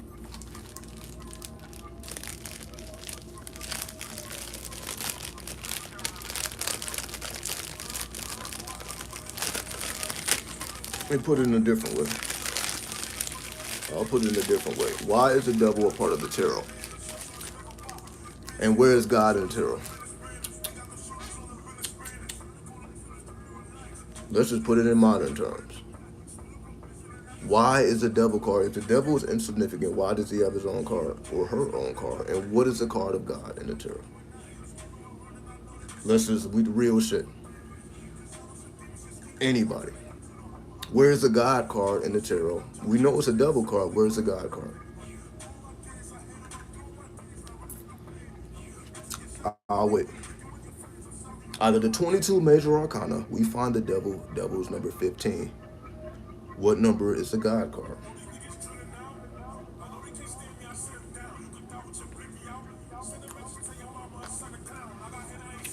Just to show and prove what I'm saying here. Last time I checked, God don't have a card. Because the people that created this knew better. They knew about the devil, but they didn't know about no God.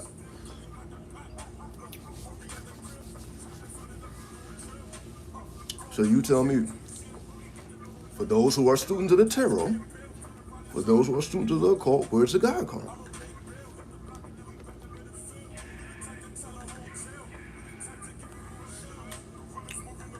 And why was it necessary to put a devil card in there without a God card? These are the type of questions you have to ask yourself if you truly want to know how reality works. If you really want to know the truth, these are the type of questions you gotta ask. If the devil is just a figment, it's just a background, and God is above all that, well, where's the God card? That shows and proves that idea.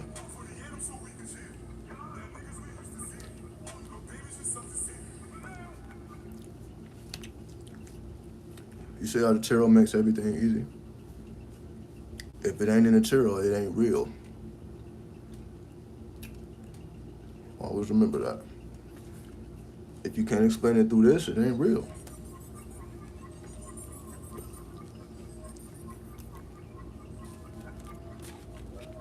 OD, yeah. It's on the world card.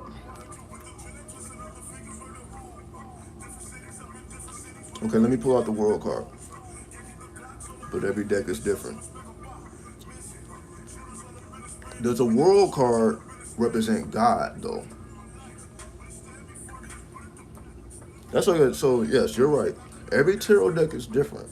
So we don't have to go by the imagery. We just go by the idea.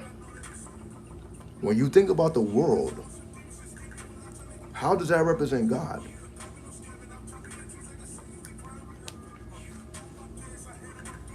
Because wouldn't it be called something else? If God is above all of that, why is it called the world card?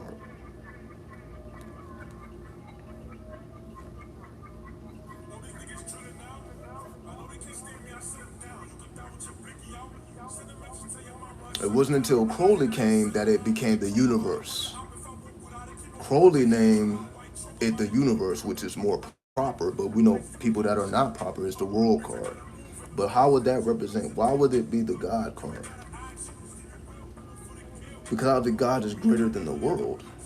Or is it trying to tell you that God isn't greater than the world? That's actually the cap of God. You see?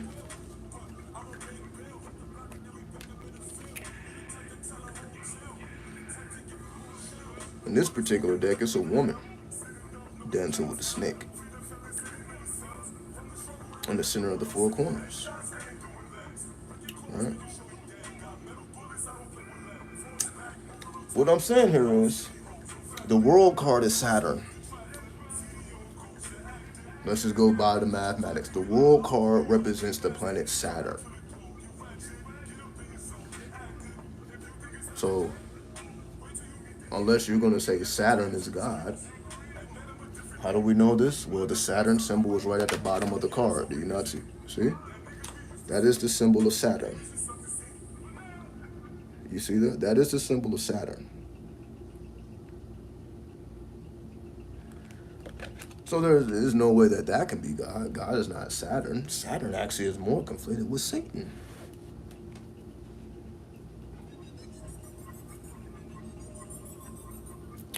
So what is the tarot really telling us there? If the world card slash universe is symbolic to Saturn, which is conflated with Satan, because Saturn is a malefic planet. That's another thing. Saturn has malefic attributes. When Saturn comes along, things slow down and come to a stop. Saturn causes droughts and shit.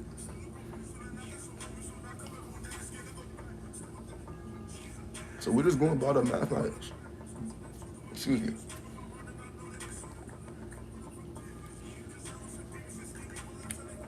Also, it was seen to me like the Baphomet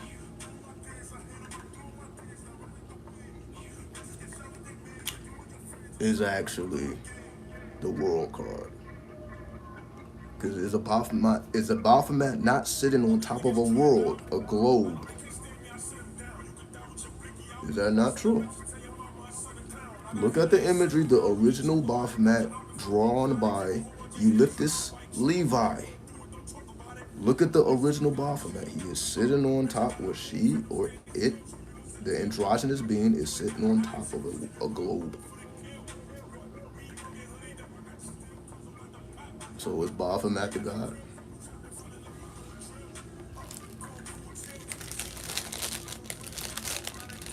See, that's why the tarot is such a powerful tool. The tarot just tells you the truth. That's why most people don't fuck with it. It just tells you the truth. And when you are a denier of truth, the tarot is not something that interests you because it's just going to tell you the truth. So of course we know God is not Saturn. God could not. Saturn is just one planet. How can God just be broken down into one planet? There is no God card. I'm just going to make this very easy. There is no God card, but there is a devil card. And then there is a Satan card because it's Saturn. All right, Saturn, Baphomet. So there is a Baphomet and there is a devil. But there's no God. Because the ancients knew better. Plain and simple. They knew better.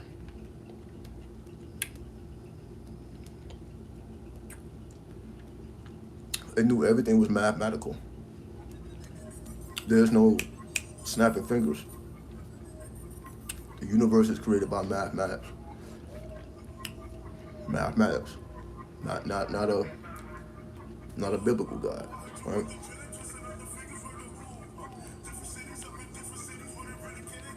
That's why Christians don't fuck with the tarot, now do they? No religious people. We ain't even gotta dwell on Christians. No religious people fuck with the tarot. Kendrick Lamar? What about Kendrick Lamar? I believe he's Christian. I believe he's a Christian. At least that's the idea he was giving off on his albums. He wasn't talking about this shit.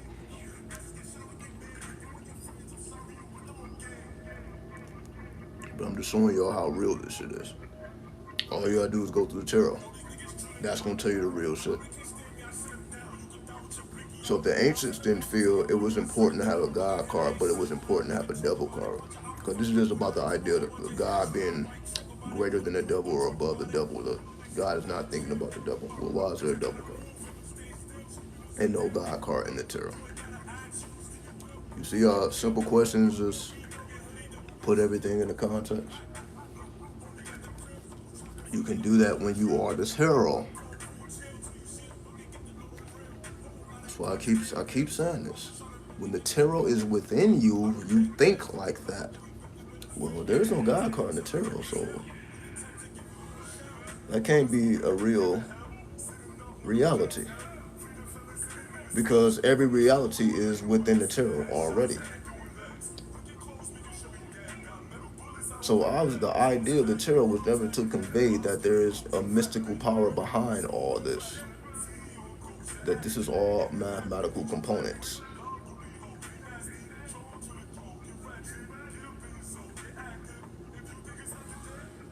See, the idea of the tarot explains all these things, right?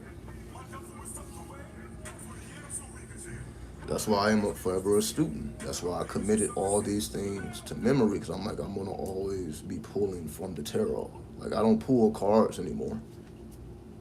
I pull from the soul. I pull from the heart, because it's already in me. That's how I pull the cards, right? There's no God card, because God is not real. Sorry to tell you. Sorry to tell you, God is not real. Whereas there would be some type of representation of God, but there isn't. There is a reputation of the devil, because the devil is the god of this world, and the last card is the world card, meaning there's nothing beyond this that should matter to you, at least.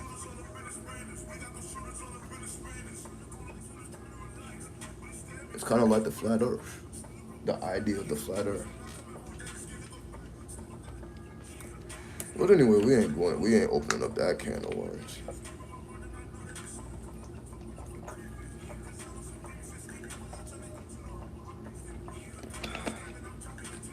But everything is within the tarot. So obviously the devil was important enough to have a tarot card dedicated to it. And that really does answer the question. So if you are a Christian and you love God, or any religion and you love God, the devil is a problem. Yeah, you can pretend like, oh, that doesn't exist. I'm under the protection of God. Okay, sure.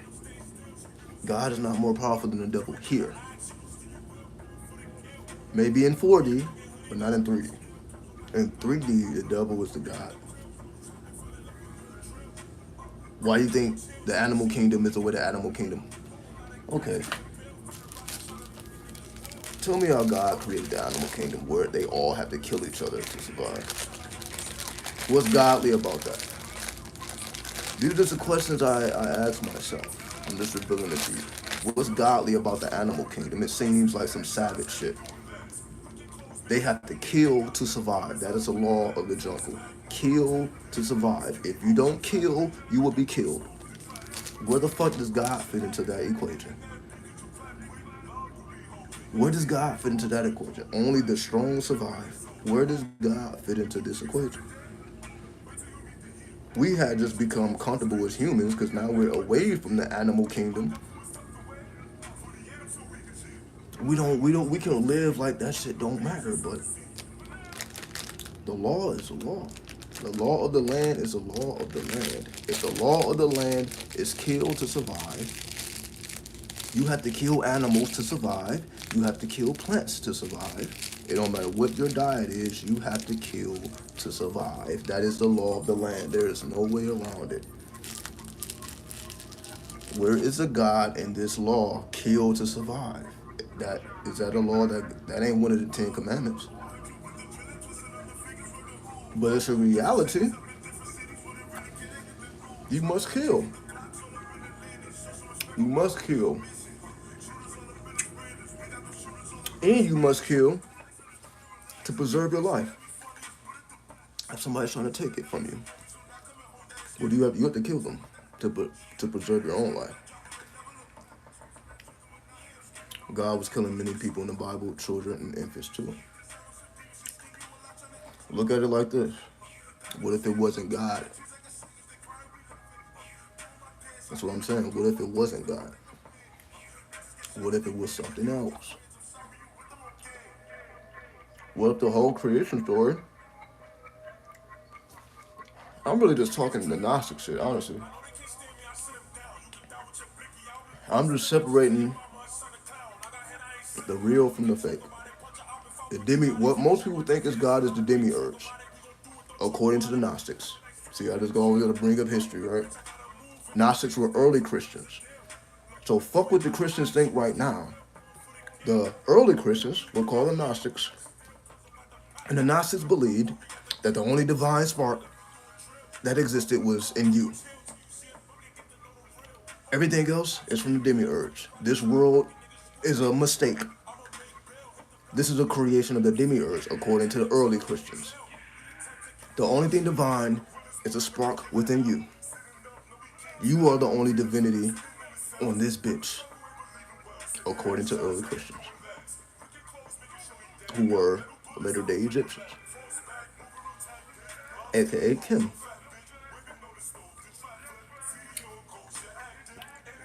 Right? All right then.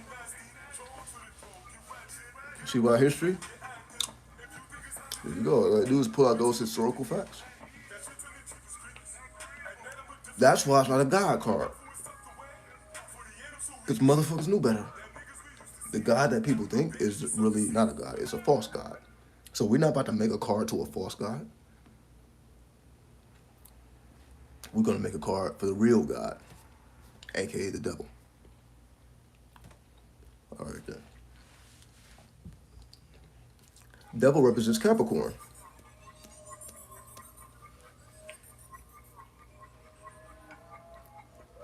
which is ruled by Saturn, aka Satan.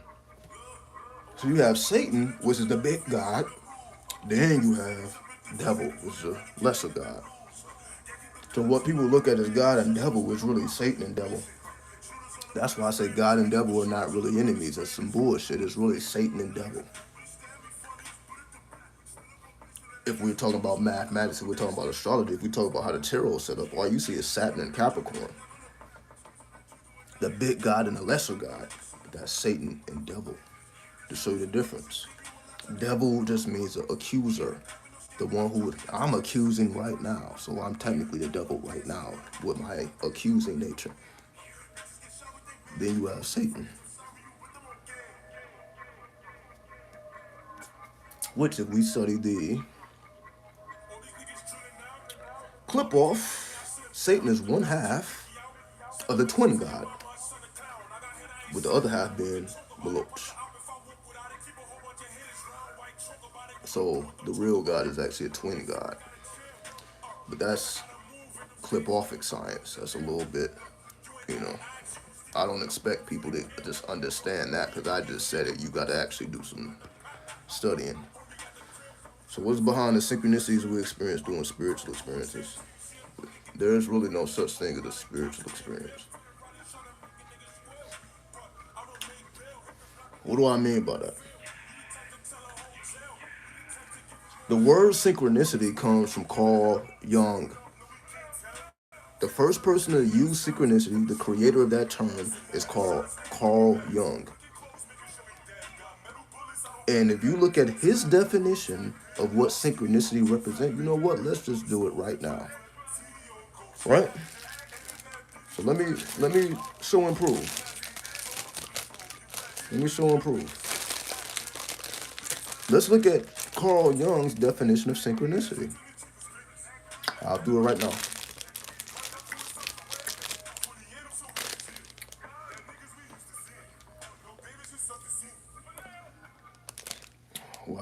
Watch this. Spirituality today is bullshit. So let me take you to the real shit. You see why we gotta always do our historical facts? All right. So we can separate the bullshit from the real shit. This is what I'm doing for you right now. Let's fuck spirituality, honestly. It's all bullshit. But let me show you the definition.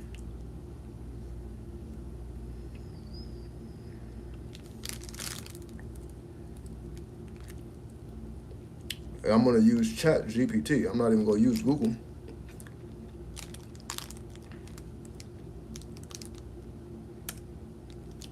I actually pay every month for Chat GPT. Imagine that. I pay $20 a month for this.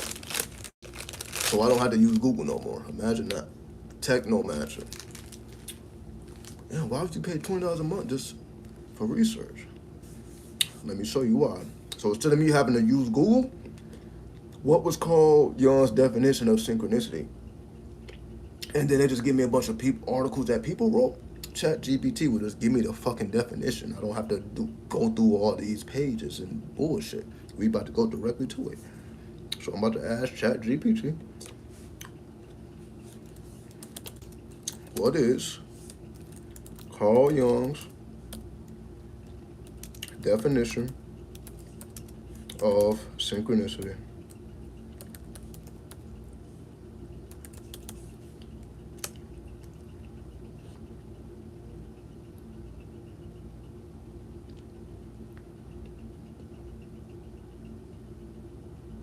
Okay, I'm gonna read exactly what it says. All right, so we can separate the bullshit from the real shit, right? Because most people have not studied Carl Jung, but they call themselves spiritual. They say, oh, spiritual, spiritual. Fuck all that. The person that created the term had a definition, and let's see what they said. Instead of what everybody else says, who they don't know what the fuck they're talking about. They have not even read the person that created the term. How are you using the term and you don't even know who created the term? That's today, right? So then when the real shit is presented to you, you're like, ah. But it's always been this way. That's why people just be making up shit. That's why I'm like, I'm not a spiritualist. People just be making up shit. I'm like, yo, how did you get to that conclusion? How the fuck did you read Carl Jung and come to that conclusion? That's how I be like, the people that claim to be this shit, I'm like, that is not in alignment with the person that introduced it. You made something spiritual that was more mathematical. But let's read, right? Let's read. I'm gonna take you out to the literature.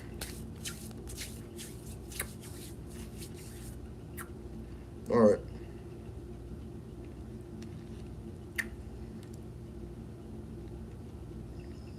Because this is before spirituality. So I want to emphasize this.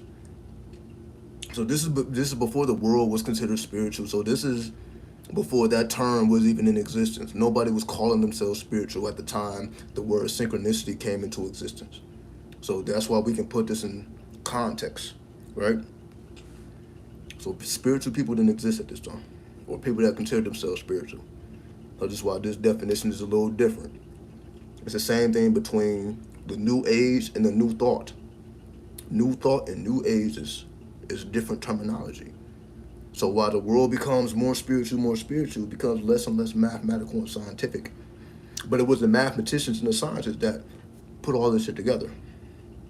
Spiritual people then diluted it. And now everybody just on some bullshit right now. Thank spiritual people for that.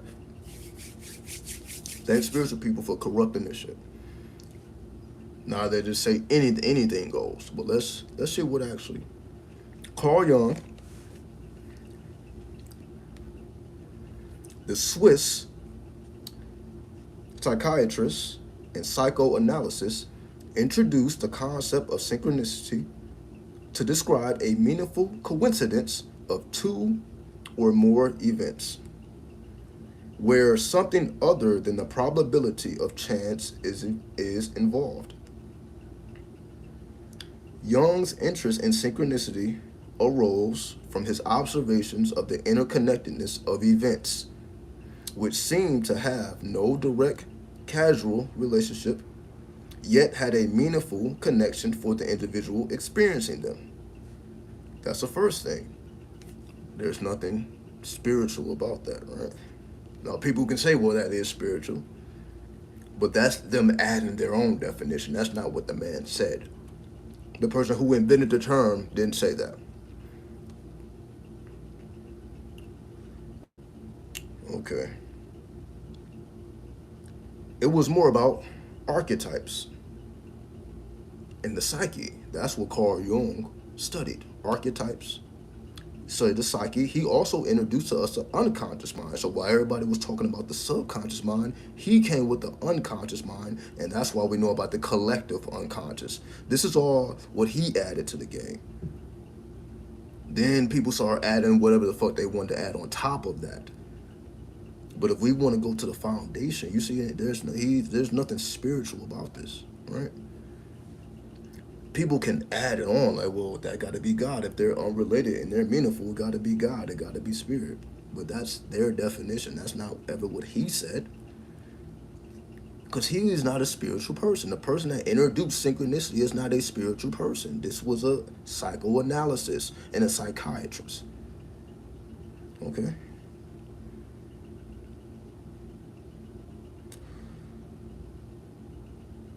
So let me continue, because there's different types of, because I want to read everything it says here. So let me read everything it says here. A few points about Jung's concept of synchronicity. One, a casual connection, meaning a casual, not a space casual, a casual, all one word, a casual connection. Unlike the cause and effect relationships we're familiar with, synchronistic events are connected by meaning than causality. So basically, he's saying this is not a result of karma, which is what most people are familiar with, right? This means that the events are not connected through a chain of cause and effect, but they still have a meaningful relationship. Number two, meaningful coincidence. Not all coincidences qualify as synchronistic. That's another thing. Anybody is just willing to put synchronicity on whatever the fuck, right? Any little thing. Everything is not synchronistic. Not all coincidences qualify as synchronistic. For a coincidence to be considered synchronistic, it must hold significant meaning for the person experiencing it. Significant meaning it ain't small. See, most people now, they just see a number pattern. Oh shit, 222, 333, 444. That means something. No. He's saying it must hold significant meaning. I mean, it's like, what the fuck? You're not getting a what the fuck because you saw a number pattern. But this is what people are doing nowadays. They fucking see anything and it means something. No, the fuck it doesn't. It's a coincidence, sure, but it's not synchronistic. Because, like, you don't even know what the fuck the meaning is. Or why did you see 444? Well, I don't know. So it can't be significant if you don't even, how does it connect to you? If you don't even know how that connects to, you're trying to figure it out, that's not synchronicity. If you're still like, well, what does it mean? But it's coincidence. Number three, archetypes. Jung believed that synchronistic events are often tied to archetypes. So in order for something to be significant, according to the creator, he said it had to be associated with archetypes. Nothing spiritual about this, okay? Which are universal symbols or themes that exist in the collective unconsciousness of humanity. That's what an archetype is. I'll read it one more time. Archetypes. Jung believed that synchronistic events are often tied to archetypes, which are universal symbols or themes that exist in the collective unconsciousness of humanity. Nothing spiritual about that. This is just collective unconsciousness. This is already going on. Let's continue. There's one more point. Number four, bridge between matter and psyche. Jung saw synchronicity as a phenomenon that could bridge the gap between the material world and the psychological world, hinting at a deeper underlying order. So it's really a bridge between matter and the psyche, your own psyche. Nothing spiritual about that. So, coming directly from the creator of the word synchronicity, you see there, spiritual, that word was not even being used. This is talking about the collective unconsciousness. It's talking about archetypes. It's talking about universal symbols. This is all mathematics, because this is all astrology. Nothing spiritual about this. No spirits slapping that goddamn. No, this is matter. The bridge between matter and the psyche. All right? That's it. So I just wanted to reiterate that, because we have lost our goddamn mind thinking everything is spiritual when it's not. It's not, right? But because we don't know the lingo, because everybody's using the same terms, spiritual is just a universal term that really don't mean anything. At least Carl Jung actually gave it some type of context, right? Is there such thing as supernatural? I'm gonna type it in right now. See, I'm giving y'all, this is real exclusive right now. I have to pay for this, right? $20 a month. I'll ask a question for you, right? As a technomancer, right? So that way, I'm doing this just to remove my own ego out of it. So y'all don't think that is just me being big headed. I'm like, yeah, let me actually read the words from the creator.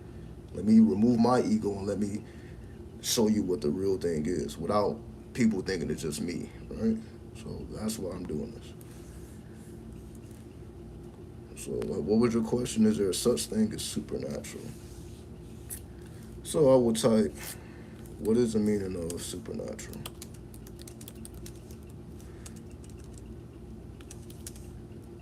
What is the meaning of supernatural?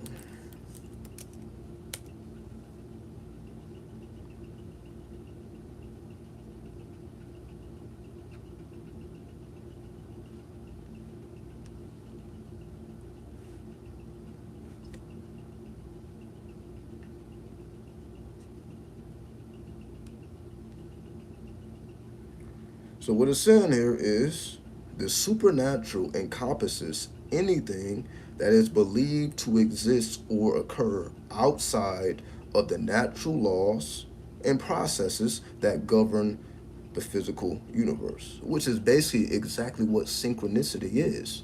Because it just told us that these are events that are happening outside of cause and effect.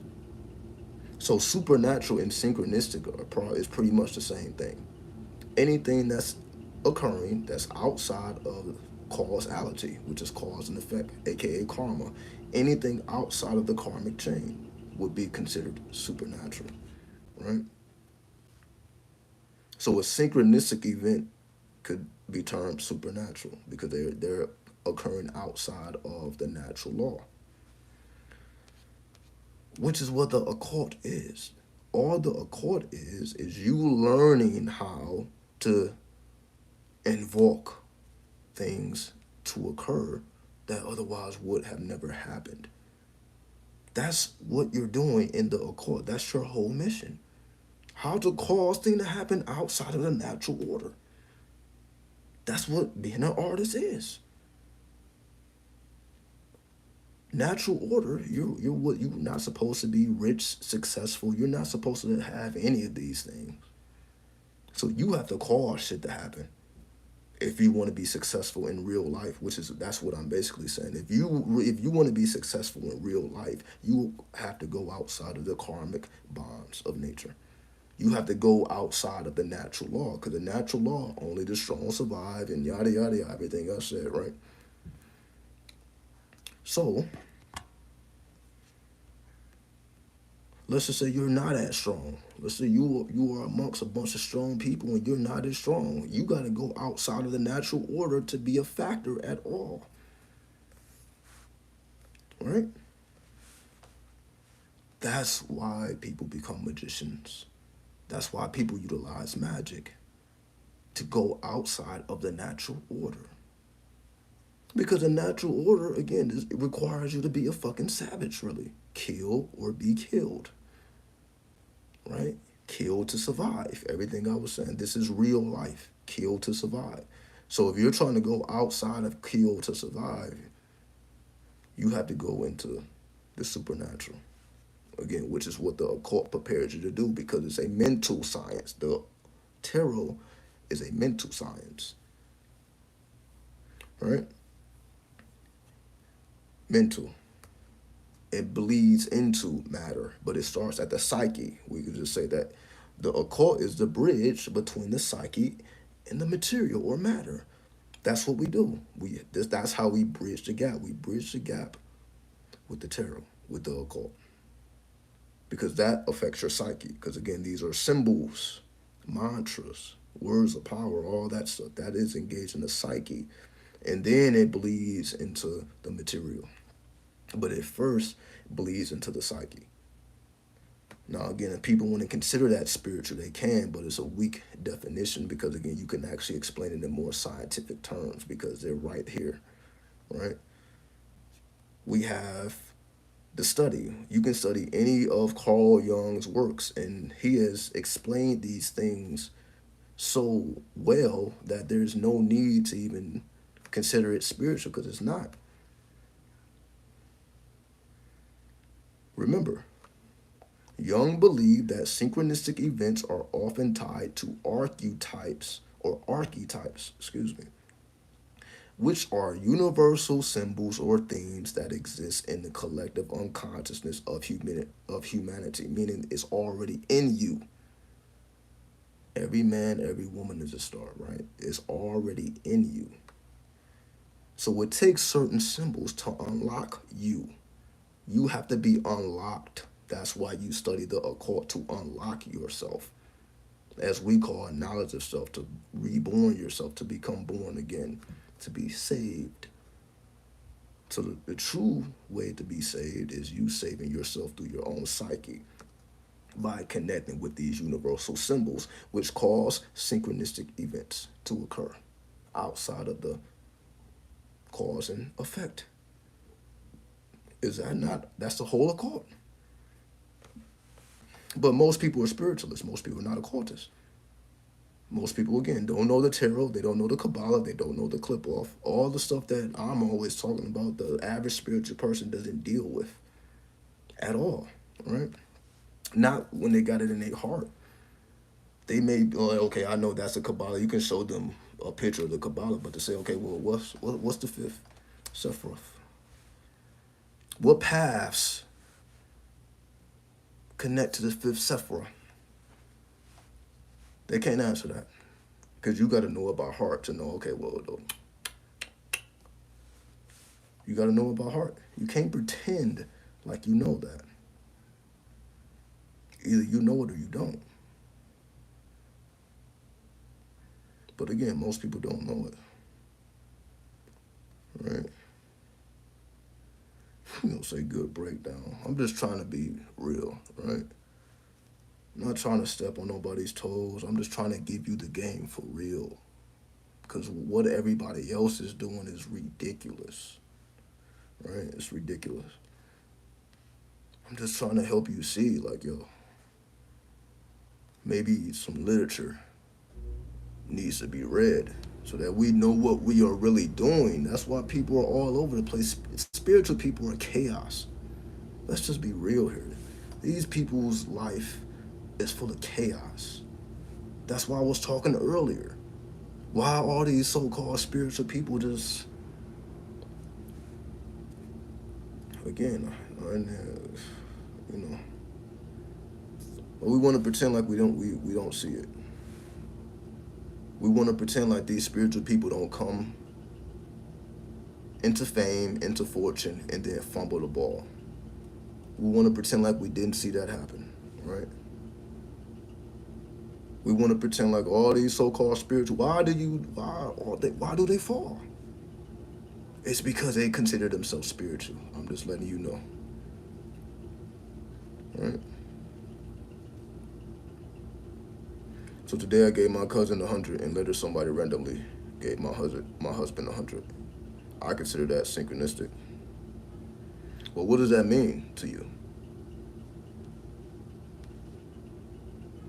You see how we're just looking at the outside events? Because the similarity is the $100 bill. I gave it and it came back. But what is the significance that has for you?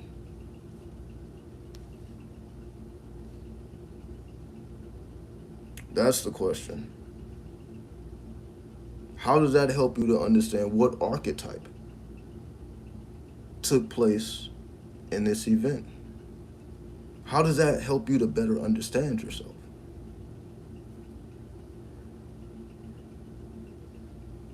That's the questions that need to be. How does that help you to merge your psyche into matter? Everything that we just explained. How does that help you to understand these factors that's actually occurring, which is based in mathematics, How does that help you?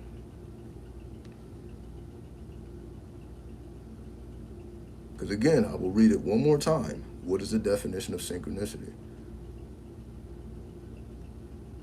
Carl Jung, the Swiss psychiatrist and psychoanalysis, introduced the concept of synchronicity to describe a meaningful coincidence of two or more events where something other than the possibility of chance is involved.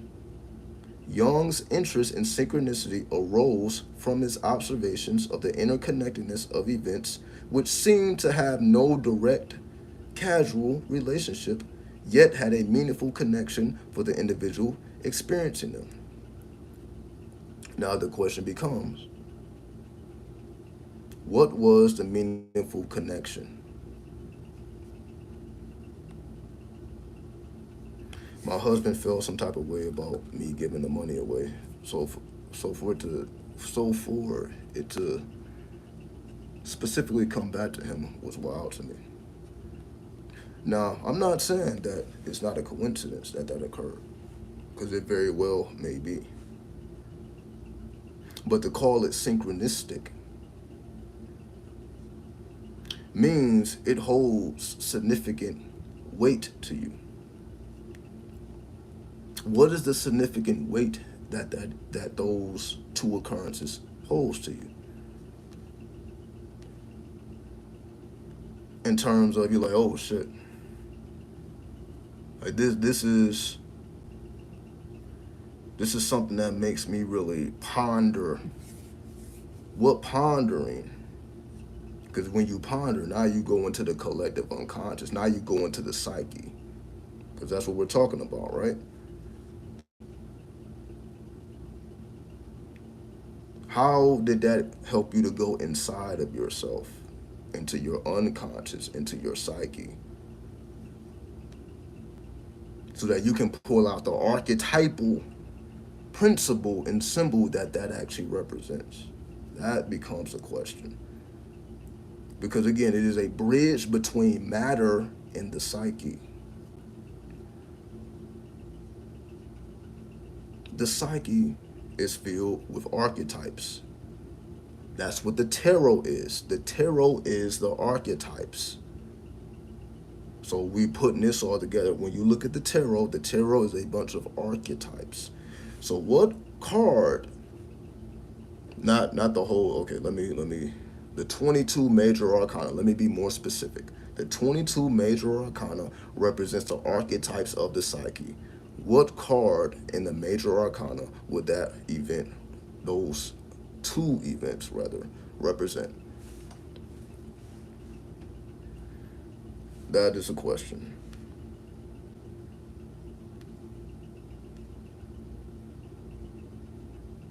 Because if it was truly synchronistic,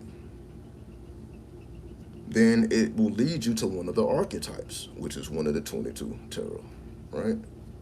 Because that's what synchronicity is supposed to do. I'm just explaining. For something to be a synchronicity, it takes you beyond the physical,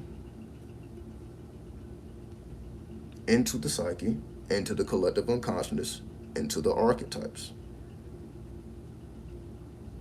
When you connect with the archetypes, it helps you to bridge between matter and the psyche. So in order to become the bridge between the matter and the psyche, it has to be connected through an archetype. So which of the 22 archetypes describes that chain of events that appear to be supernatural or have a casual connection? If we want to be specific, what is the a casual connection between those two events that help you to unlock the true nature of things?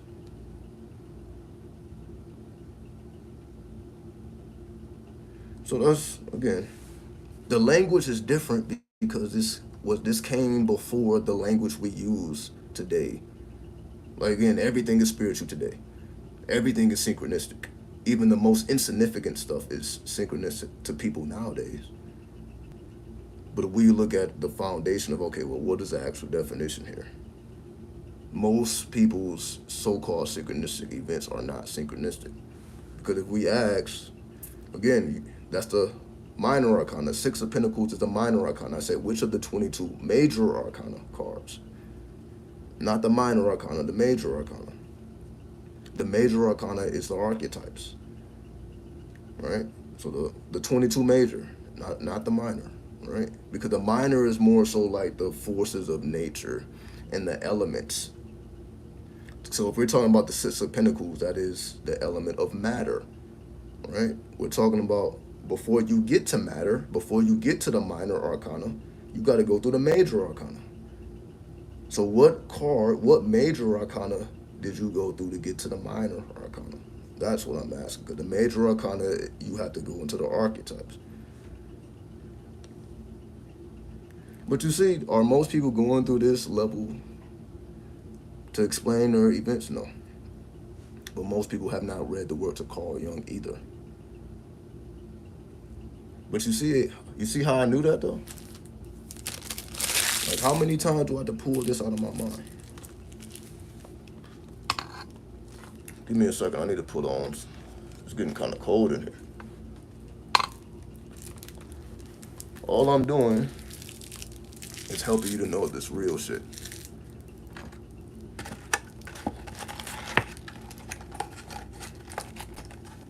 Because I know nobody else is gonna do it, right? Everybody just let everybody get away. Like, oh, this is this is that. I would be doing you a injustice. I'm like, okay, let's actually let me help you to understand what's really going on. Instead of just letting you think like, okay, what is this? Like, okay, if it really is this, then this is how we can get to that conclusion. Because we just read the definition. We just read synchronicity has to connect you through a archetype. So what archetype was it connected to?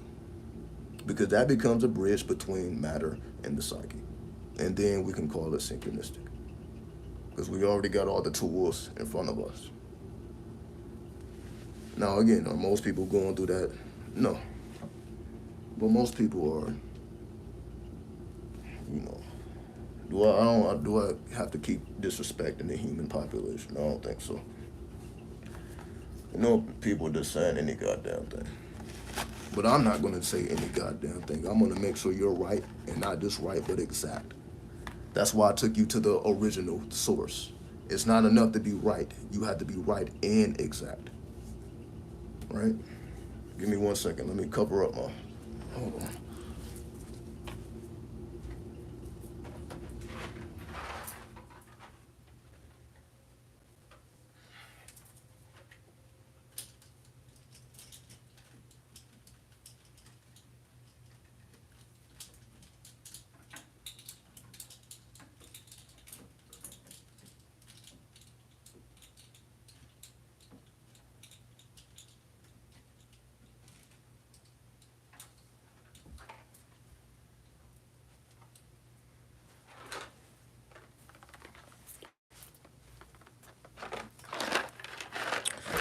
All right.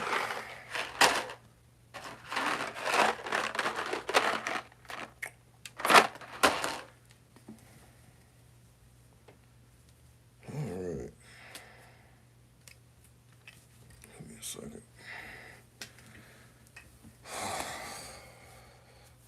Gotta put on my robe. Oh no, it's not a robe. It's a shawl. All right.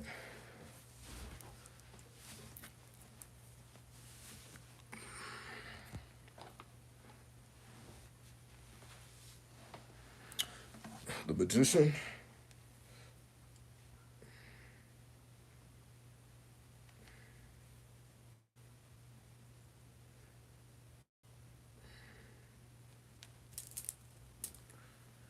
All right.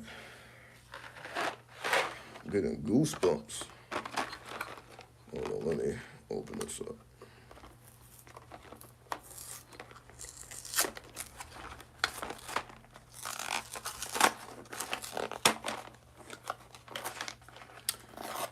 So if it was a magician, then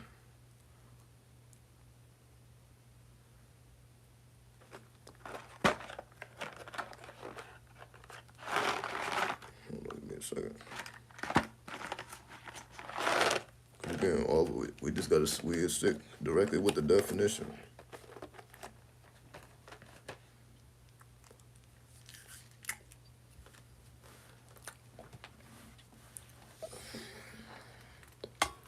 Give me a second.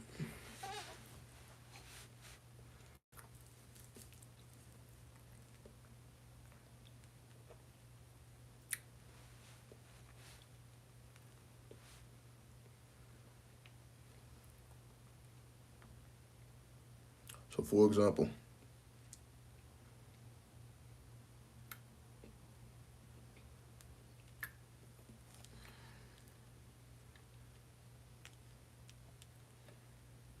if we think about the magician card or the magus, the old way was the magician. It's really the magus. And let me explain to you why. I'll just use Chat GPT, right? What's the difference between a magician and a magus? Because remember, right and exact, right?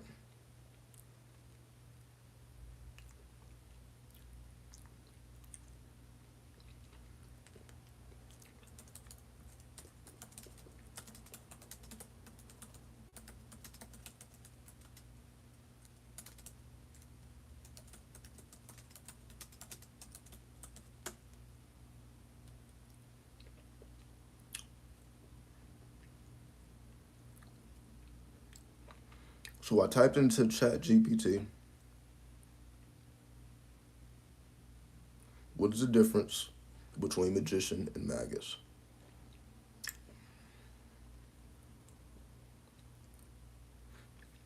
And the reason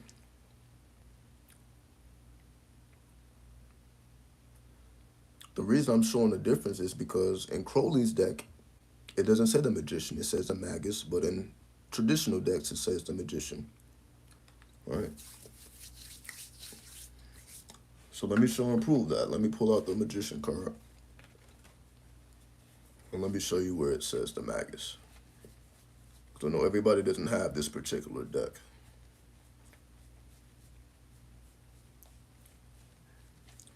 But Crowley made a lot of changes to the tarot. He updated the tarot. Here it is. And one of the updates to the tarot, the magician card is called the magus. So as you see, it doesn't say the magician, it says the magus. Why? Why did he remove the magician and replace it with magus? So let me tell you what Chat GPT says.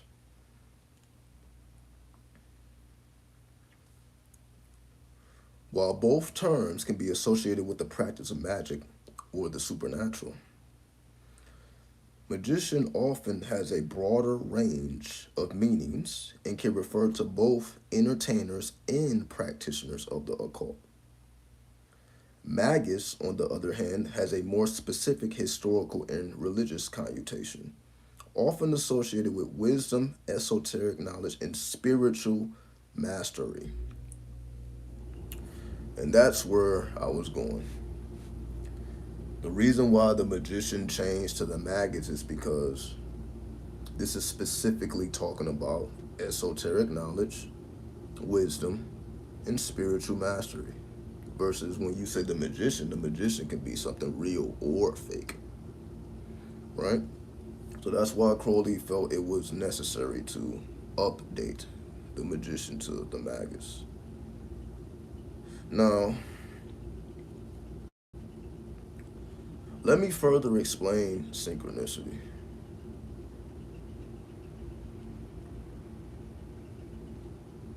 Well, not let me further explain it, but let me clear it up, because that was like a short type of meaning.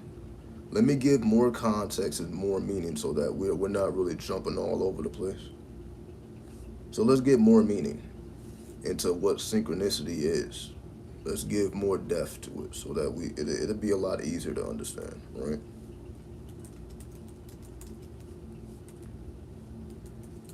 Because I know we're just kind of glazing the surface at this point, but let's actually go a little further.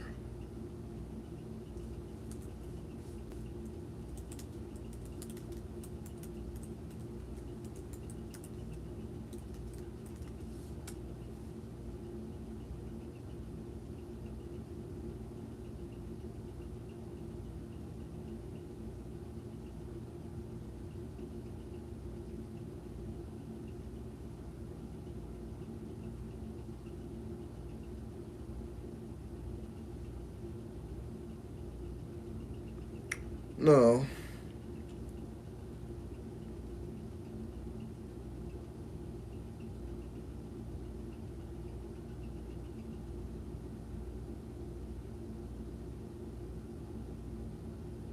because you know it takes a second for the answers to be generated here.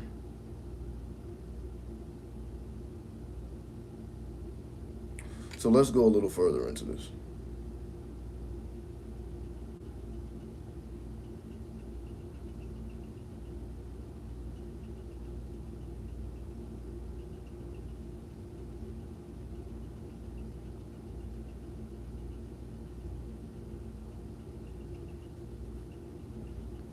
For example, number four, nature of reality. One of the more profound implications of synchronicity is its challenge to the controversial or the conventional understanding of reality. If events can be connected by meaning rather than cause, it suggests a universe where consciousness and the physical world are more deeply intertwined than traditionally believed. Right? So, for example,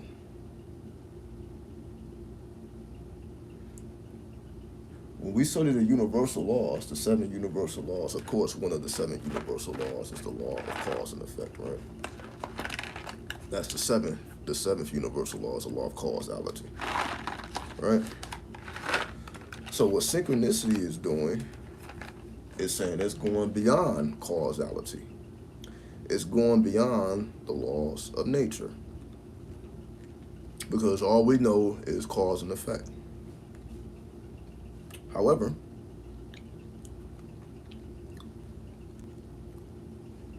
as we became more defined in how we explain things, we realize that, okay, things are happening outside of this cause and effect, which, for example, number three, collective unconsciousness and archetypes.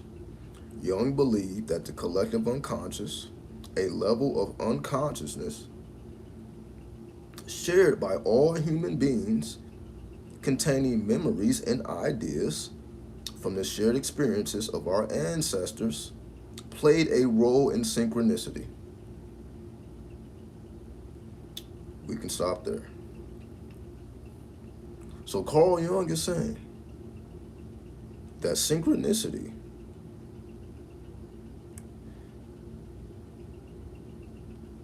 I'll read it one more time before I even go deep into it. Let me read it one more time. Jung believed that the collective unconscious, a level of unconscious shared by all human beings containing memories and ideas from the shared experiences of our ancestors, played a role in synchronicity. This collective unconscious contains archetypes, which are universal symbols or themes. Synchronistic events often resonate with these archetypes, suggesting a deep underlying order in the universe. So, what he's saying is synchronicity actually plays a role with our ancestors, which is the dead. The dead. What do we call it when we interact and commune with the dead? Necromancy, which is one of the forbidden arts. So Carl Jung is saying synchronicity resonates with archetypes because it resonates with our ancestors. And because it resonates with our ancestors, it influences our psyche, Our psyche is a generational thing. Our psyche is what connects all of the generations, right? So if the ancestors play a role in synchronicity, one may say that synchronicity is really just talking about how the dead are pulling strings. Not God, the dead. Which I actually like, fuck it then. Long as it ain't God. Carl Jung said it's your ancestors that's causing this synchronistic shit. I'm cool with that. So if ancestors play a part in synchronicity, you can understand why necromancy is forbidden. Because clearly engaging in necromantic practices will cause synchronicity to occur. Not saying that that's what you were doing, but I'm just connecting the pieces of, okay, well, if you consider it synchronistic, then it has something to do with your ancestors. And if it has something to do with your ancestors, it has something to do with the archetypes. If it has something to do with the archetypes, it has something to do with your psyche. So if you have built that pyramid, then by all means, it's synchronistic.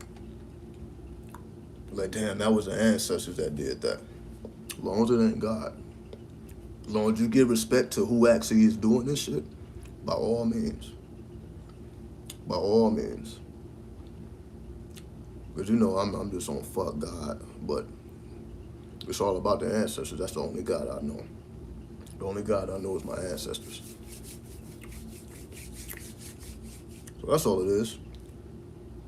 Because the same thing, people put spirituality on anything. People put God on anything, and it's not spirituality. It's not God. It's actually the fucking ancestors, which is real shit. People that you really knew, that's fucking with you. Now, people you don't know is people you knew. Now, of course, our ancestors go beyond the people we actually knew. But of course, they're going to have a deeper connection than the people you didn't know. I'm sure your grandmother and your grandfather, they would actually be more willing to assist you than the ancestors you don't know, right? I'm sure they play a bigger part. I can even say for myself, my great-grandparents, I'm sure that they call synchronicity in my life all the goddamn time. I'm not going to say it's God, though, because I know it's deeper than that, right? I'm like, it's never God. Like, don't, like, God ain't doing shit. It's never God. It's always the ancestors. That's why synchronicity is so personal. Because like, yo, it's like somebody knew me did this. This is not a coincidence. This is like somebody had to know me. And they like, yo, that's exactly what I needed. How the fuck was it that exact? Makes sense when you consider the ancestors, because they really do know you. Right?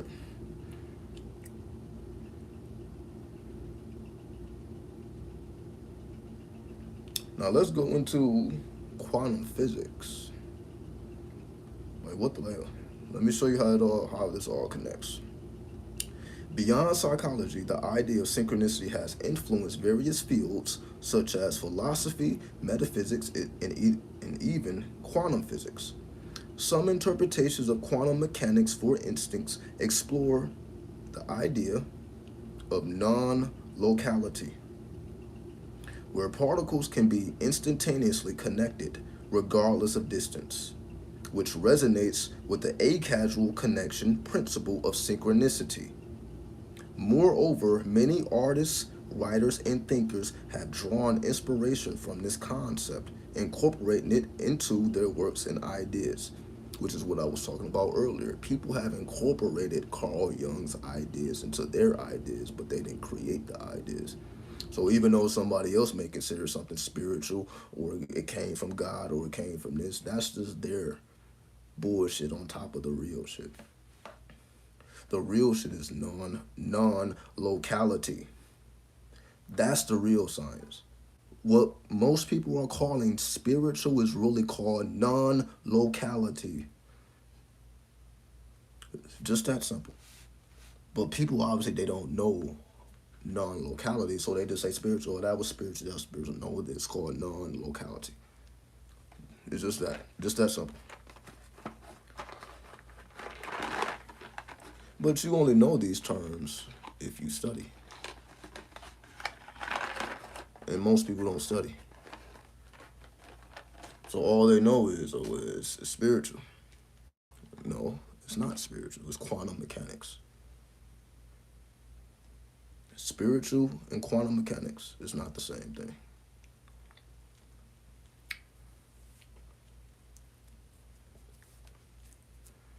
So, for everybody watching, you don't have to say spiritual no more. It's not. It's non-locality. If you understand non-locality, that explains spirituality. So how can it not be the same? Let me read it one more time. The idea of non-locality, where particles can be instantaneously connected regardless of distance. Instantaneously connected. So they can be on one side of the universe, another side, but they can instantaneously connect.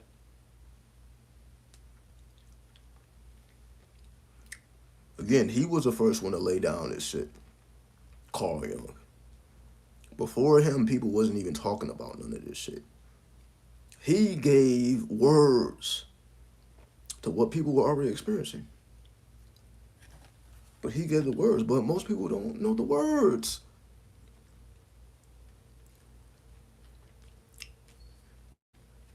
But you know now. You know now. Our ancestors are working in our favor. They definitely are. They are our gods and goddesses. Fuck everything else. Our ancestors are our gods and our goddesses. Right? They're the quantum leapers. That's why we always worship ancestors. That's been the practice forever. In the dead, because ancestors are dead people to us. But clearly they're still making shit happen for us. In a non-local way. So it's not local. Like you ain't go to their house and they give you money. They gave you money through the quantum. They instantaneously connected particles for your ass. They snap their fingers. Not a God that don't even know who you are. It's the gods that know who you are. It's the gods that know who you are. Not the ones that don't. Not to say that you can't get to know the gods and goddesses that you don't know.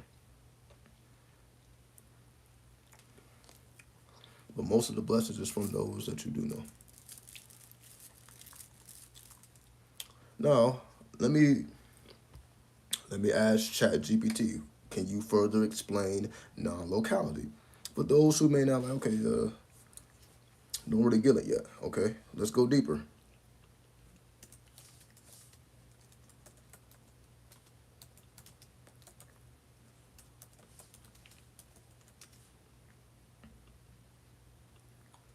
All right, so let's give a little bit more context into non-locality.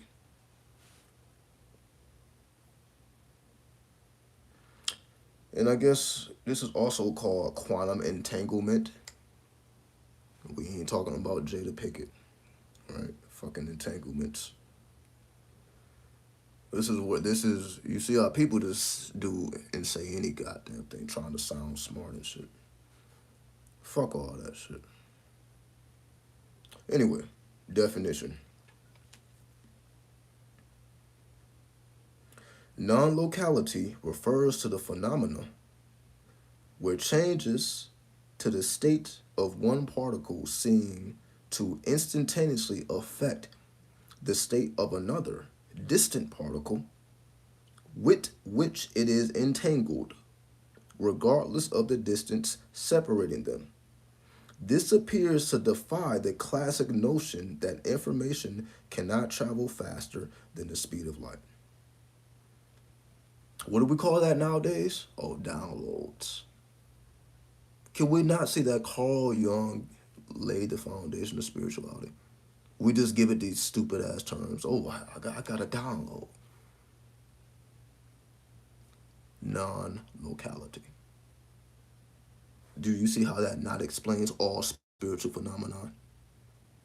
But we just use these same terms over and over like we know what the fuck we're talking about and we don't. But that's why it's my responsibility to put you up on what's really going on here so that you don't get caught up with everybody else. You're like, no, you're going to start to sound different when you read Carl Jung. For those who decide to read his works, you're going to start to sound different because you're going to know more lingo than the average. You know. So that's all I'm doing. You know, I'm putting you up on game so that you don't get lost in the sauce. Because I'm taking you to the foundation. So if you ever get lost, you can always go back to the foundation. You can always go back to non-locality. That's spiritual. It's called non-locality. I don't give a fuck what you think you're experiencing. It's non-locality. Quantum entanglement, non-locality. All right then. Entanglement. The heart of non-locality lies in quantum entanglement. When two quantum particles become entangled, the state of one particle becomes correlated with the state of another. If you measure one particle's state, aka its spin, you will instantly know the state of the other particle, no matter how far apart they are. So basically what's being affected is the spin of the particle. So particles, when they're quantumly entangled, you can study the spin or the rotation of one and also know the state of another. So they're studying the spin. We're spinning right now. We just appear to be motionless. But every atom in your body is spinning. See, this is what I like about the chat GPT. I can ask all these questions. I just get a fucking answer. Do you know how long it would take for me to get these answers using a search engine? And this is not an advertisement for chat GPT. I'm like, yo, this is useful. You can just get directly to the point without going through somebody else's dumbass logic. Somebody wrote an article, here's who Carl Jung was. They're like, fuck you. What did he say? That's why I fuck Google, fuck search engines, because you're just reading other people's opinions who ain't even qualified to give an opinion. They're not even qualified to give an opinion. Just go to the source. Everybody trying to explain shit, they just made it more confusing, trying to explain it. Most people don't even make sense. Most spiritual people don't even make sense. They don't make any type of sense because they're just all imagination. Neptunians, I'm showing you how to be a Uranian here. I'm a Plutonian because when Uranus and Pluto come together, atomic bomb. All right then. Anyway.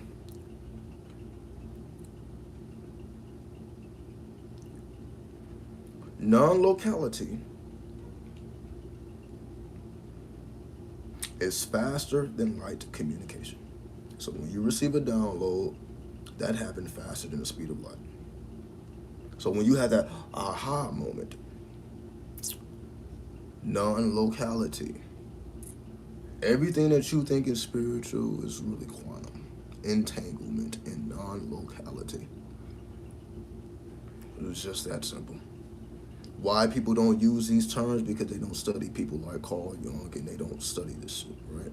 They're studying other people's books that they don't know anything about this shit either. It's not easy to read a Carl Jung or Aleister Crowley. That's why most people don't. So I'm not saying it like this shit is easy to understand. It's not. It's not easy to understand, but is it necessary? Yes. In summary, non-locality in quantum mechanics is a phenomenon where distinct particles exhibit correlations that cannot be explained by local interactions, defying our everyday notions of space and causality. So not only is it about causality, it's about space.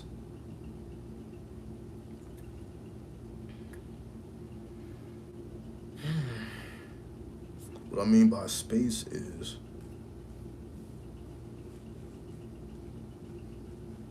that's how we measure things. We measure things by the space in between. What is like, there's 1 mile between your house and this store. We measure by space. So when you can no longer depend on space, you can no longer measure. So things appear to be chaotic, but it's not chaotic. It's actually, there's an underlying law. I mean, there's a law beyond the universal laws. And that's what Carl Jung, he tapped into it and he did his best to explain it. Even though most people, again, don't know the type of work that he put in, all spiritual people should know Carl Jung because he what is what really gave birth to motherfuckers, honestly. Let's just be honest. If it wasn't for Carl Jung, spiritual people wouldn't even exist. They because this is the foundation. They wouldn't because again the whole foundation is based off of the language. They're using certain terms that people resonate with. Again, whether it's synchronicity, whether it's what is it, Kundalini, the trigger points. They just use these words that are popular. But if you ask them, well, where did that idea come from? And they couldn't tell you, it's like, all right. How do you know about an idea and didn't study the person that brought the idea to the world? How did you miss that? But most people do. How they do it, I don't fucking know. I'm like, yo, if I learn a new word, I'm like, okay, who invented this word and what did they mean by it? But if you never did that, again, just like most people don't know Crowley's works, but his effects can still be felt today, obviously, right? But if you ask them what's your favorite Aleister Crowley quote, they don't fucking know. But it's supposed to be like that. I'm not saying it's not like that. That's a bad thing. It's a good thing because it allows you to be that way. Imagine that. If everybody was on it, then people like me would have no need to exist. I could be living my goddamn life, fucking with bad bitches and shit. I can be living my damn life, but I can't do that. I can't do that, right? I'd rather be in the house and educate and share the wisdom so that it's not just me. We can match energy. Now the energy can be matched because if I reveal to you how I got to where I got, then that means you can do it too, right? All I'm doing is bridging the gap. This is how you get from point A to point B without losing yourself in the process or the journey. Many people take journeys and they don't know how to make their way back. Which is the foundation, which is what I'm doing now. Most people are so 21st century, they haven't went back to the 20th century. Carl Jung comes from the 20th century, right? So if all you know is teachers that came in the 21st century, then of course you're not going to know a Crowley or Carl Jung, right? You're not going to know a Nikola Tesla. It's not really going to resonate. It's like it's too distant. That's I guess that's the crazy thing. I don't listen to old music, but I like old literature. I guess that's the Libra. That's a Libra in me. My Vedic sign is Libra. I know I'm Scorpio, so y'all understand the grimness, but in terms of why I'm into literature, that's probably the Libra in me, right? That's my Vedic sign. So I'm like, okay, yeah, I see that, cause you see, I stay quoting fucking literature, but that's why certain shit can't get past me. I'm like, yo, I know where the idea comes from. So when I hear people explaining shit, like I know where that came from. It's only so many people that gave to the occult.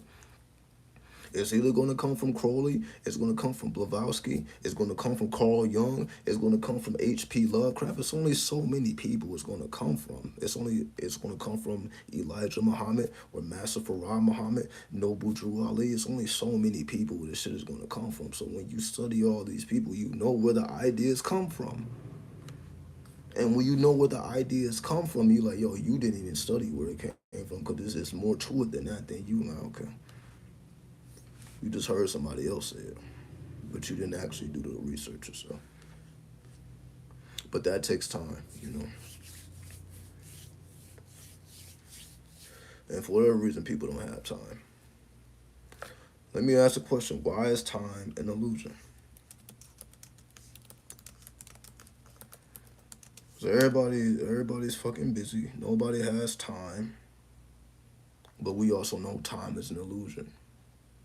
So how does nobody have time to do shit? Because they're always busy, but then we know time is an illusion. How the fuck does that work? Either time is real or it ain't.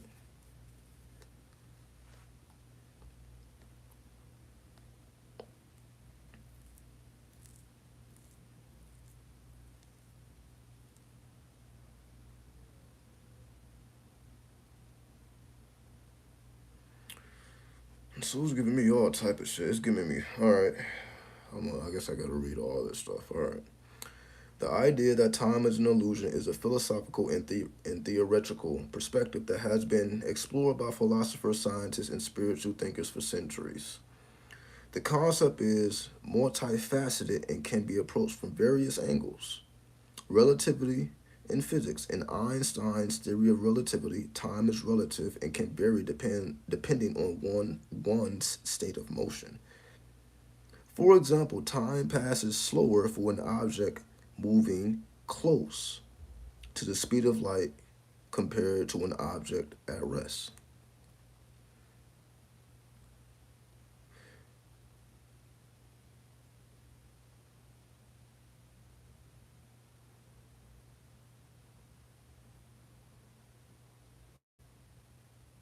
This relativistic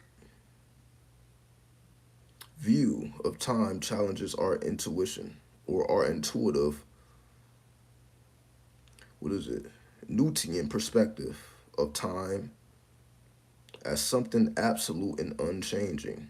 So basically, what it's saying is when it comes to Newton, so it started with Newton, where time is something absolute and unchanging. Then Einstein came along and said, okay, well, time actually moves slower if the closer you're traveling to the speed of light.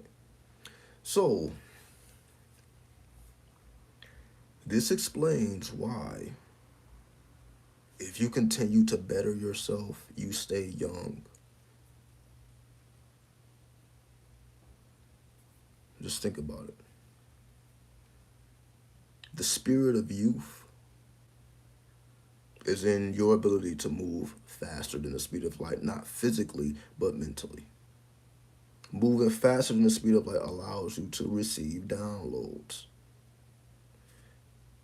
which changes your perspective. So when you are willing to change, you get younger. So you may have thought one way for a certain amount of time, but then you change and you're willing to change. And your willingness to change over time, meaning through receiving your downloads, actually allowed you to stay young. Cause so it ain't even an age thing. It's about a mentality. That's why people could seem older when they're young, cause that just reflects their stubbornness of thinking, of thought. I guarantee you, you find somebody that look old but they're young. This person has a stubborn ass mentality. They're just unwavering about whatever it is that they believe or think. It reflects in their mental, and you can tell. Philosophical perspective. Some philosophers argue that time as we perceive it is a human made construct to make sense of change and causality in the world. Without change, there would be no need for the concept of time. So, from a philosophical perspective, time is man made, which will explain why we say time is not real because we created it. Time didn't create itself, we created time as a way to measure life, which is a tool of measurement. It's all mathematics. Well, if the universe, if the language of the universe is mathematics, then of course you're going to need tools to measure the universe, which is why you see the square and compass in the masonry symbol. Because everything is math, so you need tools to measure this math. So that's all masonry is